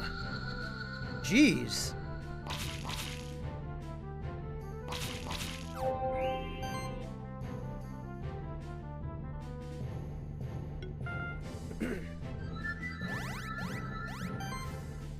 Okay, Malakas, that's what I figured you were saying.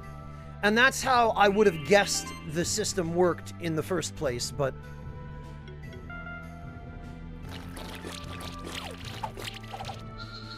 What, cat zerkers, Dark Rolls? Yeah, I'm sure they would.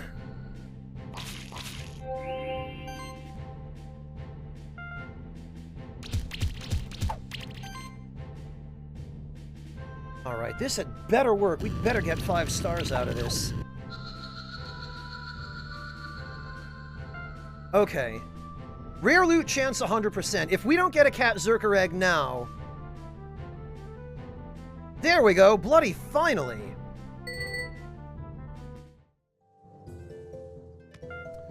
Alright. In that case...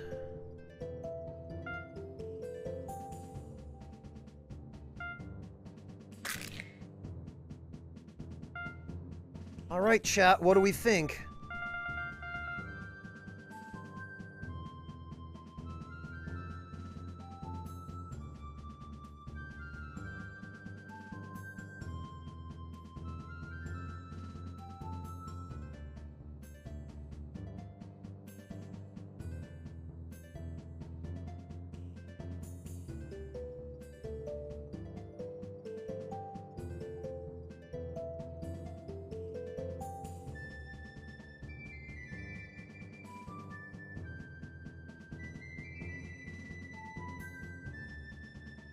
Oh, come on, guys. Morgana? Really? Cindy Clawford. The Doctor, we will get to it, but I have yet to find one that I think is appropriate. Plus, what do you just want it named? The Doctor? Or, like, what?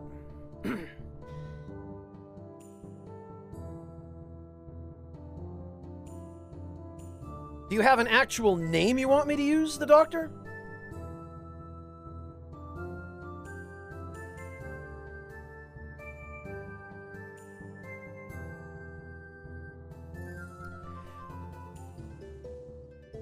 Actually,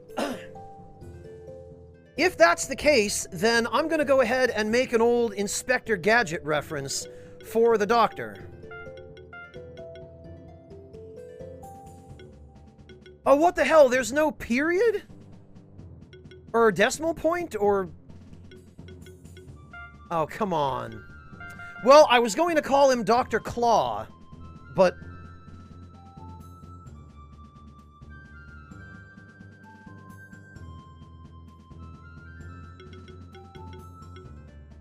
Okay, so what we're going to do instead, then, is...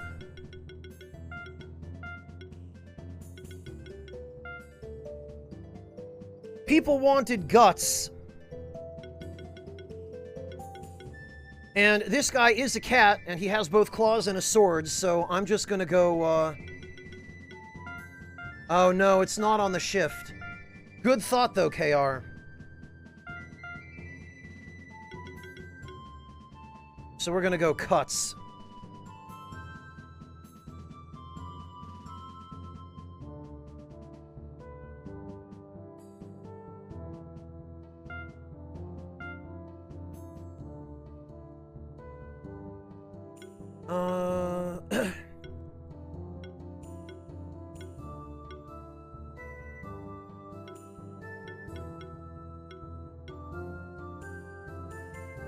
There's a door in the mountain path area.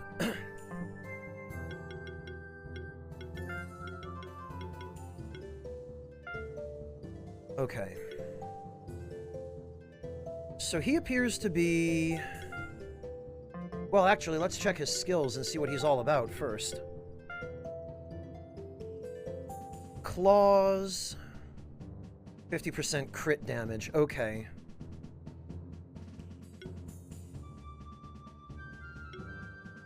Crit chance plus... Health, attack... Crit supply, bleed. First hit of an ability has a 20% increased crit chance. I see. Air sickle. Fire claws. Okay. Life steal. Interesting. And regeneration.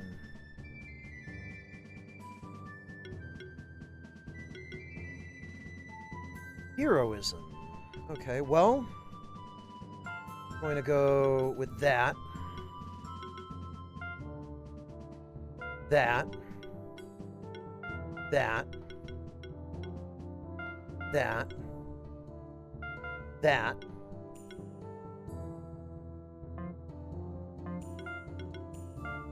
And I guess we'll just stack as much crit on him as we can.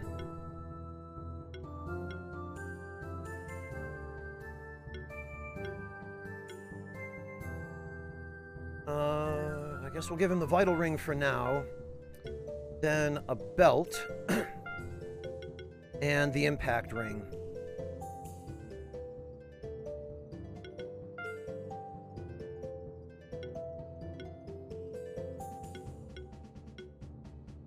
Although, actually, maybe the defense would be better as well, because he does have quite low defense.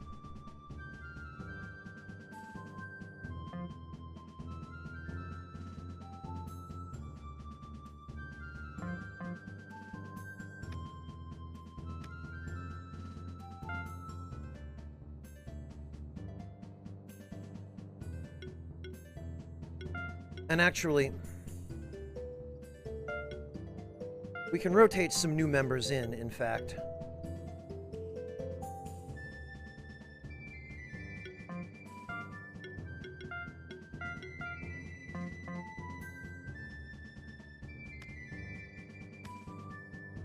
And what is... Oh, okay.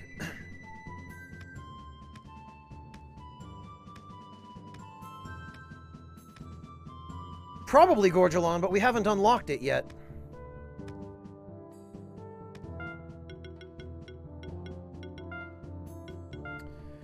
Should head back east to the Keeper's stronghold. Burn gave us this key that leads to a champion he locked up. If you're brave enough, we should take it on. Well...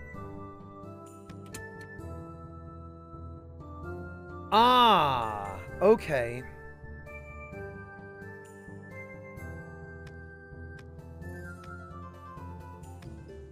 Let's head to the stronghold first and see if there's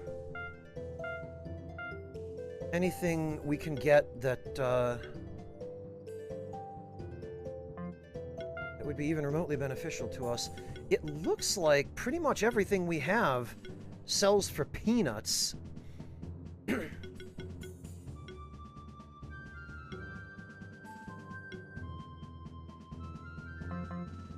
And it is possible that there will be a better shop at the stronghold. So if we can improve our chances against that champion even a little,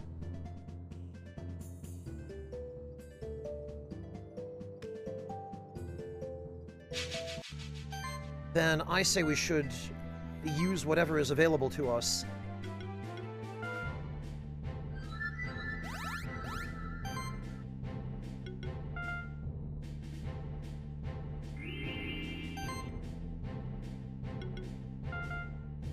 I also would like to start teaching my allies some area attacks. But apparently we can't do that till they reach level 10.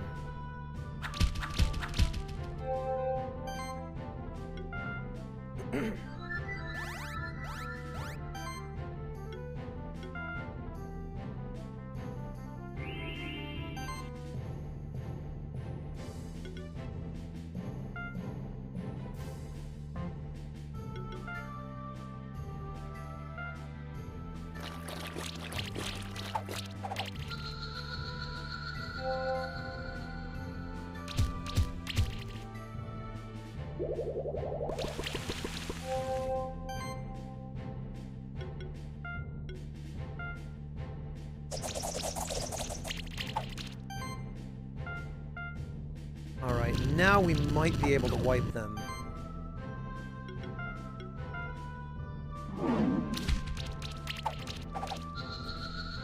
Yeah, KR, I am kind of disappointed by that. I really hope the slime evolves into something. I mean, I hope they all evolve into something, because evolutions are great.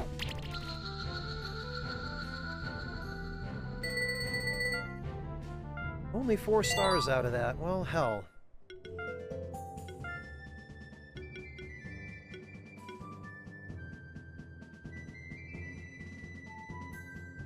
Mana regeneration. You know, I feel like... Kindle. Every hit has a 10% chance to apply burn. Power of every consecutive hit. Yeah, you know...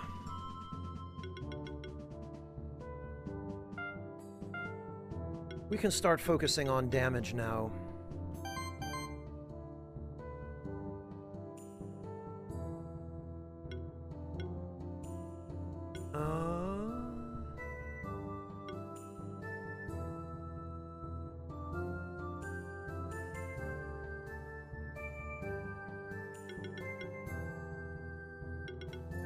Yeah, we'll go for the attack boost.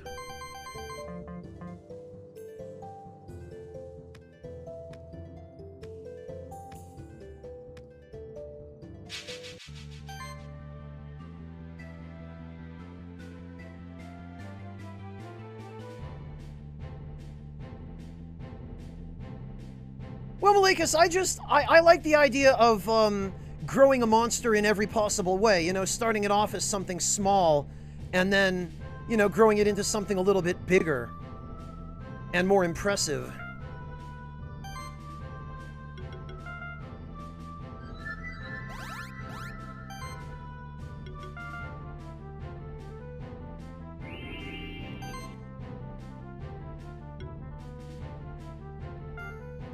Actually. Man, that is quite a lot of damage.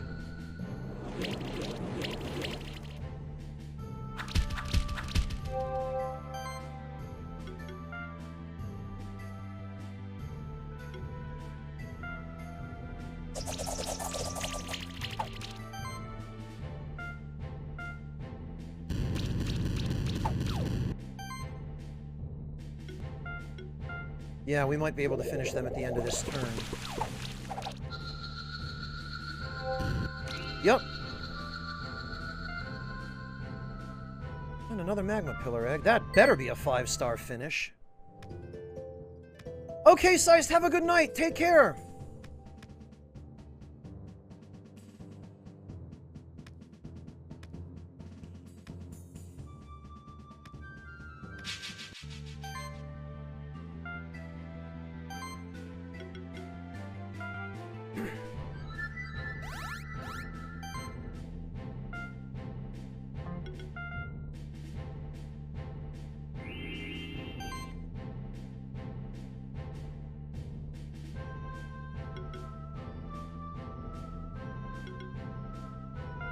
Yeah, the monster's equipment does seem to make a tremendous amount of difference, Malekis.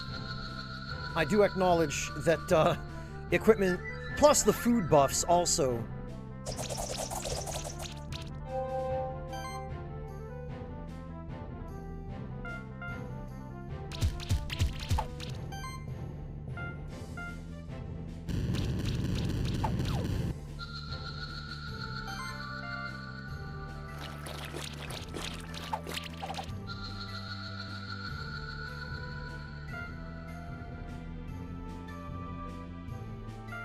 Feather, that's good, and some walnuts.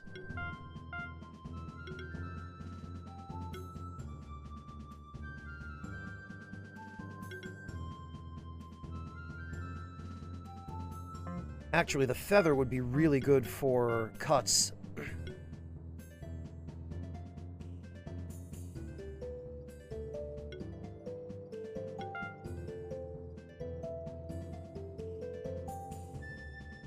Oh, yeah, because his mana regen is trash.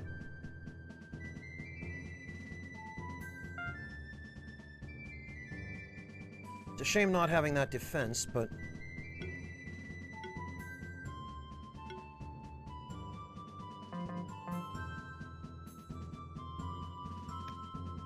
I think the crit chance will be more useful in the end.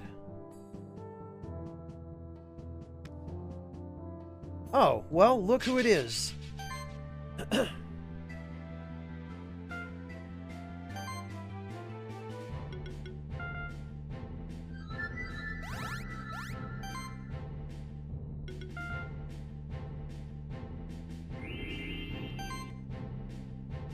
Alright, let's get rid of him.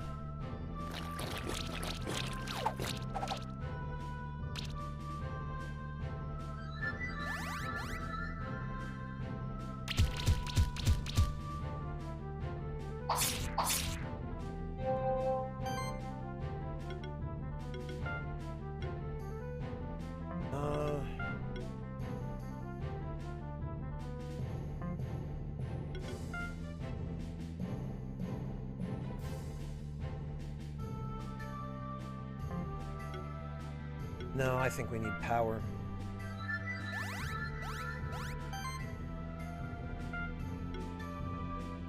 Yes, okay, and then ignite. Because we might be able to take out one of those birds completely with mud cannon. Nope.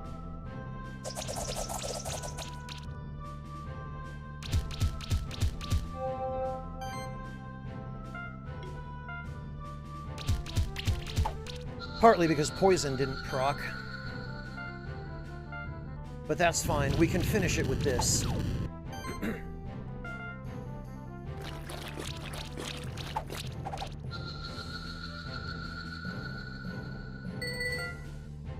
Force only 4 stars.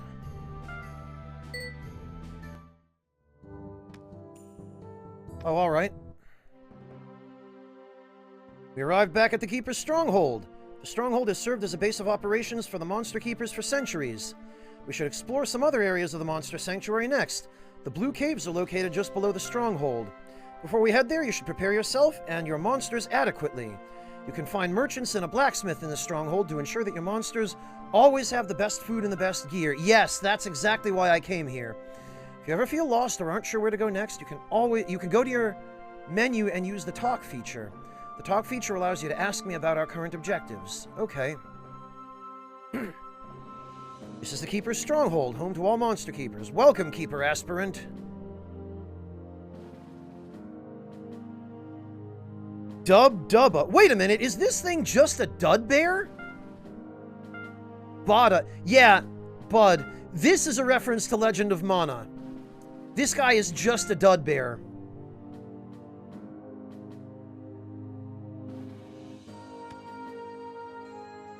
Here in the Keeper's Stronghold, monsters live alongside humans. We raise them to be our friends. A monster raised by a human would never attack a human.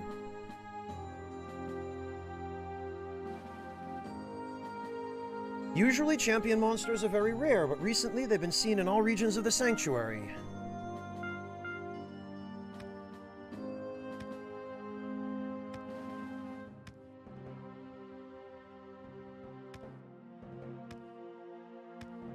Oh, interesting. Staff, huh? Oh, and a 7% crit chance. Well then.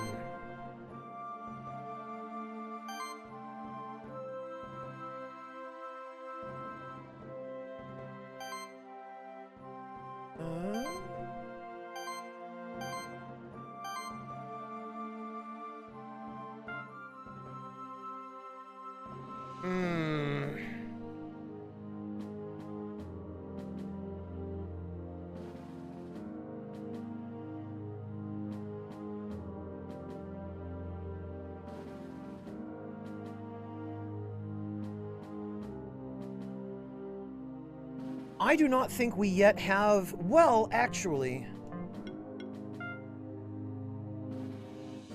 I take that back. I think we do have a monster for which this would work very well.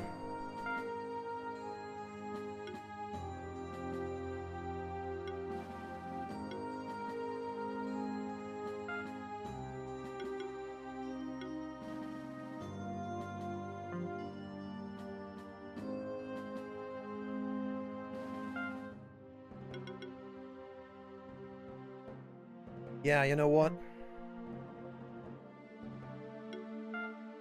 Diadem and the sustain ring.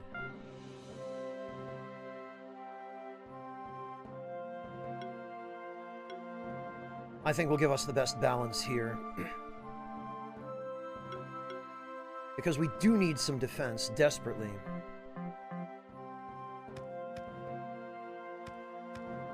Alright, let's see what else is available. Hello, fellow keeper. Are you aware how the execution part of the rating system is calculated? No, I'm not. I sure would love to know, though. Execution is based on how well you use the combo system. Your first 2 monsters increase the rating if you manage to get a high combo count. Last monster increases the rating depending on how much damage it deals relative to the enemy's health. Ah! So if the first 2 monsters do a ton of hits and the third one-shots a target, then you get a better execution bonus. I see. You get increased points if you exploit the enemy's weaknesses, which I figured was the case. Did you know that the buff-debuff rating not only counts how many buffs and debuffs you applied, it also grants additional points depending on how often enemies took poison, burn, or congeal damage. Okay, my preferred strategy is to stay defensive and let my debuffs do the job. Alright. Sounds viable. Hide +1, eh?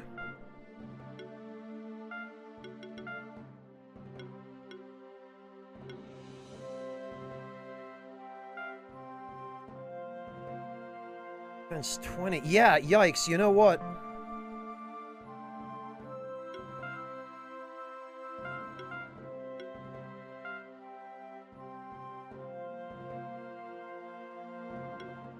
That's incredibly good.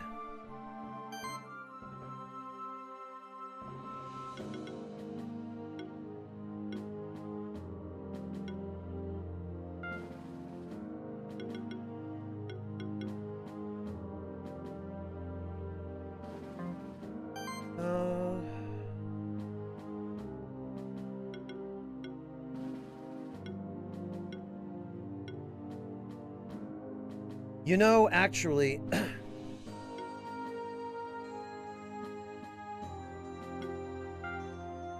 Shell and Pandora's box is probably best for him.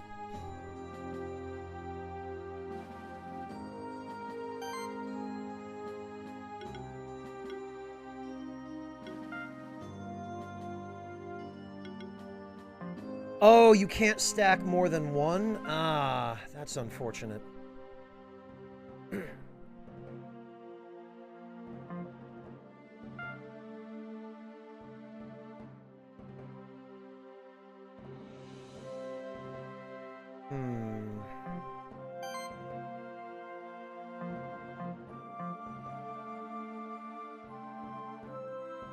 Mojo, you should see the, Yeti, or I'm sorry, the Yowie. 1500 HP.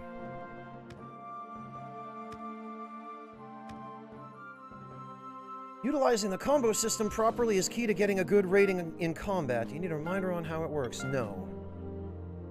I think the most important thing as a monster keeper is finding the right diet for all your monsters. Would not necessarily disagree with that.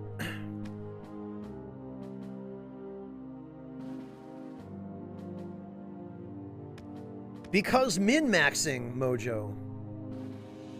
Right, this is probably... No? Always think about having enough supplies. You never know what kind of dark times might be ahead of us. Okay, I guess that's all that's in here.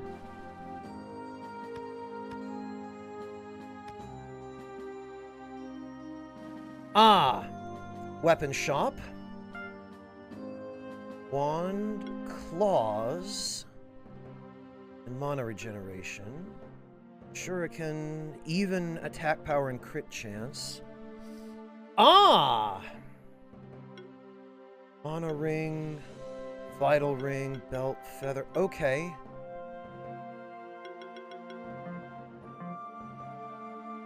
Items? Okay, consumables and food.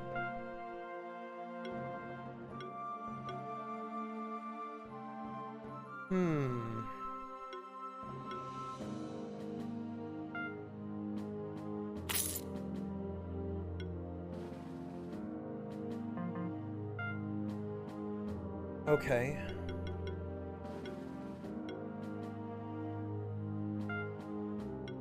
So, Cuts is probably going to need the crit damage boosts.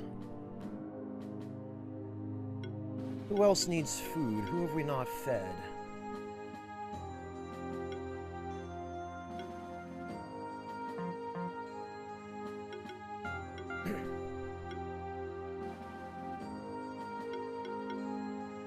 Ah, okay, mana proc. Although we don't have access to that yet, but...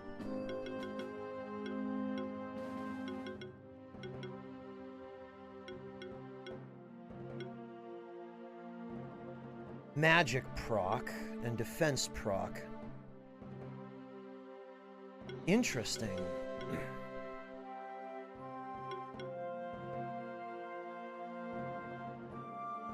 Generation increase. Okay, so does this monster have anything that is modified by its mana value other than mana proc?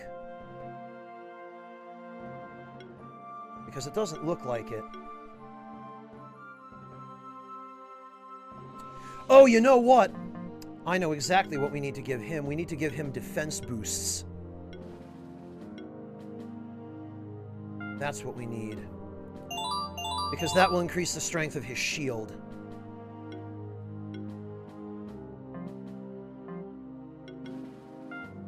And as for him...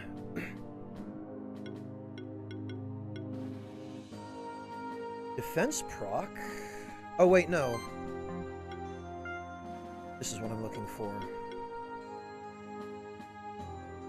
We don't seem to have access to a food that boosts magic yet, though.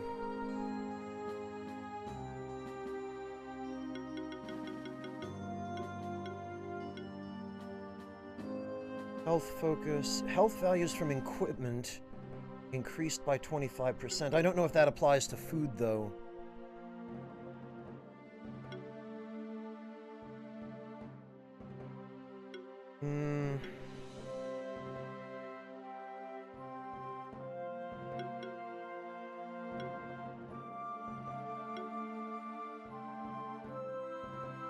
Yeah, okay, so for Flans, we would want to boost his magic rather than his mana.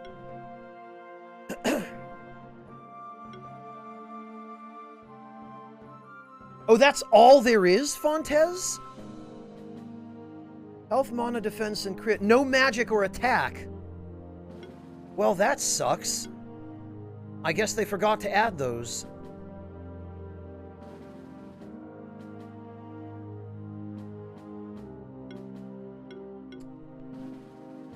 Alright,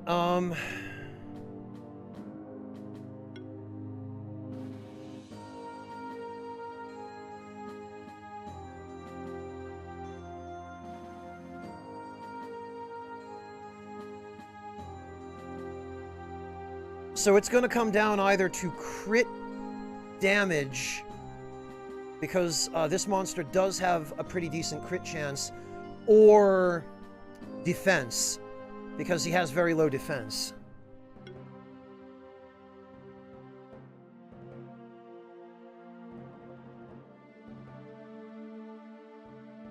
You find food with better values, but that's all there is. Well, that sucks.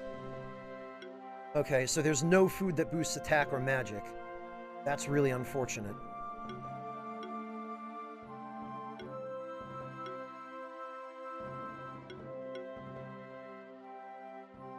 Alright, it looks like it's going to be defense then for him. Because mana isn't really going to help him all that much.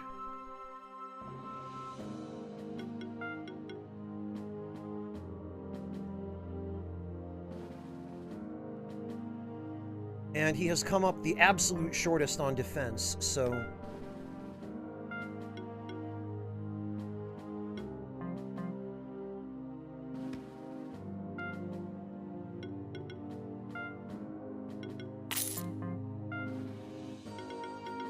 And he is basically just going to be a healer, so we do want a healer that is resilient.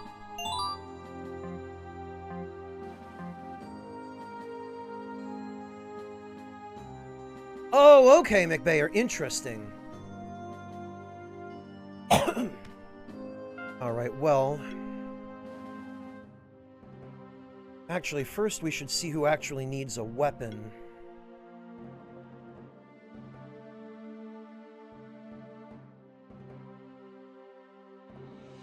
I'm not terribly impressed with any of these weapons, to be honest. But I will pick up another feather for cuts. We do want at least one vital ring and one shell plus one.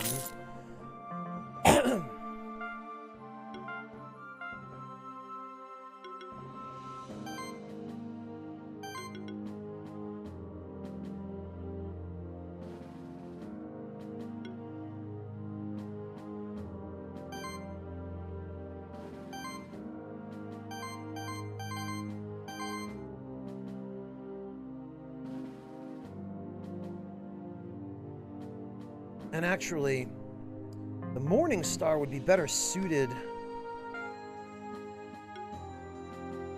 Mana regeneration and crit chance. Less attack power, but the crit chance,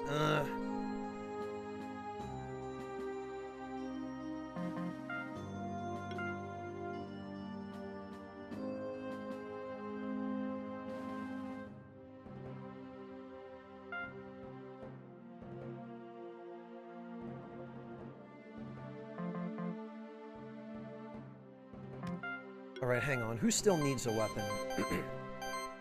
These guys both do. Sly, ideally, I would give the Morning Star.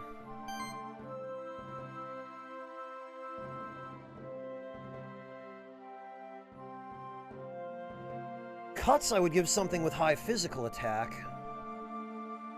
Yeah, honestly, you know what? Cuts would need the claws.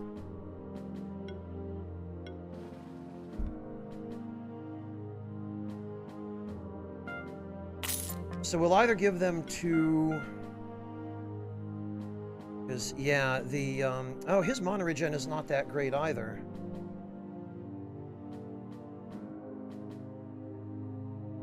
Okay.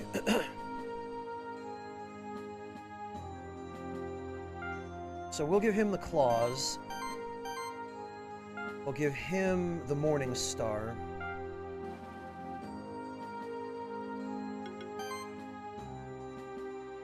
We will give him the shell plus one.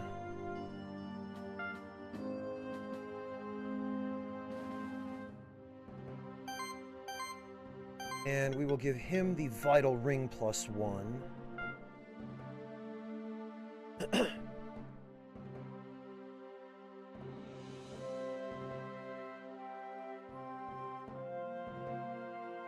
Oh, have you played this already, Say?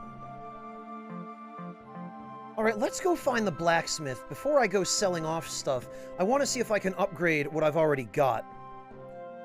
Hey, rookie, got your first monsters? Be careful, a lot of strong champion monsters were spotted recently. The cause of all this hubbub is unclear, but I'm determined to get to the bottom of it. Right, see you in 3 chapters when I have to rescue you from one. Want to help me strengthen the Stronghold's monster army? You can donate eggs you don't need to the Stronghold. We will raise and train them. You'll get a compensatory reward for each egg you donate. Additionally, you'll increase the monster army's strength with each egg you bring in. When the monster army reaches a certain strength, you'll receive special reward. Oh, alright. Well then. Okay. You can have... copper and a small... Oh, okay. These rewards are actually not bad. Rocky egg. Okay. Antidote and copper. Strength has reached the goal of 50, and now we get 3 Phoenix Tears. Okay.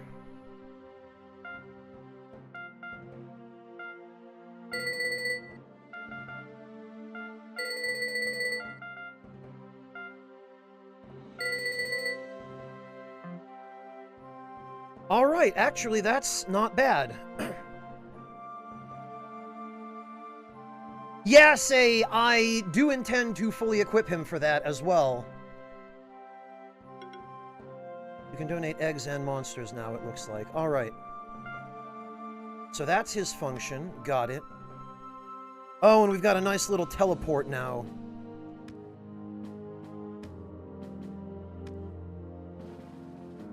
This is the Keeper's Tower behind me. Only true Monster Keepers are allowed to go inside. It's where all the strongest Monster Keepers go to train and fight each other.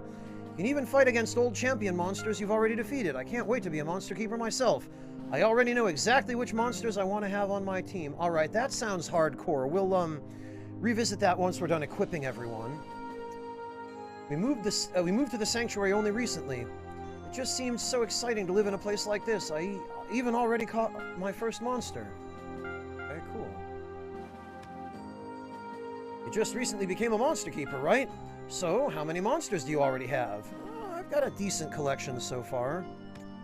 I would say a respectable collection. Oh, really, McBayer? Okay, that is good to know. This looks like a library. This is the Archive of the Keeper's Stronghold. Centuries of Monster Sanctuary history is written down in all these books. I like to read about all the different monsters. Man, this place is huge. Oh, Franz! How are you getting along in the wilds by... Oh, this is my character's mother! You want to become a Keeper Master? You know me and your father are only Keeper Rangers. So don't pressure yourself too much. Oh, who am I kidding? I know it's pointless to argue with you once you've set yourself a goal, and that's what makes us so proud of you. Never forget to keep your monsters healthy. 3 small potions. Oh, thanks, Mom. Hey, Mel, welcome. And I'm guessing this is Dad. Of course it is, because I'm taking after Dad here. My guess is if you pick the female character, it's your mother who's dressed like a keeper. Hello, son. How are you doing in your endeavors as a Monster Keeper? You want to reach the highest ranks of our order? A good goal. Your grandfather became a Keeper Dragoon, and that's the 2nd highest rank in the order. So we expect no less of you. Ah ha ha. But never put yourself or your monsters in unnecessary danger, you hear? Take this with you on your journeys. A brooch. Oh, actually, that's not bad. 10 defense, 18 mana, 3% crit chance. Well, okay, maybe I'll find a use for it. Good to know where my parents are hanging out. Halt! This path leads to the eastern parts of the sanctuary, the stronghold dungeon in the ancient woods. The monsters in these parts are unruly beasts, nothing like the blobs and rockies of the Keeper's Trail. Come back once you've beaten 3 champion monsters and reach the rank of Keeper Novice? Wow! Way to gate me. I really wish they'd let me go out there. This is the kind of thing where I wish that they would just let you go face those monsters. In case you're enough of a badass to handle it. Hello, Wheatley. Welcome! Alright, and then there's the one room over here I didn't check. I really hope this is the blacksmith. It sure is! You're a rookie Monster Keeper, right? I'm a blacksmith of monster armor and weapons. I can upgrade equipment for you. Give you some materials to get started. Oh good, thanks. Copper, cotton, and a red gem. And a green gem, and a blue gem. Wow! Upgrade some of your equipment. Okay. Ah! Wow! Okay. Oh, that is significant.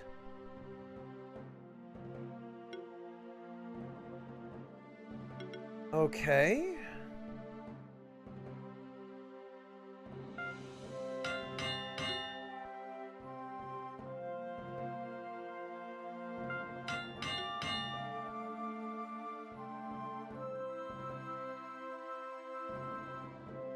Yes. Oh, but I need more iron for that.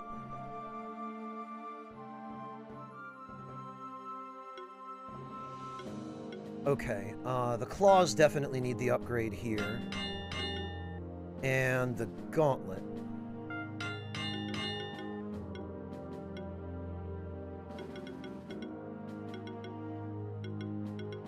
Oh, interesting.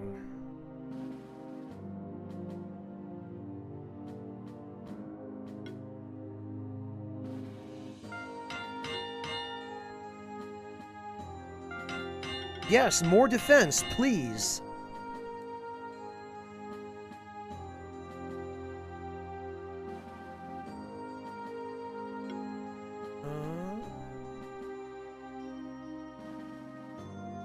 Holy hell, that is a substantial defense boost.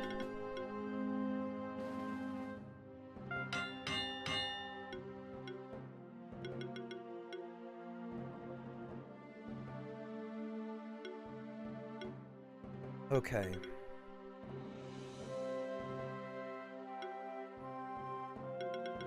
Vital Ring. We could buy the Vital Ring +1, though.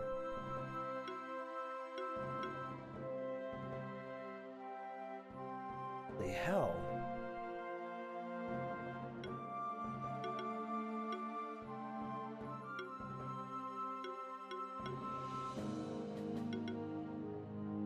So we need some gems.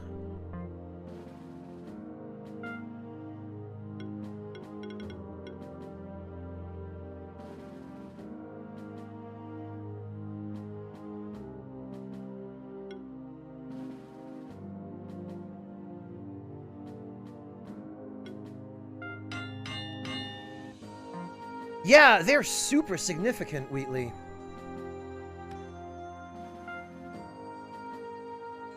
Alright, well it looks like we've explored every area of this zone except for that tower. And it sounds like there are some pretty huge badasses in the tower. I am going to save.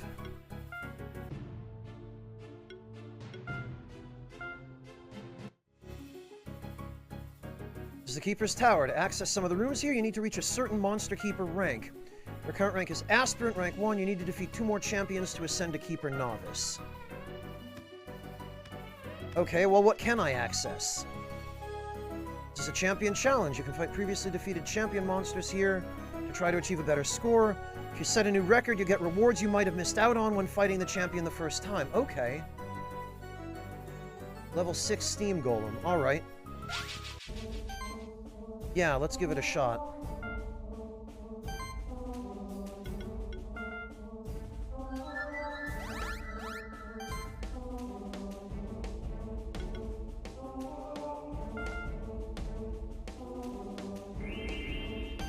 Now, how do I...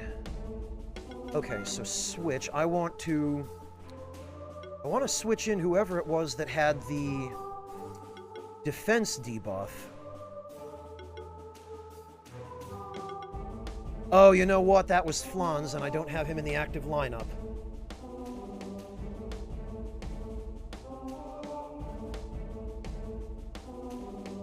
If you 5-star, you get the egg. Okay.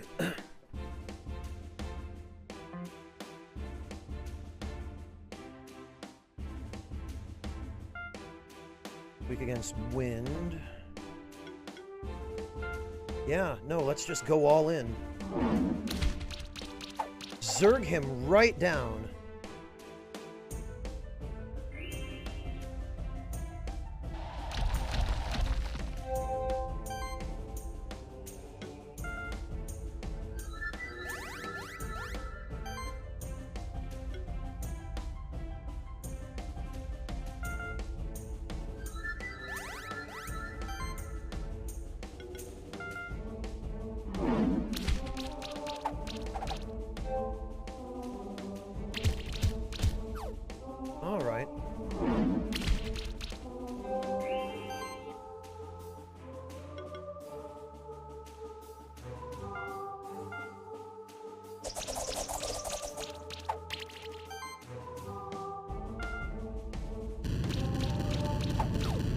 Yes, let's get that burn on there.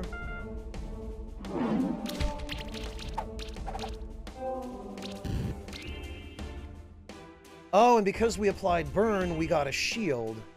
Excellent.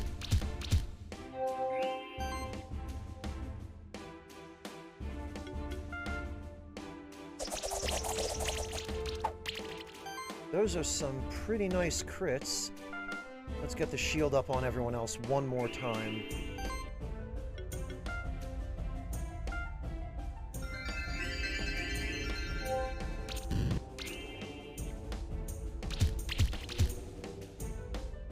Oh, every time Burn procs on this guy, we get shields. Interesting.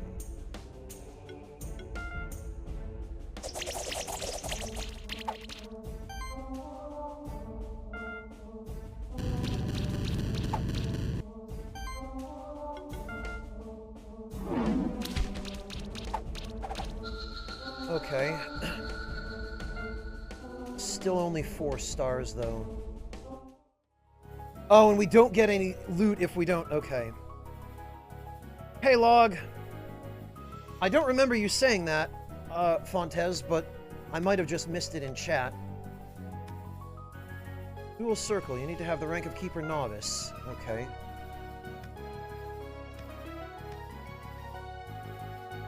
Infinity Arena, Keeper Seeker.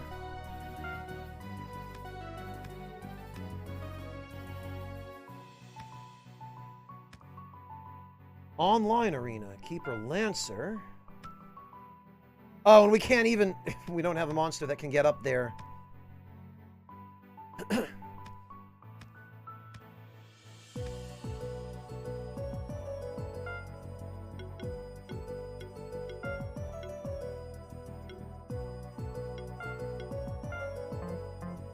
Alright, well, let's see.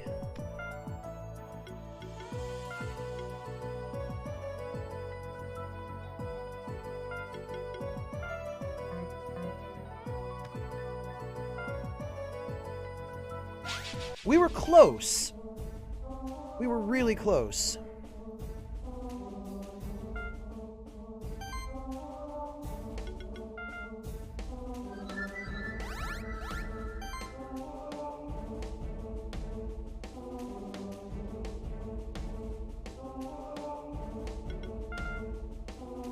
So let's get our shields up.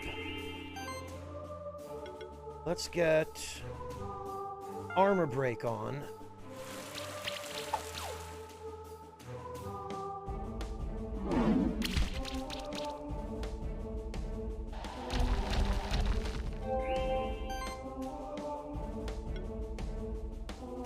Get power on.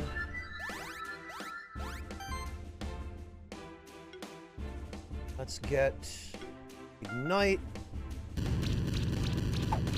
Burn him. Let's get slime shot and poison him.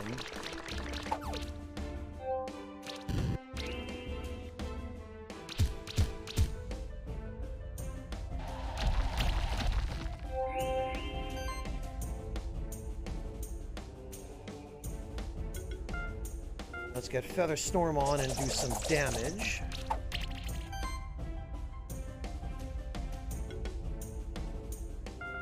Let's get our shields up. And let's swap in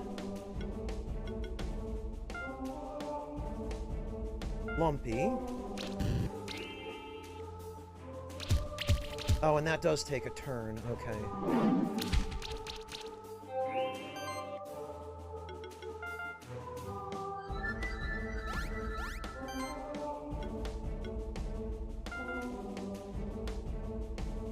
Okay, so at least this is doing damage while our debuffs work their magic.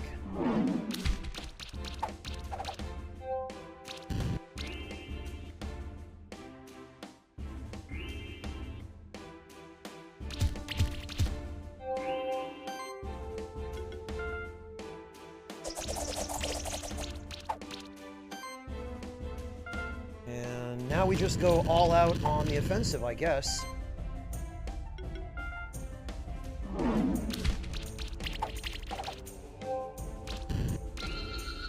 Okay. Ah, good! We did it! New record. And we get a Steam Golem egg. Excellent. I was fairly confident we could pull this off.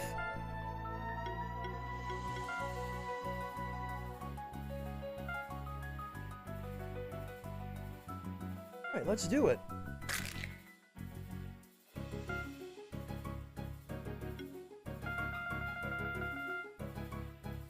And in this case, I'm afraid I'm going to have to supersede chat here.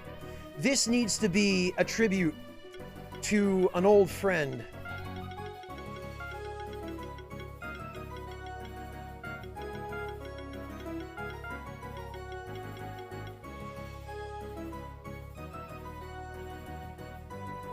You know, Tarkus is a good pick too, Haretsu, but I was thinking Banjo-Kazooie.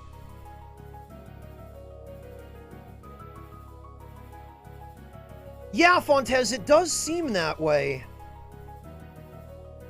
Debuffs in this game are no joke.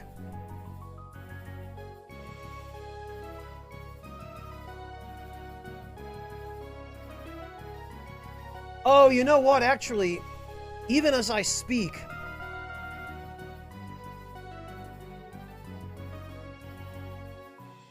I'm thinking of maybe, well, no. Wild Arms' golem name is a little too on the nose.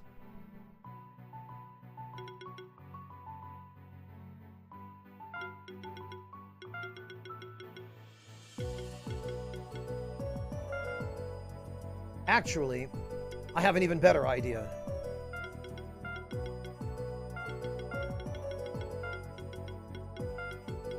There we go.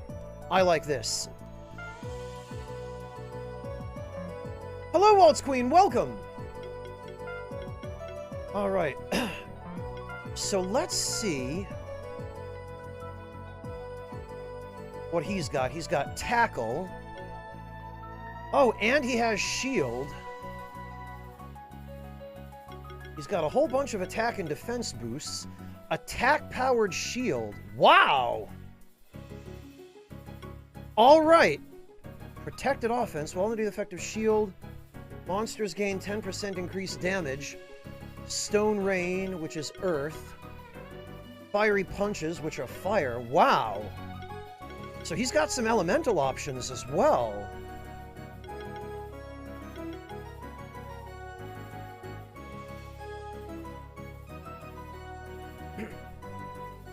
Well, I was, Breakfast, but then I had a better idea. Okay, so attack-powered shield, shield level 2, protected offense.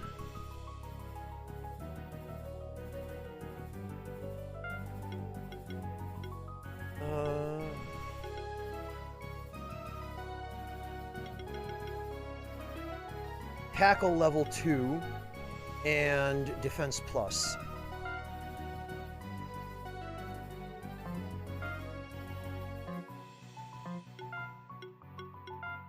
And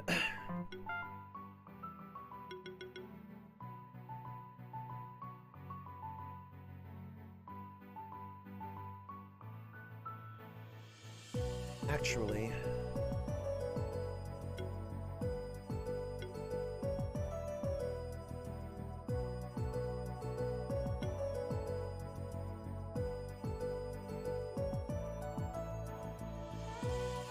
yeah, wow, he definitely could use some additional mana regen.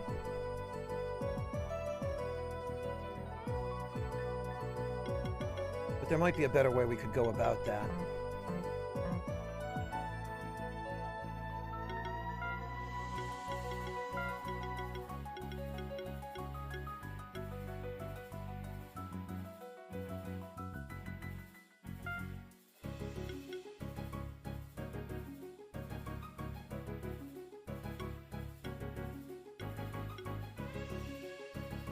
And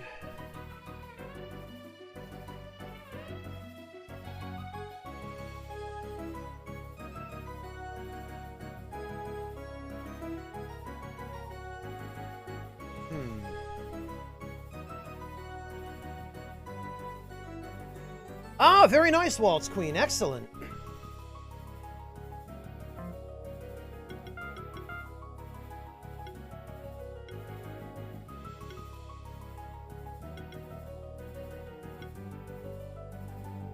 Yeah, okay, crit damage is going to be pretty nuts, but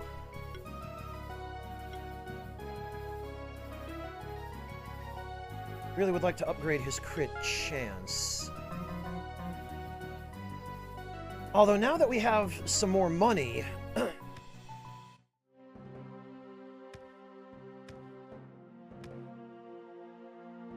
we can definitely, well,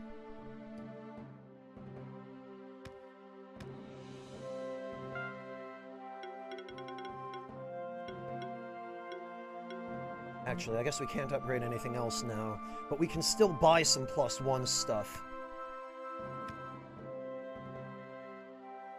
Very good, Fontes. Enjoy.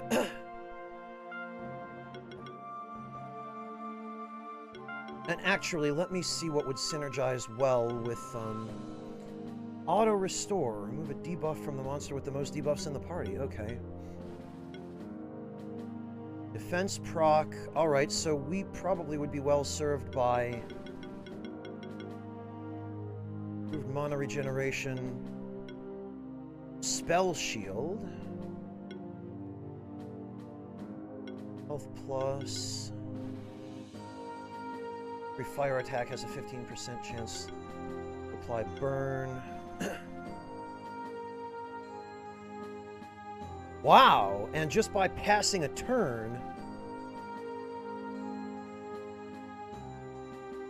or by not attacking, they get... Okay, so the Golem is the ultimate shield bot, it looks like. He might actually even replace the Magma Pillar as a shield tank, because he's got a fire attack.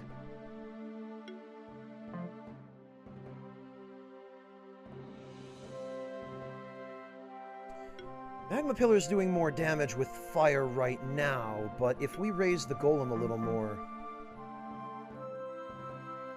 Okay, so actually, what that is going to mean is we are definitely feeding him for defense.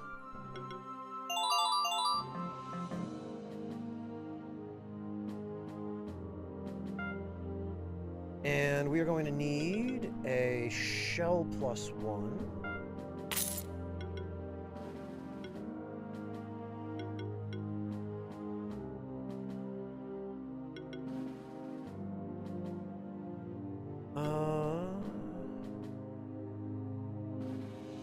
His attacks are purely physical, I think.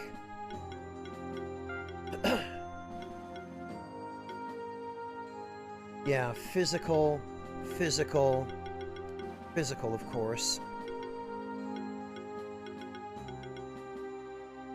Apply burn at the start of combat. Wow, okay. Expands all shield to deal magical damage to a single enemy equal to 300% of shield strength. Cannot be dodged. Cannot critically hit. Ah.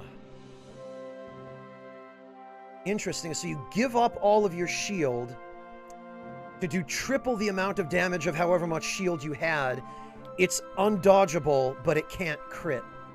Because if that could crit, it would be nuts.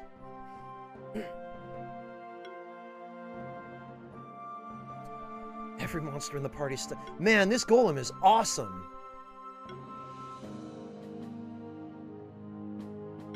Oh, and you can get 2 stacks of this? You get 2 random buffs for every monster in the party at the start of battle? Freaking unbelievable.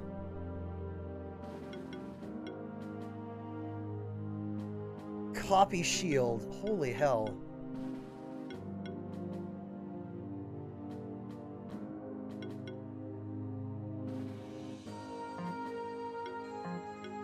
Okay, so it looks like we're going to want the claws because the mana regeneration will help supplement his otherwise piss-poor mana regen value. So...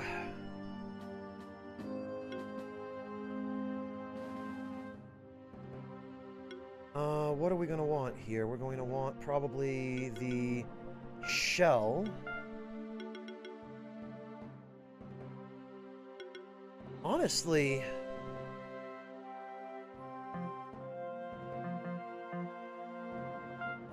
I feel like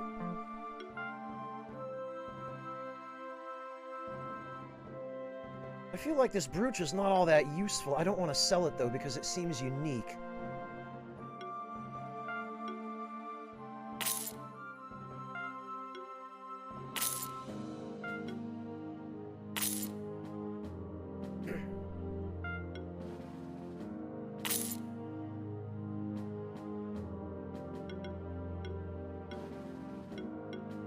Okay. So what I'm going to do here is...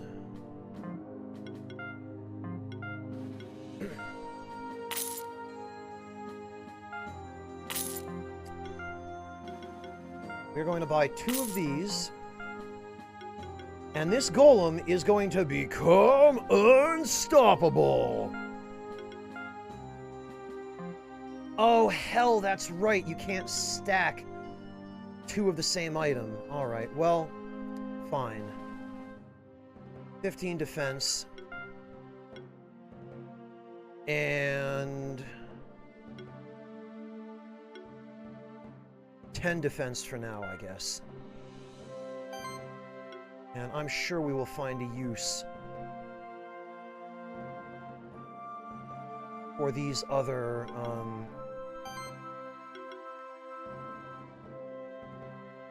Actually, you know what?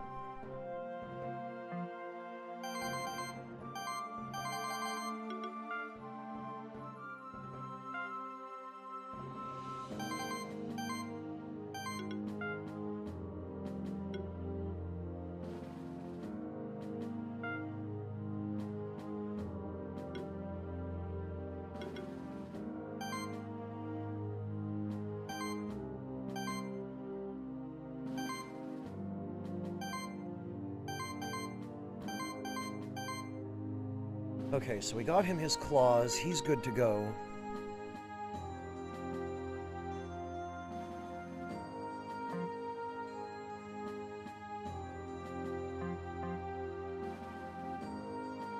Alright, well, I guess... I guess the only other area of the castle we haven't explored yet is down here, and I do believe they said there was a dungeon down here. Did they not? Skill resetter, okay. And a cape, crit chance and crit damage. Well, I know who's getting that.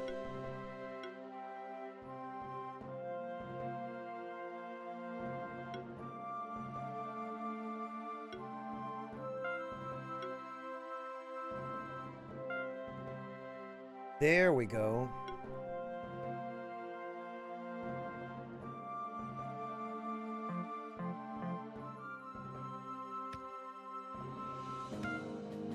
Actually,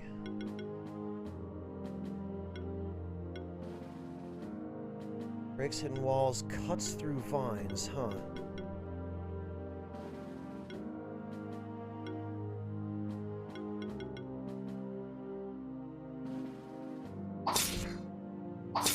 Nothing.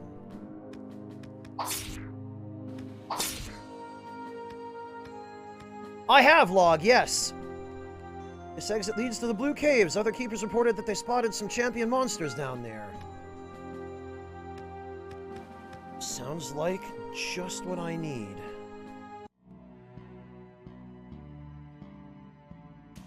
Hello, fellow Spectral Keeper. Ahem. I'm Will Velis, Keeper of the Spectral Wolf. You must be Franz. Did you hear the rumors? They say there's an unusual amount of champion monsters around. Mysterious, isn't it? Wouldn't it be awesome if we managed to hunt one down? That would grant us quite some respect in the keep. Perhaps I might even be able to discern the cause of this rise in champion monsters. Might be an unnatural phenomenon. I hatched my first monsters only recently, though. I studied monsters and such for some years, but I still have some troubles. So I think we should support each other. The 2 other Spectral Keepers have an advantage on us. Leonard is a bit older, so he's already gathered some experience. Yeah, I bet he doesn't have a steam golem. Julia started as a monster keeper at a very young age, so she has more experience than us as well. They're both already keeper lancers, and we're just keeper aspirants. That means they're 3 ranks above us. But since there's many more champions around than usual, we might catch up with them eventually. Here, this monster journal might help you. Don't worry, it's a spare one I got from my grandfather. Oh, alright, I see how it is. We're going to get a leg up on the, Oh, hello, Echo Drop. Welcome. We got the journal. My grandfather created these journals. They have a lot of empty pages, but these pages will be filled as you find and collect new monsters. Oh, look who it is. Hey, what are you doing in here? It's dangerous in the Blue Caves. Don't you have any grasp of what's going on? I, Leonard of the Narasimha bloodline, will take care of these champion monsters. It's not the right task for some rookies. We will see. Cool. Great. Well, I guess we've now got our rivals. Something tells me that we should watch out for Will. Leonard, on the other hand, I hope that you will surpass him in rank at some point. Wouldn't hurt his ego. Yeah, I guess. First, though, Spectral Wolf. Oh, okay, they actually have, Oh, and they tell us what the Explore abilities are. Levitates the player. Burns vines, kindles torches. I love that there's actually art of these. Yeah, look at this, the cat Zerker. These courageous feline creatures roam the mountains for wild beasts to slay. They originated from an ordinary kitten that set out to find its lost master. They say that there was once a legendary knight by the name of Siegfried. He had put his blade down on a field of grass when an ordinary kitten with gray fur came and sat upon the blade. Siegfried took the kitten as his pet and brought it to his keep, where the cat lounged many evenings before the hearth. Eventually, Siegfried rode out on an adventure from which he never returned. The cat missed its master and went to look for him. Eventually, it found Siegfried's blade, but there was no trace of the cat's valiant master. Yeah, I mean, we all know what happened to Siegfried, if it's the same Siegfried as in the Nibelungenlied. The cat sat upon the blade just as it had done so many years ago and waited eagerly for its master's return. After many days and nights had passed, the cat decided that it would bring the blade to its master. Cats are stubborn creatures, yeah, they sure are. So the cat learned to carry the sword with its paws as it dragged the sword through the countryside. The cat's physique changed gradually until it became the first cat Zerker. However, it never found its master in all of its 9 lives. Well, that's depressing, frankly.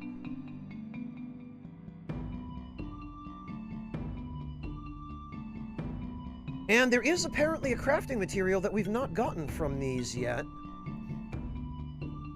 The Yowies used to avoid humans at all costs, going to great lengths not to show themselves. However, since they were brought to the sanctuary, they become more jovial as well as more battlesome, happily taking challenges from starting monster keepers. The Yowie is speculated to be a distant relative of humans. Oh, yeah, I see the resemblance. Not. The Yowie was long thought to be just a myth. Many people collected footprints of this elusive beast, but they often varied in size and the number of toes. Even the early monster keepers weren't sure of their existence, and it was complete happenstance that a monster keeper came upon a Yowie. In 97 AC, whenever that is relative to the current time, traveling a desolate, icy mountainside in search of a village of Mogwais, Keeper Ranger Rihanna was surprised by a relentless snowstorm. She found shelter in a nearby cave where she met a Yowie mother and her infants. The Keeper Ranger showed the Yowie that she didn't mean harm, and in turn was taught the ways of the Yowie. She convinced the Yowie mother to come to the sanctuary, and thereafter managed to find a great number of other Yowies that lived in the mountains and forests of that land. Huh.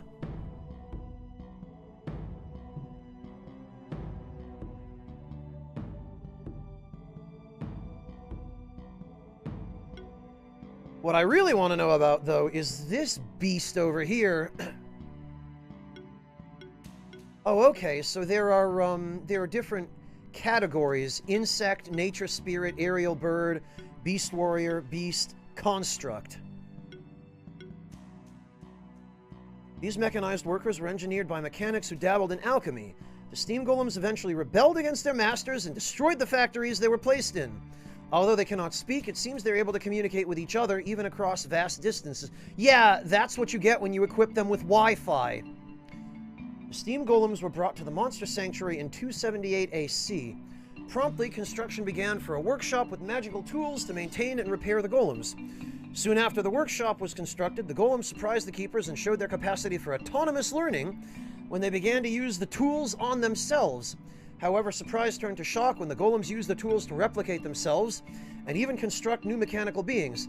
The keepers lost control of the workshop, and efforts have been made since to prevent the workshop's golems from gaining the resources they require to replicate themselves infinitely. Yeah, that sounds a little bit dangerous. That sounds like a bit of a Grey Goose scenario.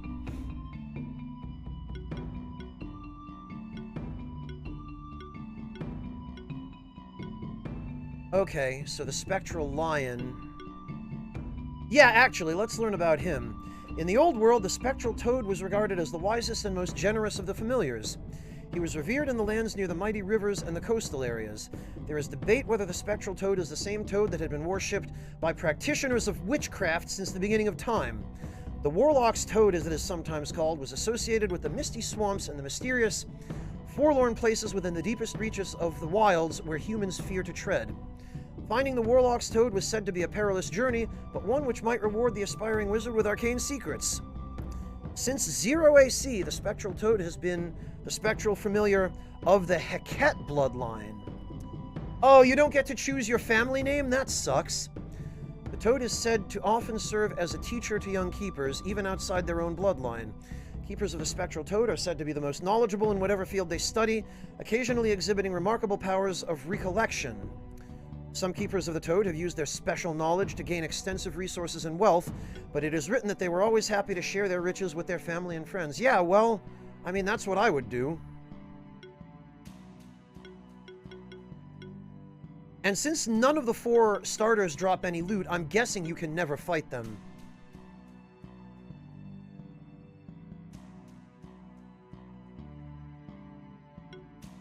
Okay, and it does tell you what items they drop. I'm guessing those rare crafting materials are probably gems.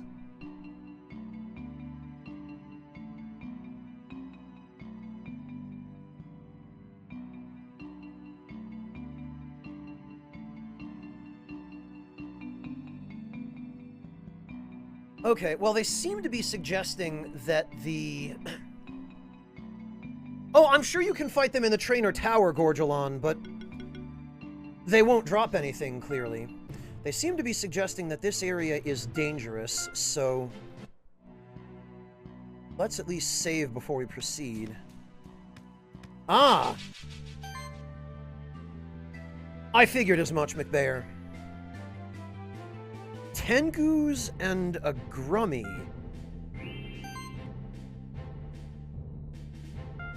Okay. Well, they're the same level as me, so it shouldn't be too bad. Weak to water and weak to fire.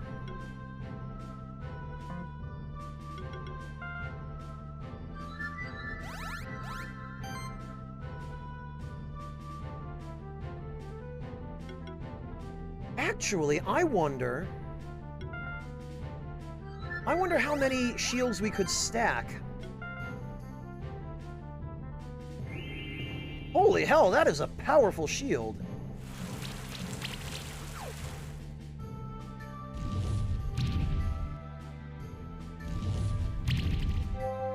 Yeesh. That was a crit with a fire attack against a fire-resistant monster.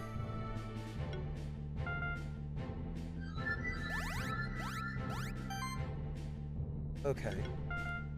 So, how much shield can we stack, actually? Because I have a feeling with 2 shield-capable monsters, we can actually become unstoppable. Yeah, unstoppable.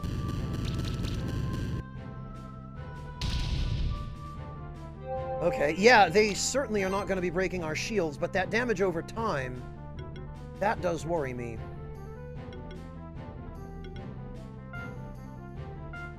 Of course, they're not resistant to wind.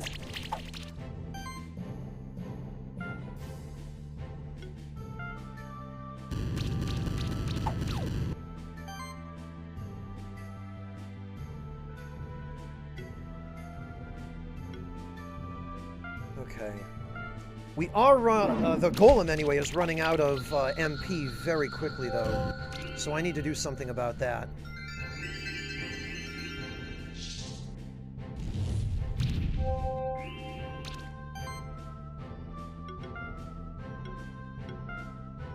If this crits even once. Tengu are crit monsters? Okay.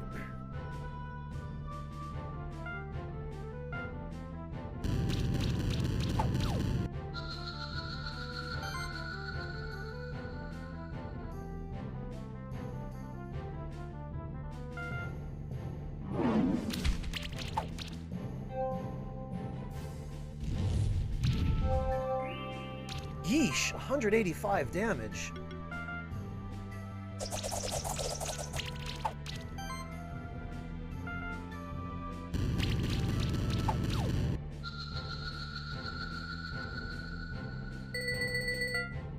Three stars,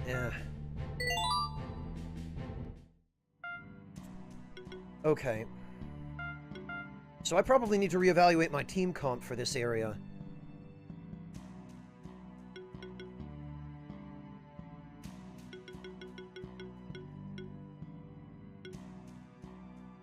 Barrier.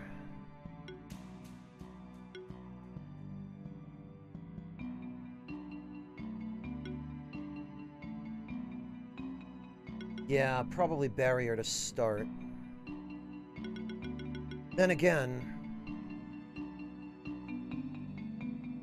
Oh, okay, actually, this is magical damage, so... The kunai was the right choice for him.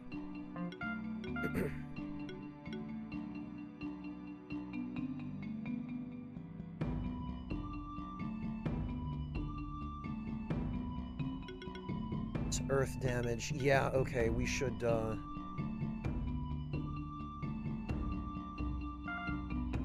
learn that next.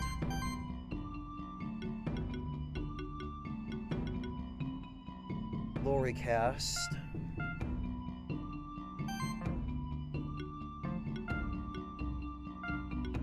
And we should put Lumpy in the active lineup.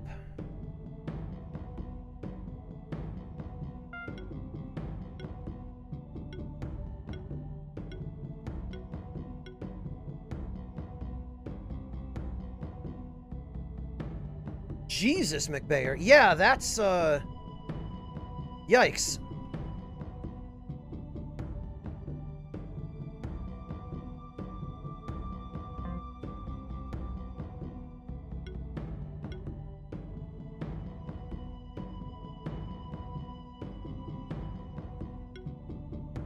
Actually, bring in Sly, I think.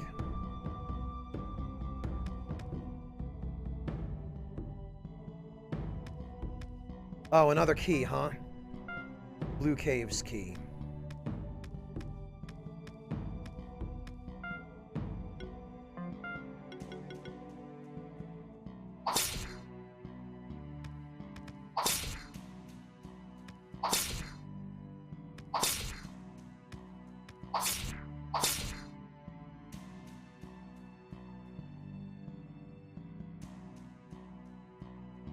Well, McBayer, I imagine that's probably because it's intended to be supplemented by, other monsters. Aha.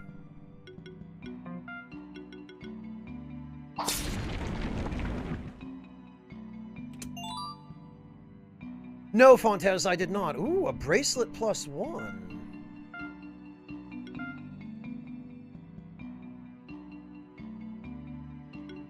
That was mana regeneration, wasn't it?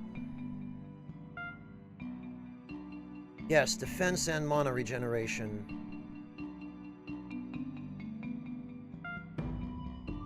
And actually, this will give us better, better ability to spam shield. No, Fontes, I have not. Oh, a green chest. Blue cave key. All right.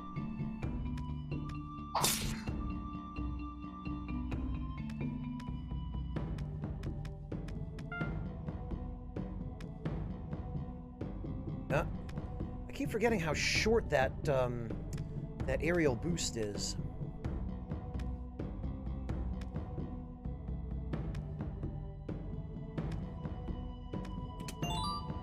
$250 gold. Really? That's it?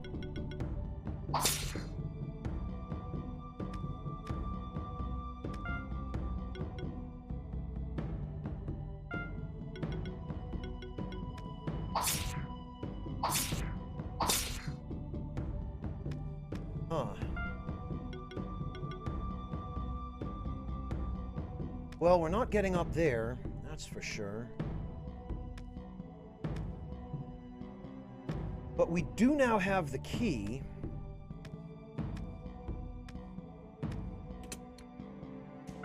Which means we'd probably better save again.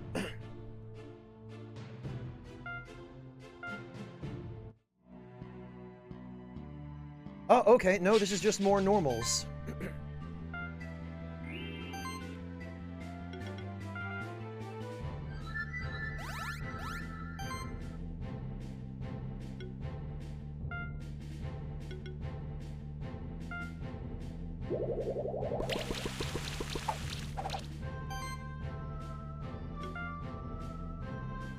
Wait, what? Does he not actually have enough mana to cast level 2 shield? Okay, I guess he needs more max mana.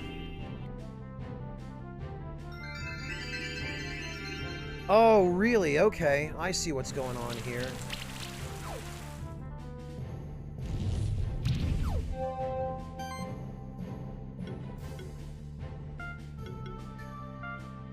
Well, Tengu's gotta go.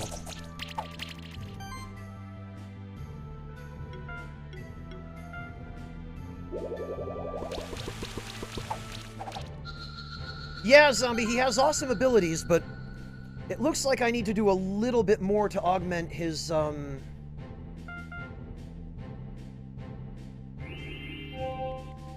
max mana.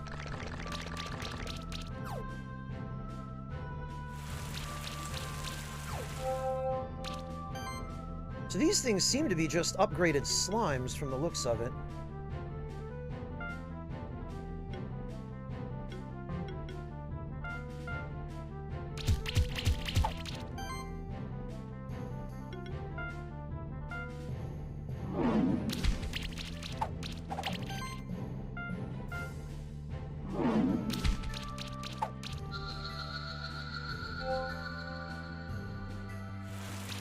Oh, really, Fontes? Okay, that I did not realize.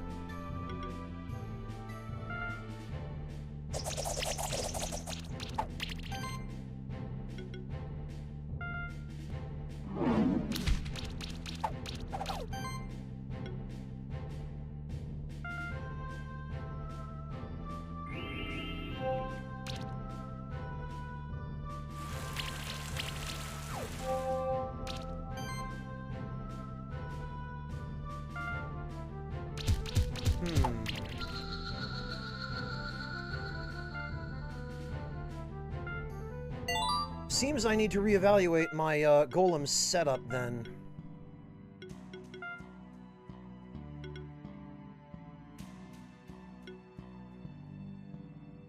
Bracelet is fine.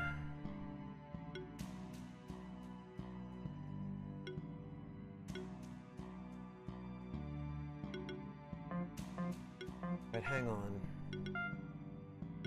So level 2 shield costs 70.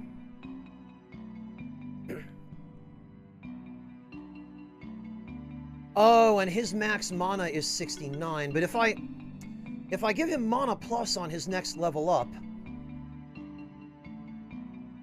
that will solve that problem. So we just need to tough it out a little longer.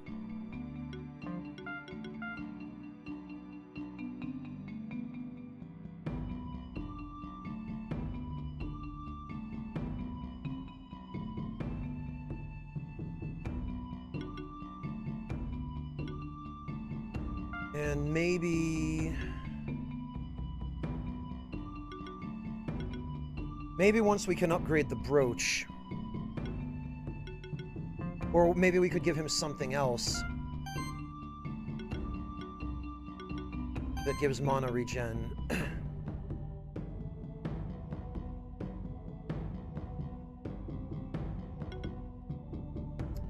Oh, you know what? That's what we could do. We could give him the claws +1, and that would be a little more mana regen. And then leveling him up one more time and giving him the mana boost would put him over 70 mana, and it would make sure that he gains 70 mana back every turn, so then he could spam shield.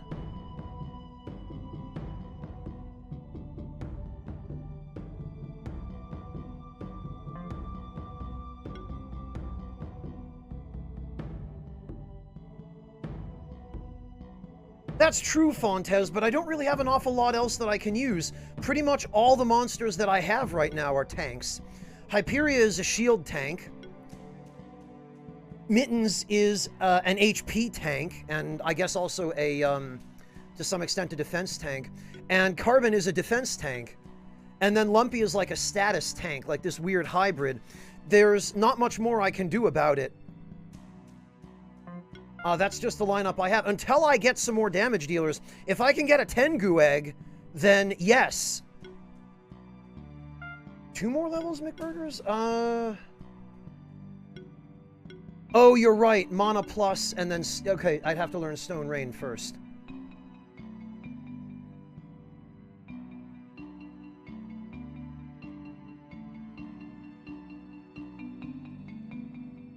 But that's fine. We can manage 2 more levels, and the enemies here are giving us a decent amount of experience.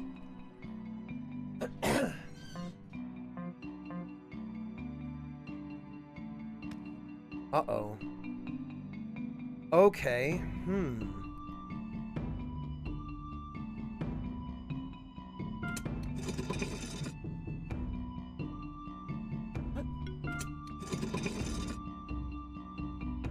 Oh, I see what this is. This affects the platforms in the cave underneath us.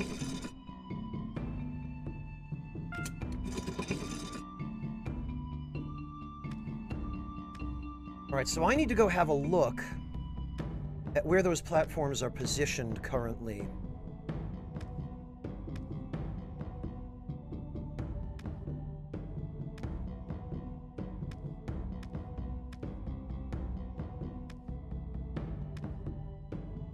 Okay, so the second one needs to come up.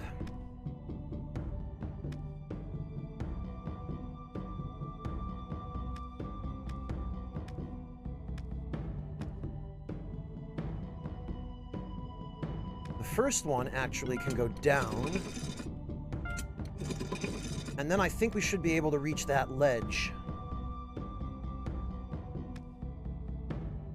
Tell you what, I'm glad there's no fall damage in this game. Yes, okay.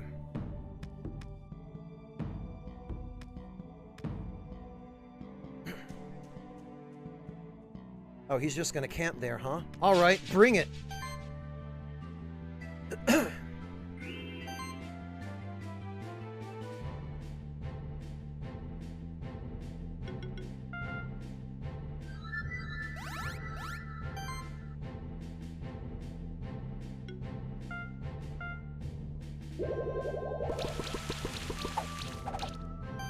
There we go. And shield? We'll have to tolerate a level 1 shield for the time being, but in a couple more levels... Oh, that's an AoE, huh?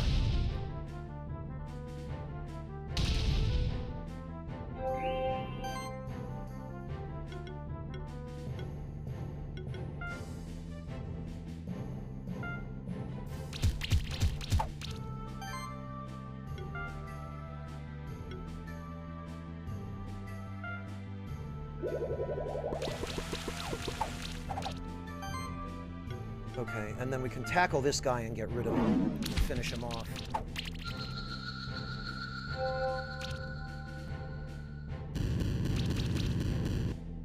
Because, yeah, these guys deal terrifying damage.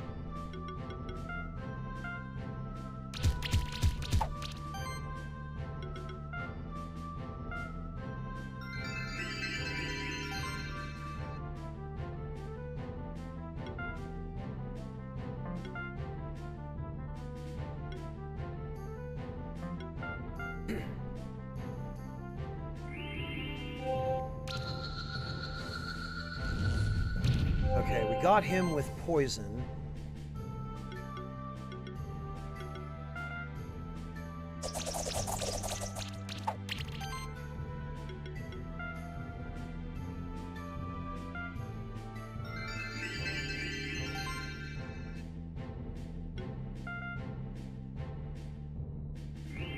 Get our shields back up.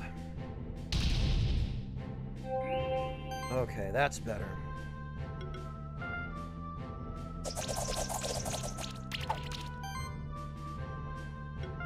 And we can finish him.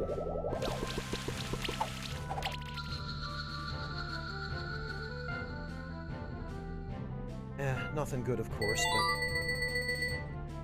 Level ups are nice. Oh, what do we have, breakfast?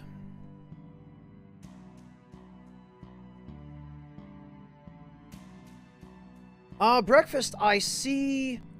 Marble Rye, which is pretty solid. And what's that in the bowl? Is that corn chowder? It looks like chowder of some kind. I don't know, I mean, it doesn't look bad.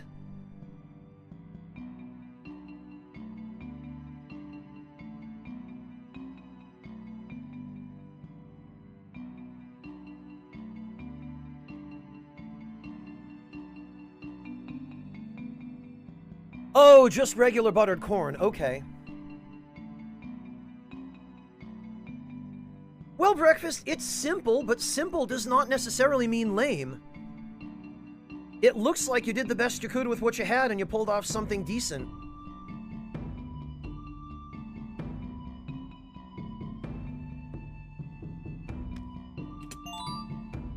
Tar! Ah! Oh, perfect, actually.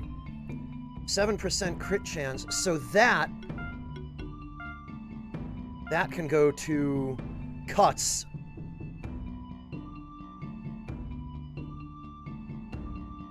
Because that's exactly what we want. That is perfect.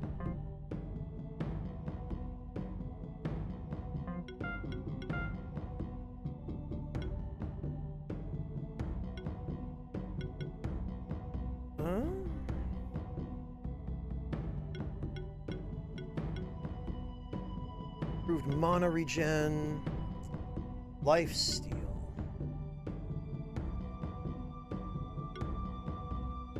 Heroism, 2% more damage for every buff.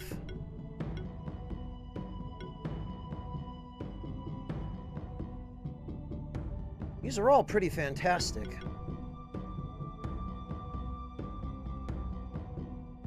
I think, though, right now he needs the defense. Because he's already quite squishy.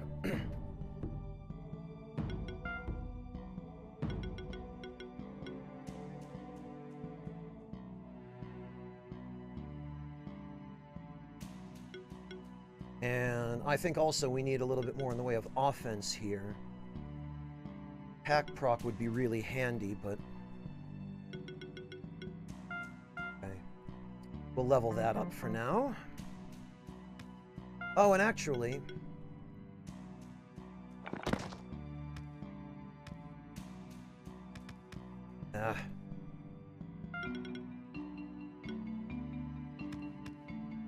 Oh, but it doesn't switch it till you're on the ground.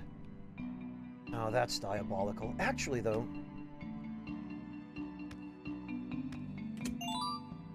Ribbon +2. Woo! Okay. Well, Mittens will be very happy. Look at that. Another 150 HP.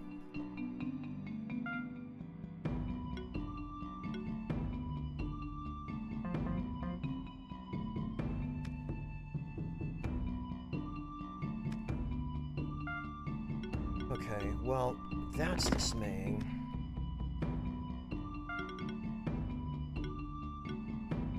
Yeah, okay. They deliberately prevent you from switching familiars in midair. I guess they knew someone would try. Well, that wasn't very nice. Suppose, though, it does mean we have funneled successfully. Oh, and actually, it does mean that we have a use for this.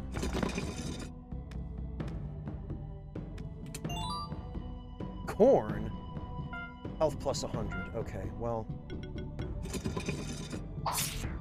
Man, there really was a missed opportunity for getting a preemptive attack by having your monster attack an enemy.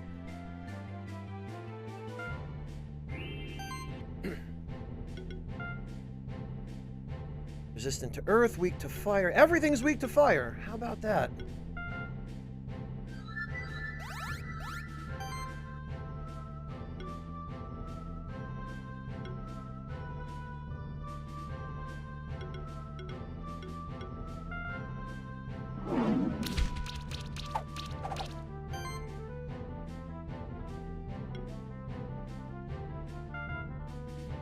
Well, let's get our shields going.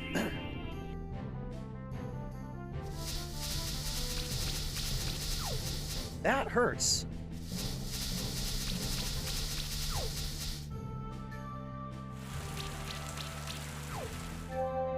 Are they, Fontes? Is there some special reason why?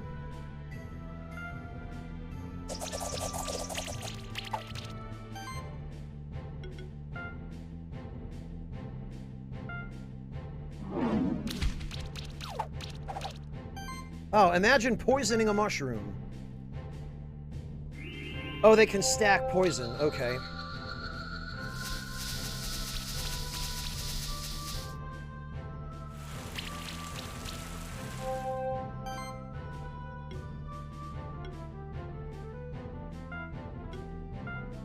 Well, I guess we'll just have to get rid of them first, then.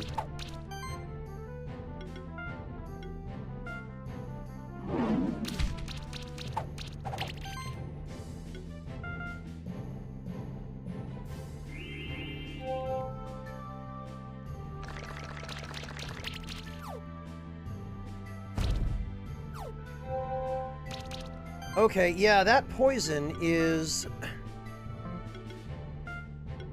definitely problematic. But not unmanageable with this much shield strength.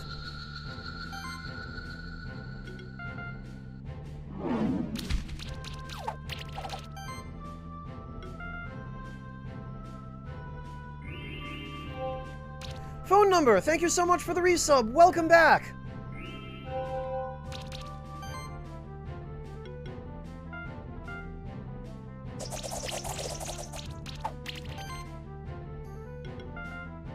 Well, we've won regardless.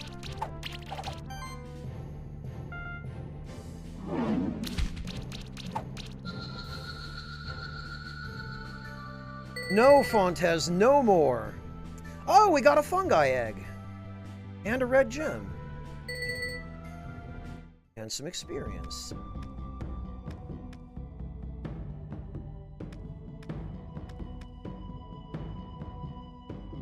Actually... Oh, right, we got that already.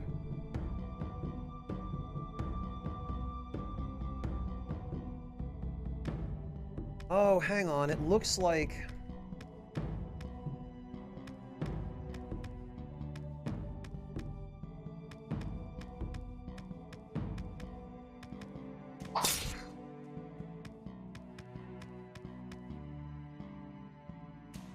Oh, okay, it looks like there's some other way...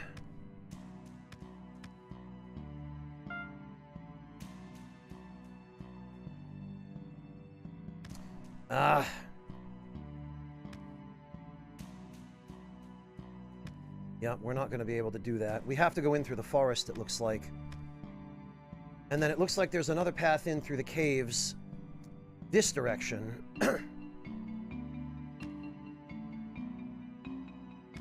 Man, those ledges are just maddening, where they're like a pixel too high.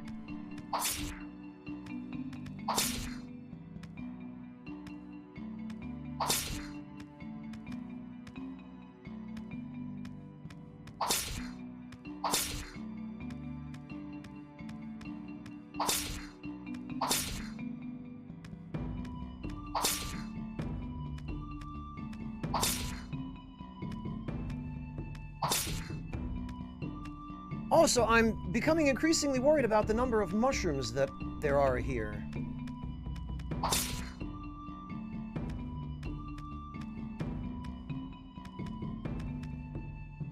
Okay, well, there's another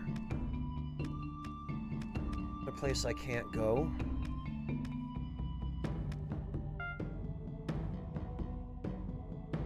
And yet another.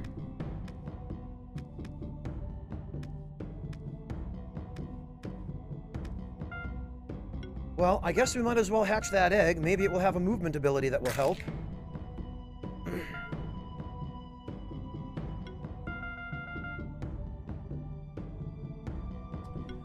This one I have a name for.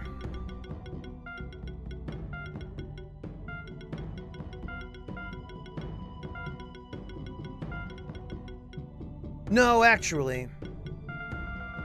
We can do better than that.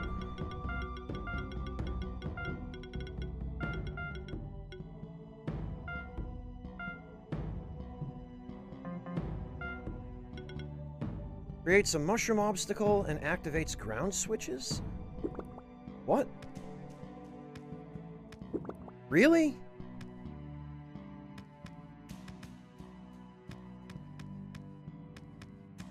No, Waltz Queen, because that's too predictable. Come on. Oh, okay. Could we? No, we couldn't. Damn it.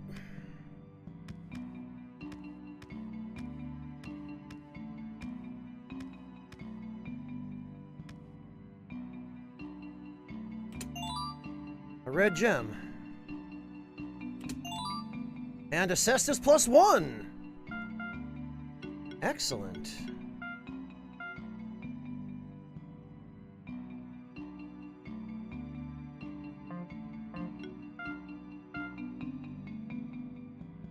Laws plus... Oh, yeah, you know what?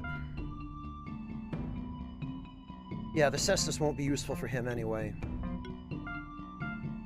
It will be useful for him.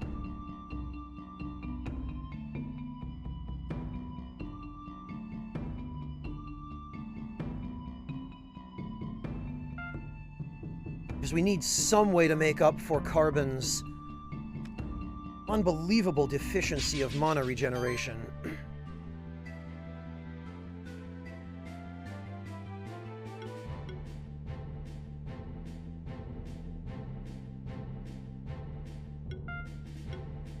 Actually,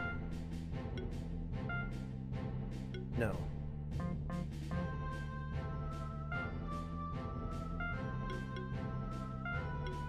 Let's try out Cuts. Because he's fully equipped now.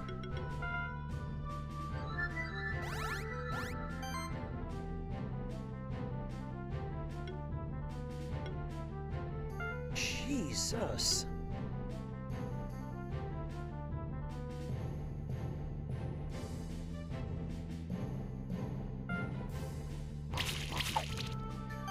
Yeah, alright, cool.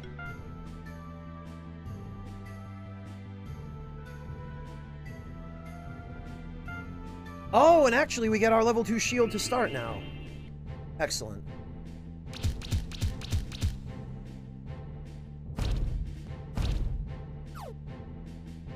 Eesh.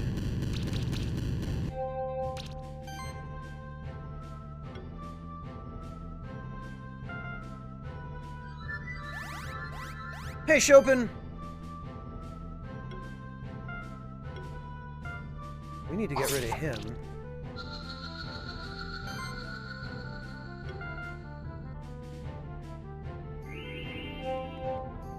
Yeah, Fontes, it is helpful.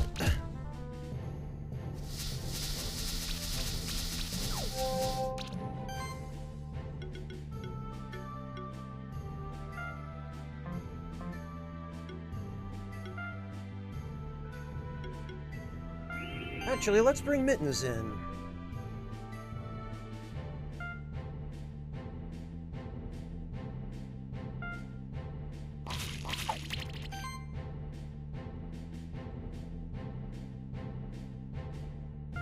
We won't kill him by tackling, so we probably just better get shield up.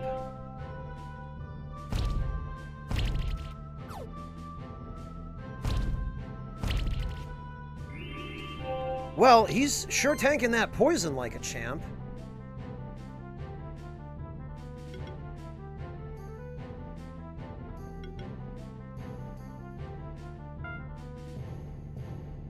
Huh.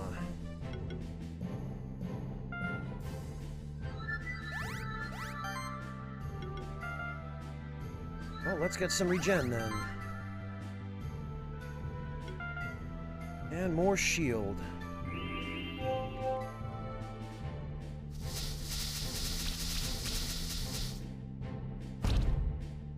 Boy, they are really going for Carbon, which is good. He is the tank, or a tank.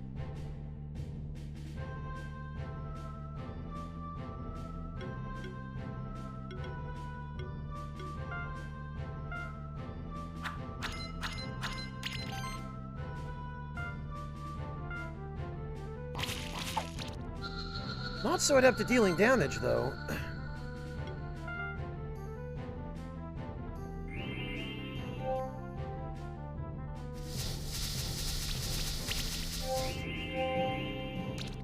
Oh, really, Fontes? When Mittens gets overheal shields, nothing will kill you. You face rolled everything with it. Okay.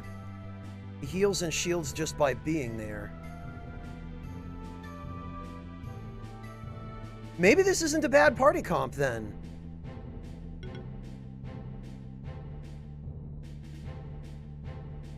Because...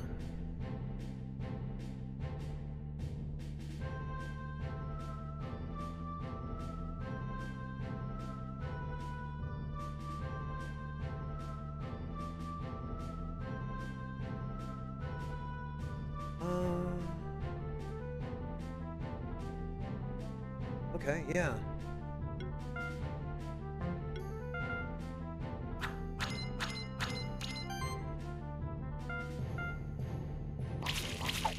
Sheesh. Well, I think we might keep Cuts around for a little while.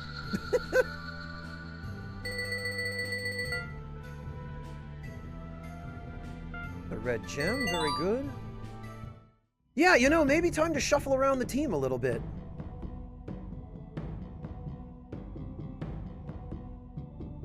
The golem will be redundant eventually? Really? Well, I mean, I guess, yeah, but we don't have anyone else to give us shields right now, so... Okay, we're gonna need mana plus, so we have to go for Stone Rain.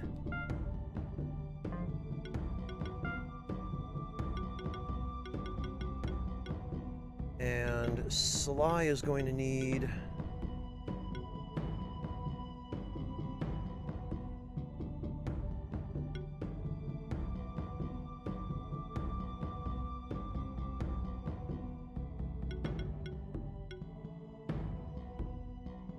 improved mana regeneration. Well, actually, maybe Leaf Slash to start with. Actually, Punch Combo looks better for now.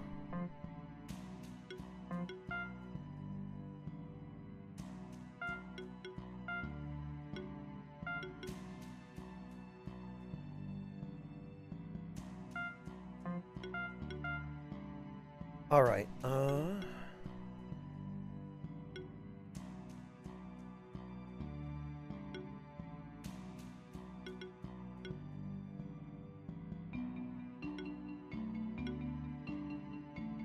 Interesting.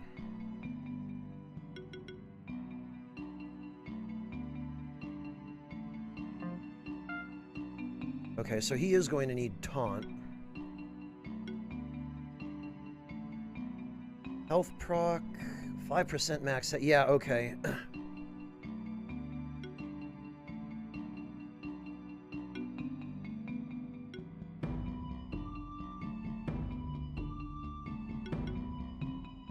Yeah.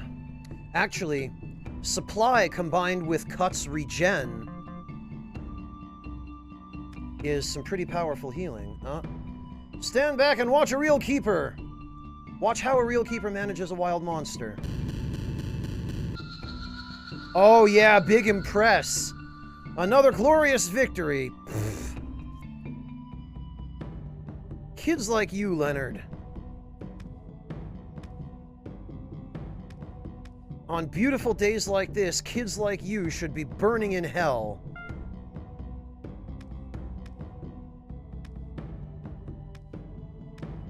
Oh good, a teleport.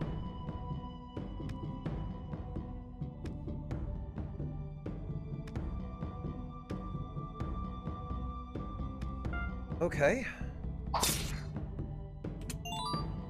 Shell +2, holy... Alright, well, you guys know what that means.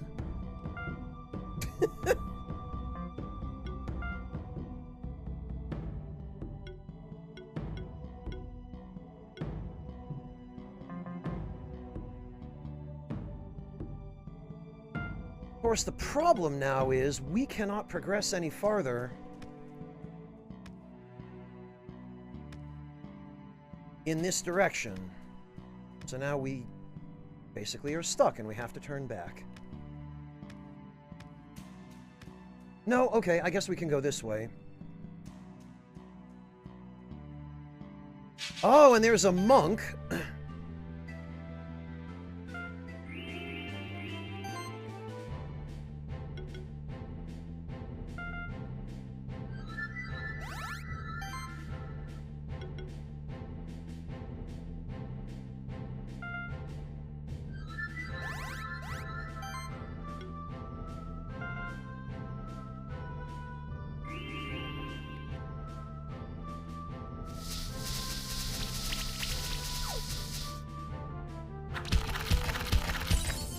Wow!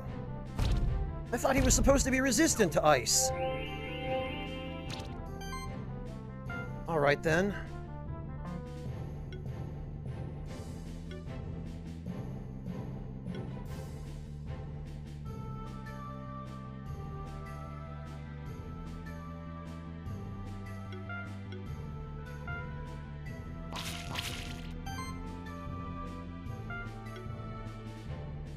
Weak to earth, weak to fire.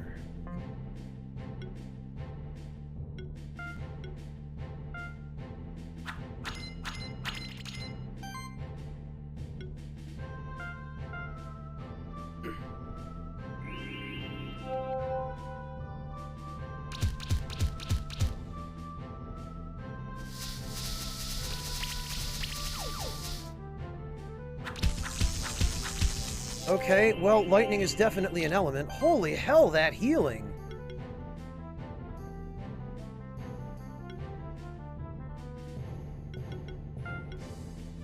You, sir, need to go, I'm afraid. Chopin, you bought some schnitzel and it turned out pretty disappointing.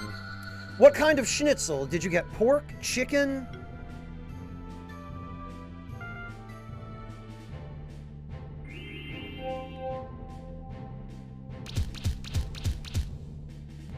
Chicken. So, tell me what turned out disappointing about it. What happened?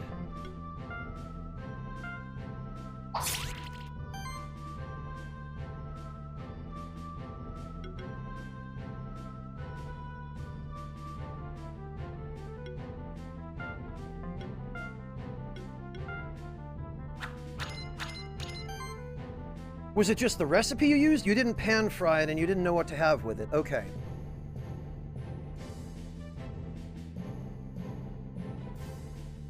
Chopin, I have a couple of ideas. Give me just a moment to pull up some recipes for you. Yeah, no, you don't want to bake schnitzel, Chopin. What you do when you're trying to bread a chicken breast is you coat the chicken breast in flour, then you coat it in egg, then you coat it in breadcrumbs, then you fry it in a frying pan in a good quality olive oil on medium heat. Or, depending on what you're doing, you don't absolutely have to use olive oil. Actually...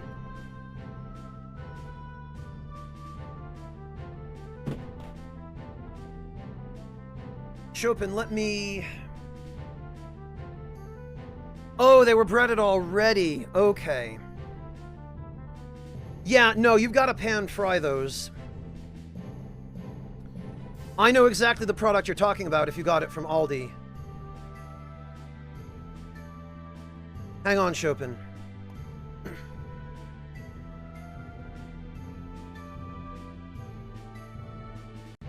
So, Chopin, you can do something like this.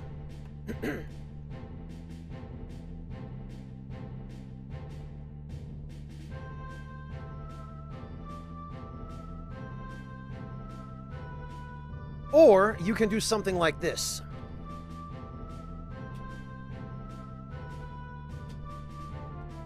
Or if you want to do something a little more traditional,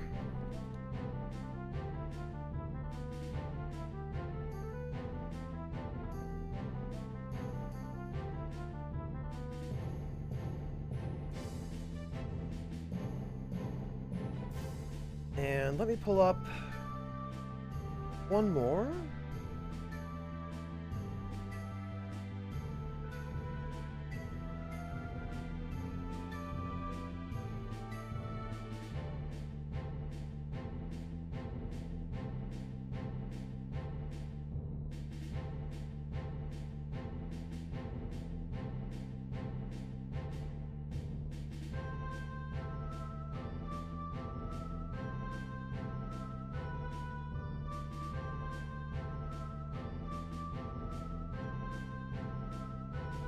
All right, here we go.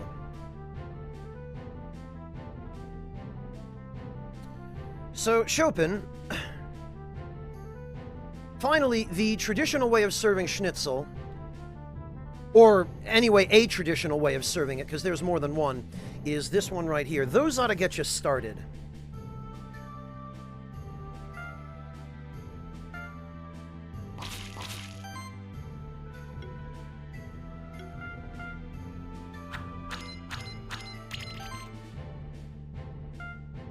We gotta get rid of that mushroom.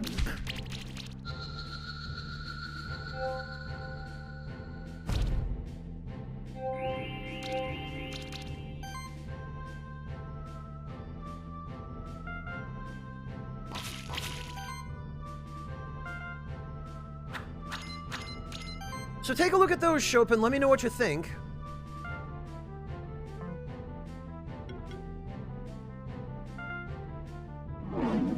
And let me know if they're any help.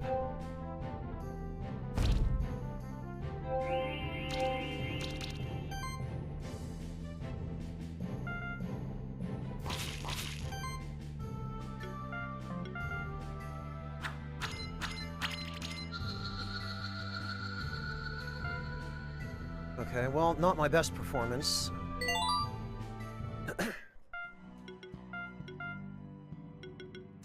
Okay, so first of all, he needs taunt. So now he can actually function as a tank. Second of all, I'm curious. There is an alternate battle theme, which I would like to try out.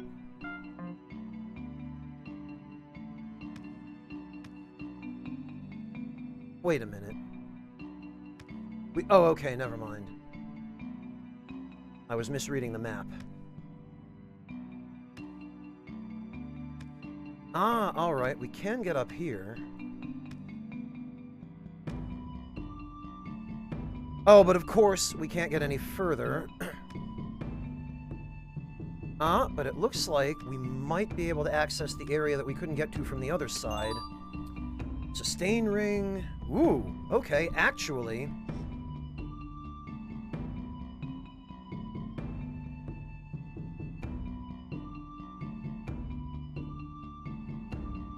Well, Elgal,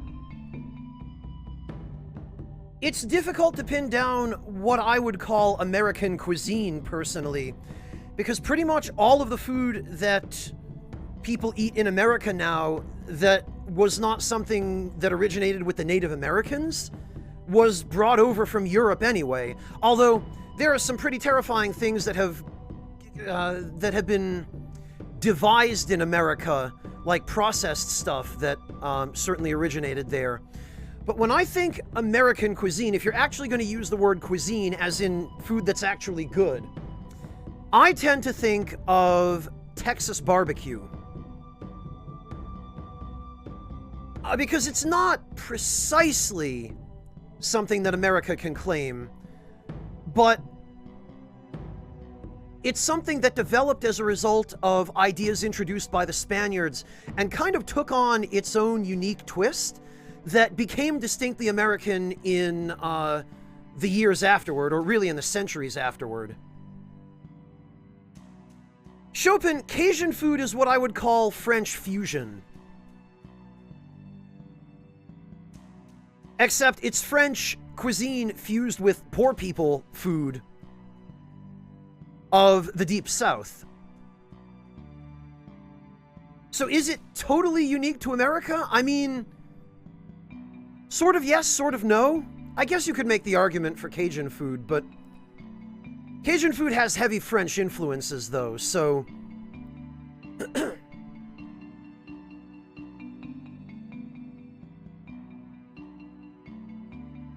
American cheese on a Pop-Tart. Jesus Christ, breakfast. Makes me glad you're eating something a little bit more reasonable for dinner tonight.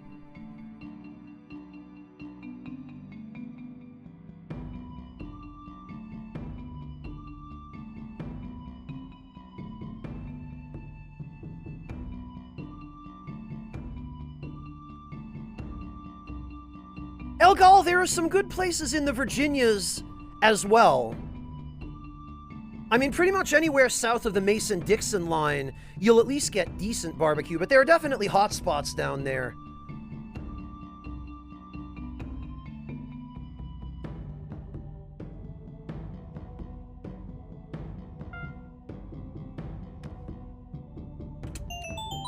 Oh, we got the key. Okay.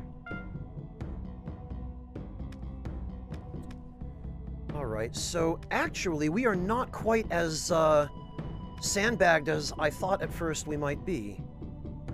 A couple of monks. Actually, let's go back and use that key first, before the enemies behind us respawn.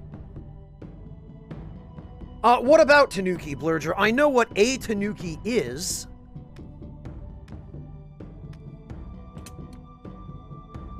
Oh, interesting. We've got a Wisp-type enemy.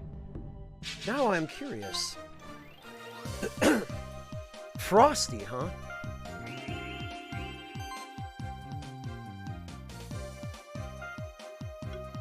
Oh, and he starts off with a shield.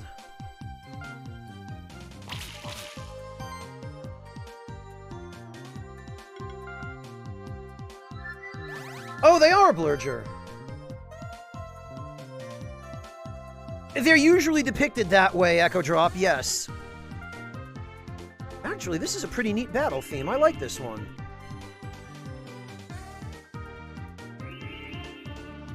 Oh, okay, so they now are spamming shields, too.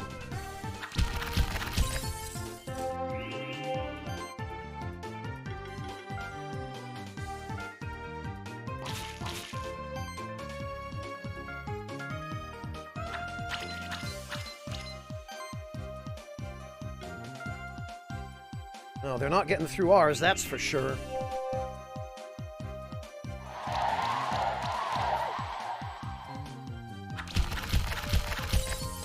They certainly do like using ice, though. I'm glad I brought a unit that's protected against ice, although, of course, they're not using any of their attacks on him.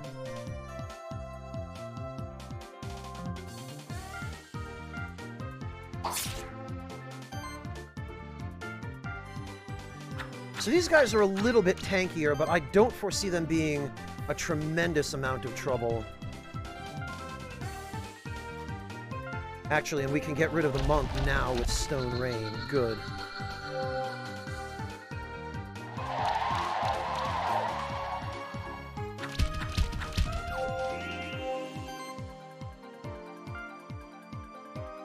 Okay, come on, crit!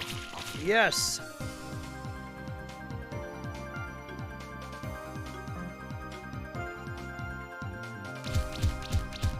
Frosty, we definitely need to get rid of his shield. We need to put these guys on the defensive.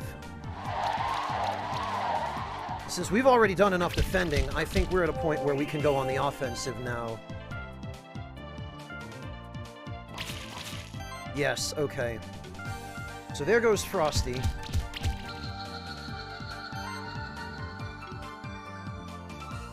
And I think we should press our advantage, because he's now weak against Earth.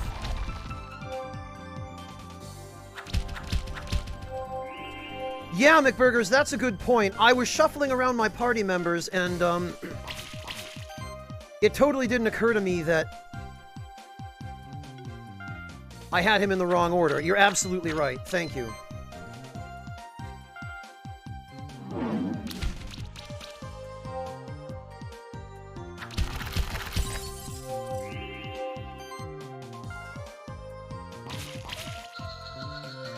Alright, well, how'd we do? 3 stars, bah. We got garbage out of that. Well, the experience was okay, I guess.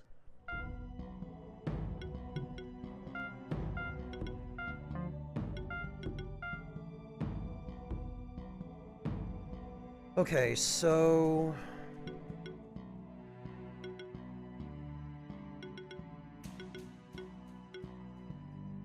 we actually should probably teach him a fire attack, but I think first...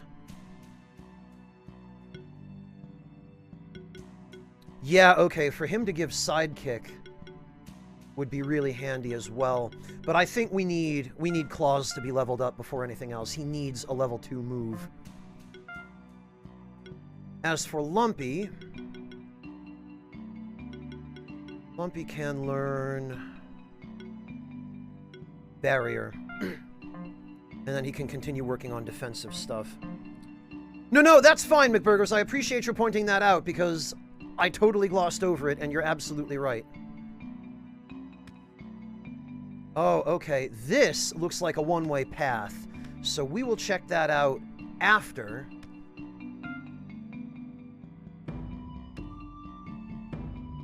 After we have funneled this path.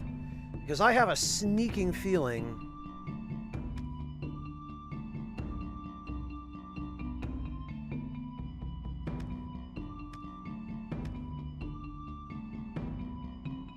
Hello, Avon Druid. Welcome. Good to see you.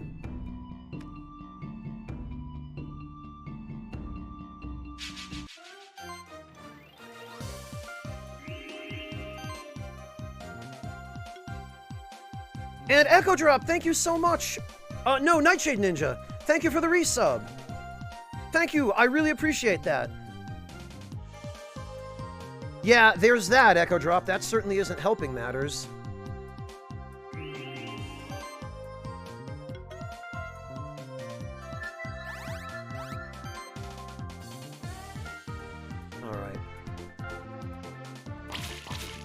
That right there is what I'm talking about.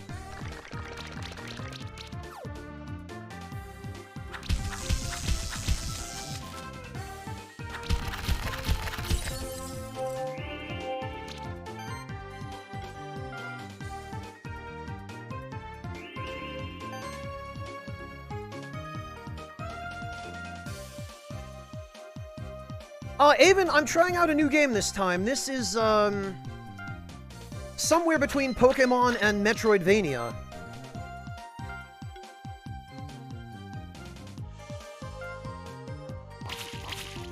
Yee! That is some damage. Oh, I should have finished one. Okay, they can all heal. That I did not realize. Well then... It is, Avon. I've been quite enjoying it so far. Do you Monster Rancher? I don't know. I've never actually played Monster Rancher. So I couldn't tell you. But maybe someone else in chat who has can.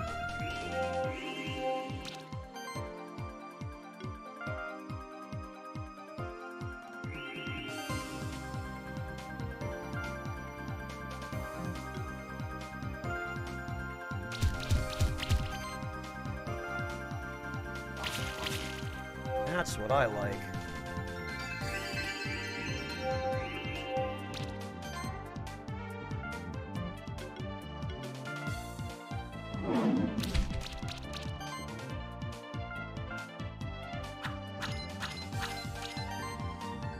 And now we've done it. Still only 3 stars. Oh, a bandana +1 and a grummy egg. Excellent.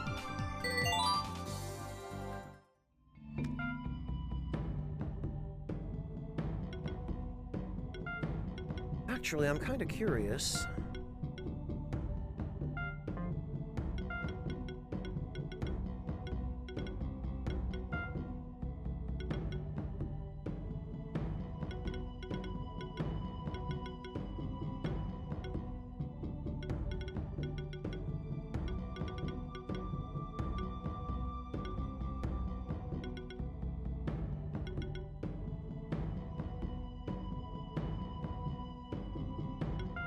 Yeah, okay, that's fine. What do we have here? Poison Bomb. Applies poison. Hit. Multi-poison. Can be stacked. Okay. Leaf Slash and Beating. Spore. Applies weakness. Applying a debuff trigger. Okay. Proliferate is probably pretty good.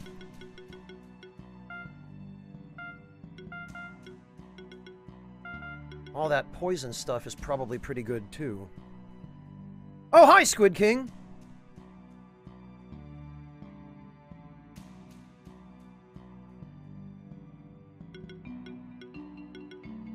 Life stability. Increased defense by 1.5% of this monster's Huh. So this guy is a defense oriented enemy. Interesting.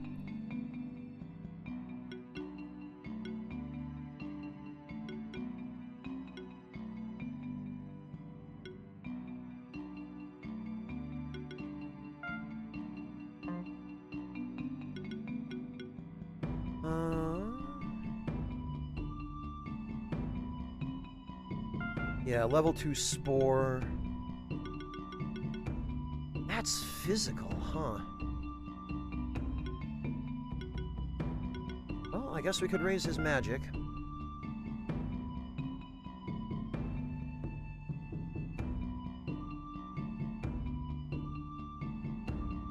Unique auras don't stack, okay. The passive is tagged as an aura. Affects the whole party and stacks with other similar auras, except unique ones, I guess.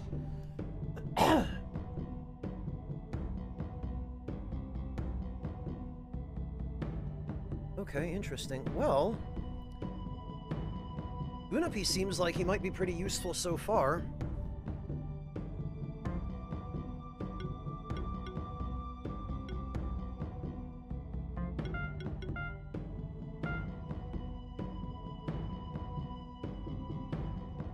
And he does seem to be both physically and magically oriented, so...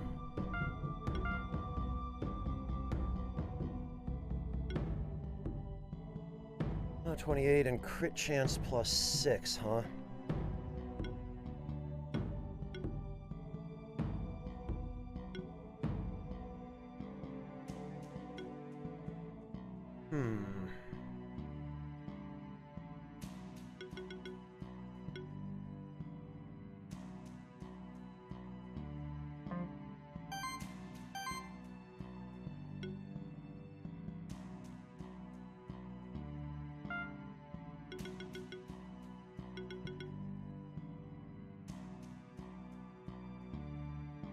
Yeah, he loses a little mana regen this way, but...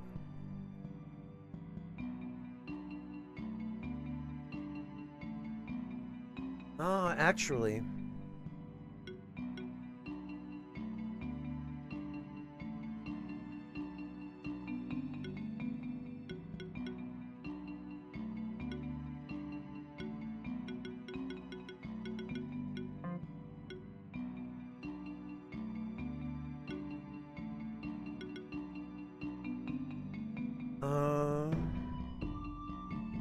maybe the mana regeneration is better for him.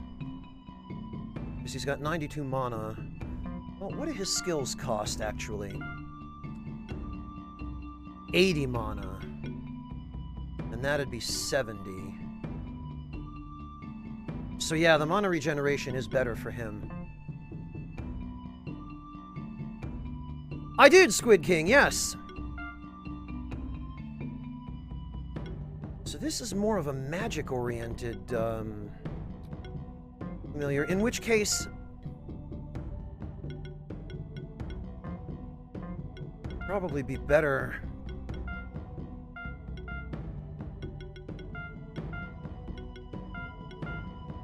to give him this stuff.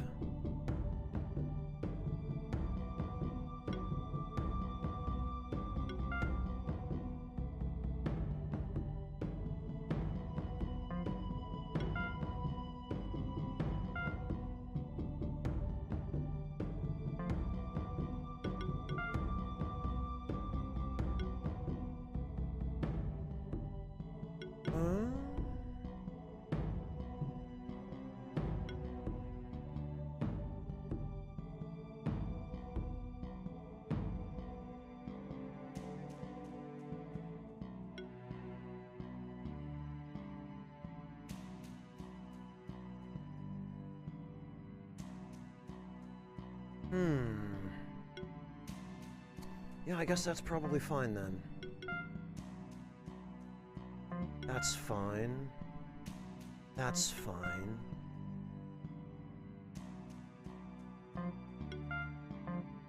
Okay. Yeah, Poison Bomb is magical, Fontes. Breakfast, thank you so much for the Tier 2 sub-gift to Elgal. Jeez, welcome, Elgal.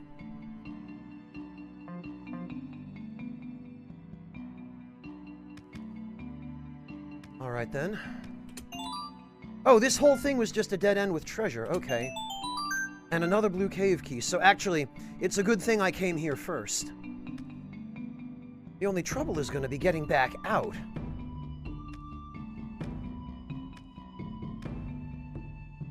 Because this is clearly one way. The rest of this path is a dead end.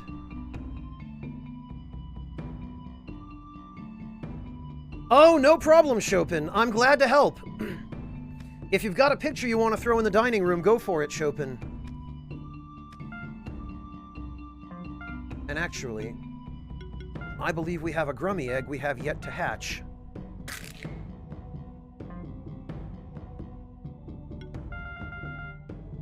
If anyone has any ideas for a name for this guy,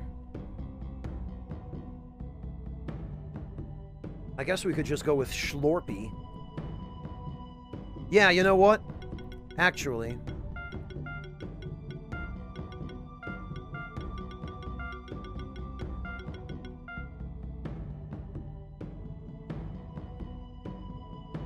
hey, Famine, welcome! Cthulhu is only useful if this thing evolves into something more impressive than what it currently is, Squid King.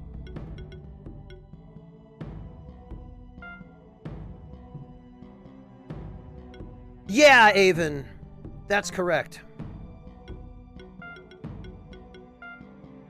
Alright, let's see. So... oh, okay. He's got similar stuff to what the slime has. Acid Rain. Armor Shred. Remunerate. When applying a debuff, gain regeneration. Okay. Bubble Burst level 2... does only slightly more damage. Oh, and he's got shield and restore. Defense, shield, restore, saboteur's shield. Apply shield equal to 50% of own. Okay. So he's like a hybrid buff tank. Slime shot. Okay. And poison bomb.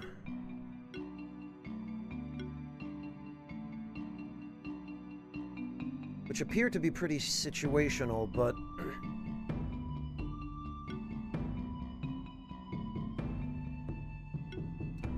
they're both Earth.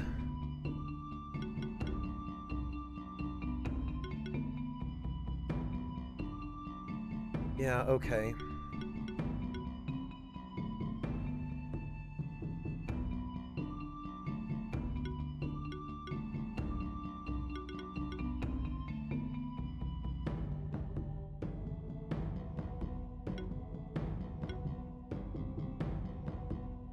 Armor break on enemies also increases chance to apply debuffs. Okay. Increased 3% damage for each debuff on them. Defense proc, poison bomb, slime shot, magic plus. The question is, does it have the ability to stack poison?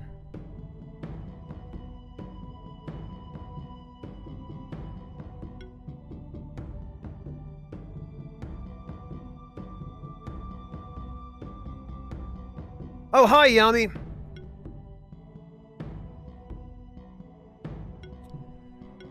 Healing shield.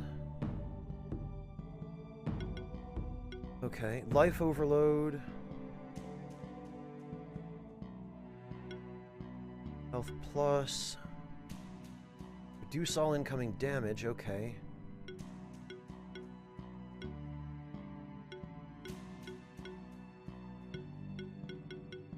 Multi-regeneration. Oh, you can stack regeneration.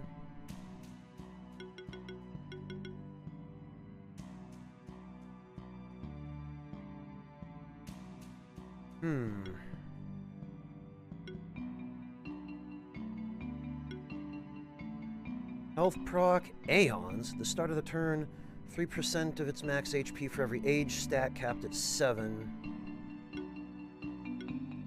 Acid Rain, Aging. Preemptive Shield. Wow! Okay, not bad. An ally gets an age stack, remove a harmful stack from all allies. Wow. So this guy is more meant to heal debuffs and do some light healing. When attacking, also heal the monster with the lowest health in the party by 200% of wow! Yeah, okay. So this is more of a support monster. Support and debuffs.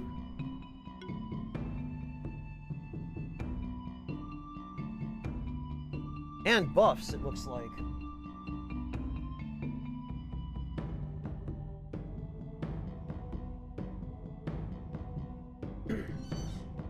So I guess for this, we'd want probably Armor Shred.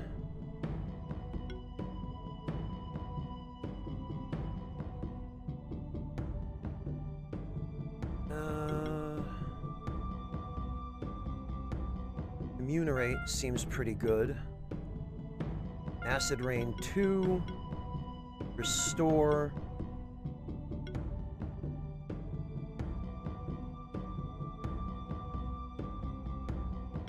Restore 2.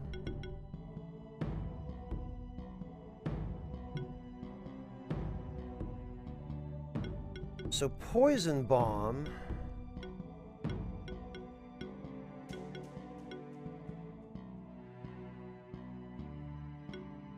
Okay, Slime Shot looks like it's a little bit better for combos. Plus, it seems like it'll have more chances to inflict status ailments.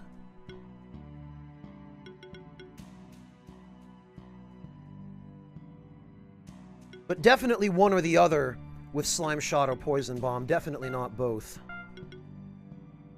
Proliferate.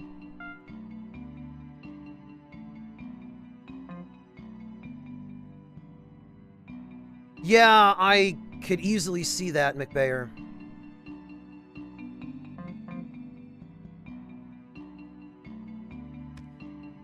Alright, then down we go.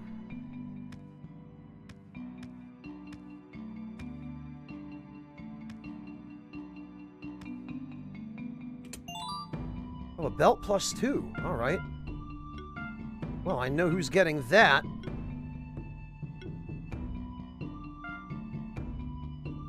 Oh, that's crit damage, though. Urgh.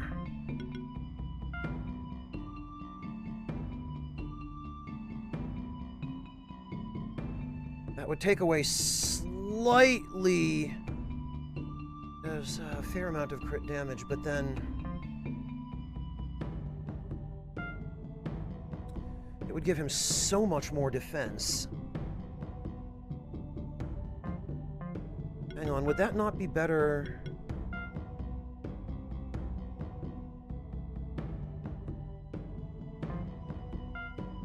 Ah. Okay. Yeah, that would probably be better utilized for him. Just because of the power of that shield.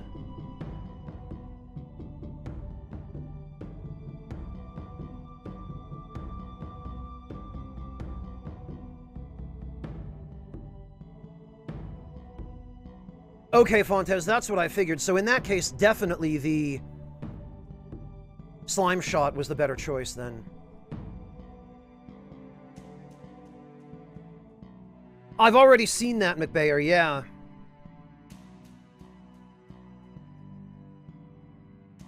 Well, Avon, it sounds like you had a good time, which I'm glad to hear. I hope you managed to stay socially distanced and everything.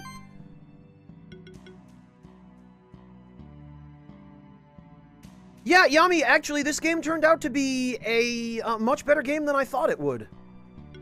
I mean, I try to go in without any expectations for these things, but...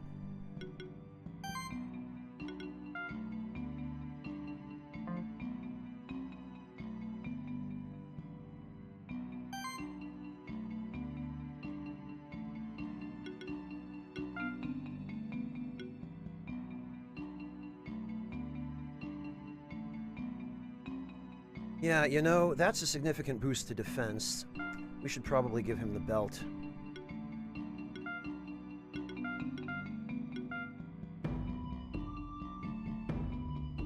Ah, very good, Avon. So you were probably one of the safest people there. I bet COVID doesn't like fire.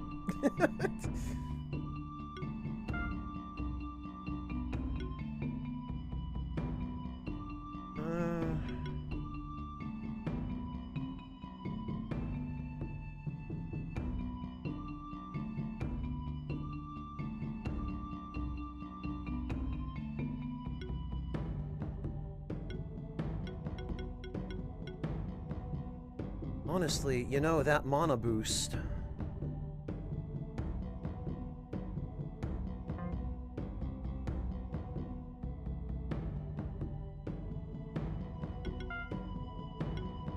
I feel like the mana boost would help increase his damage.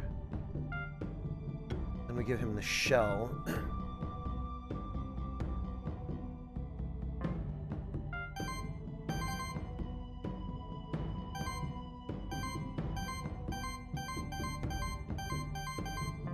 Okay, that's probably as good as we're gonna get. Oh, and we can just hang out underwater. That's neat. Oh, is this gonna be one of these? Really? Okay.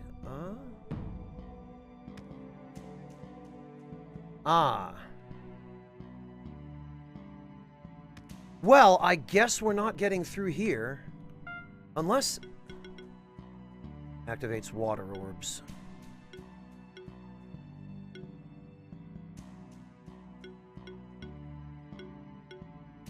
Yeah, we clearly do not have the ability to get through here yet. Unless... No, of course not.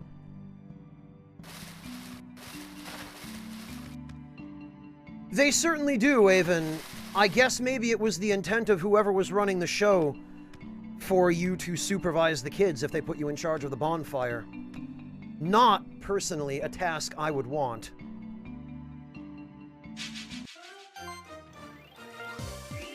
Alright, let's see how this new team comp goes.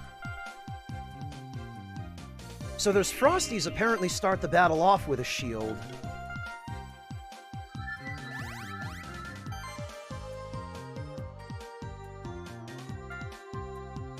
We need to get rid of this Tengu before anything else.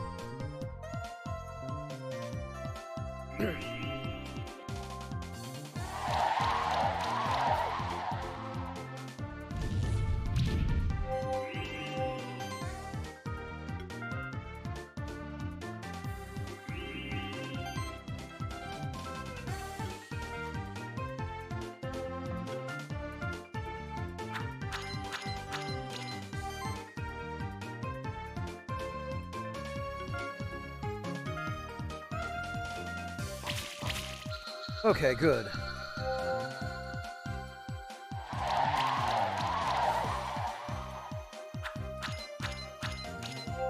Well, lucky thing for you and everyone else that you weren't, Avon.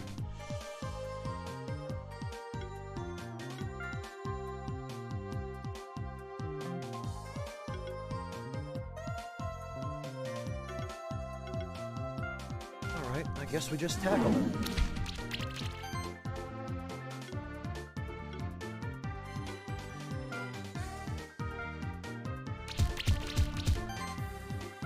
Yes, get him.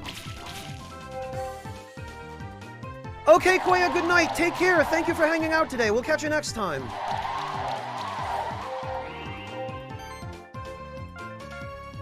Okay, the Frosties on their own are not bad. All they've got is chill.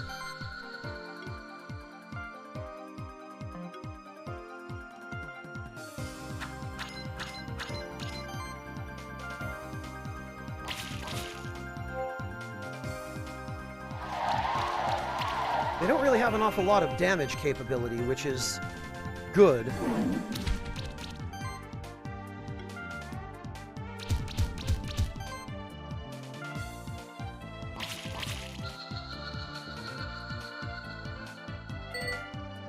Really only 3 stars for all that? Boo.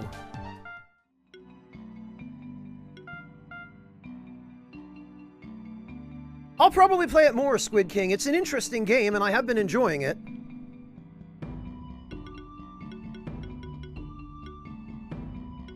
Okay, so now we need Mana Plus.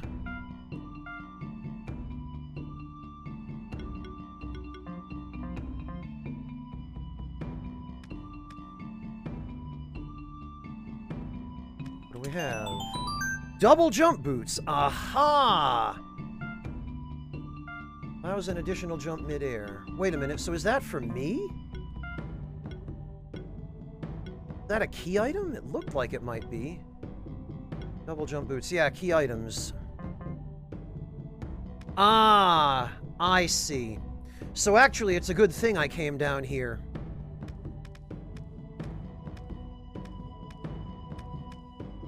Because this will now enable me to access a number of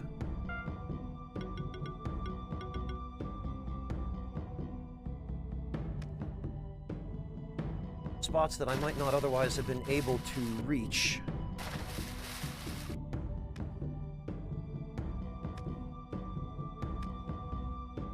Well, it's a decent one at the very least. Yeah, okay. Hazelnut, 13 defense, very good. Ah, I see the little diabolical trick there. And bronze, okay. So that's this room done. Awesome. I wonder how much more of this place we can now access. Oh, you know what? Before we come back up here, I ought to really finish funneling this path first. I had an instinct that it might lead to a boss.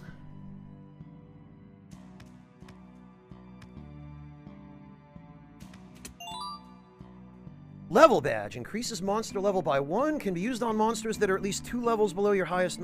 Huh. Okay. A shame it seems like it can't be used to level up your highest monster, though. That's unfortunate.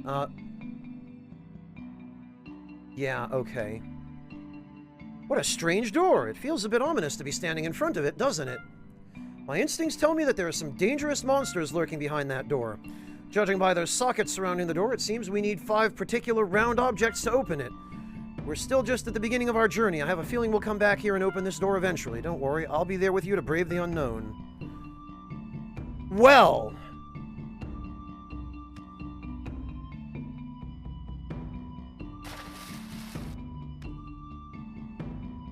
feeding Wooly's ego, Avon. Funneling makes sense. Oh. Okay.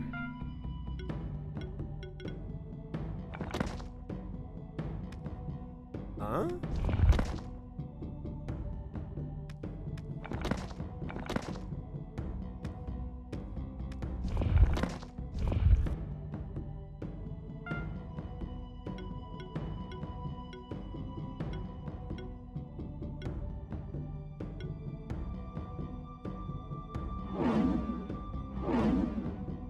Too small.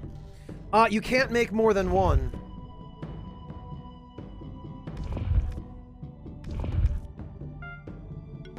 Okay, so I need to put a bigger rock?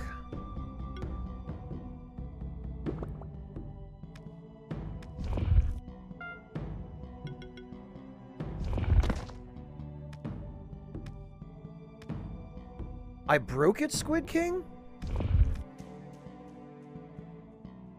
Welcome back, Monotone. You need a bigger weight. Okay, well, hell. That was unsporting of them. Give me the double jump boots, finally, only to give me another puzzle that I can't solve.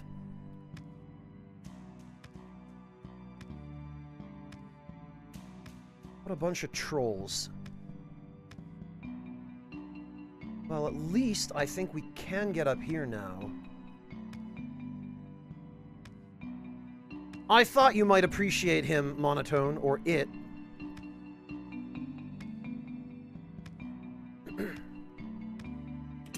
What do we got? 4 copper and 3 cotton.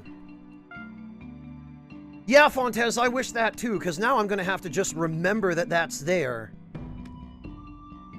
Okay, and there's our last keyhole. Uh-oh. What's this? Huh? Who are you, then? Might be dangerous to continue in this direction, especially for such a young one. Ha ha ha ha! Oh. That was a strange one. I think I've seen his mask before. But my memory gets a little foggy when I try to remember something from another century. Might be worth investigating. Alright then, what sort of danger...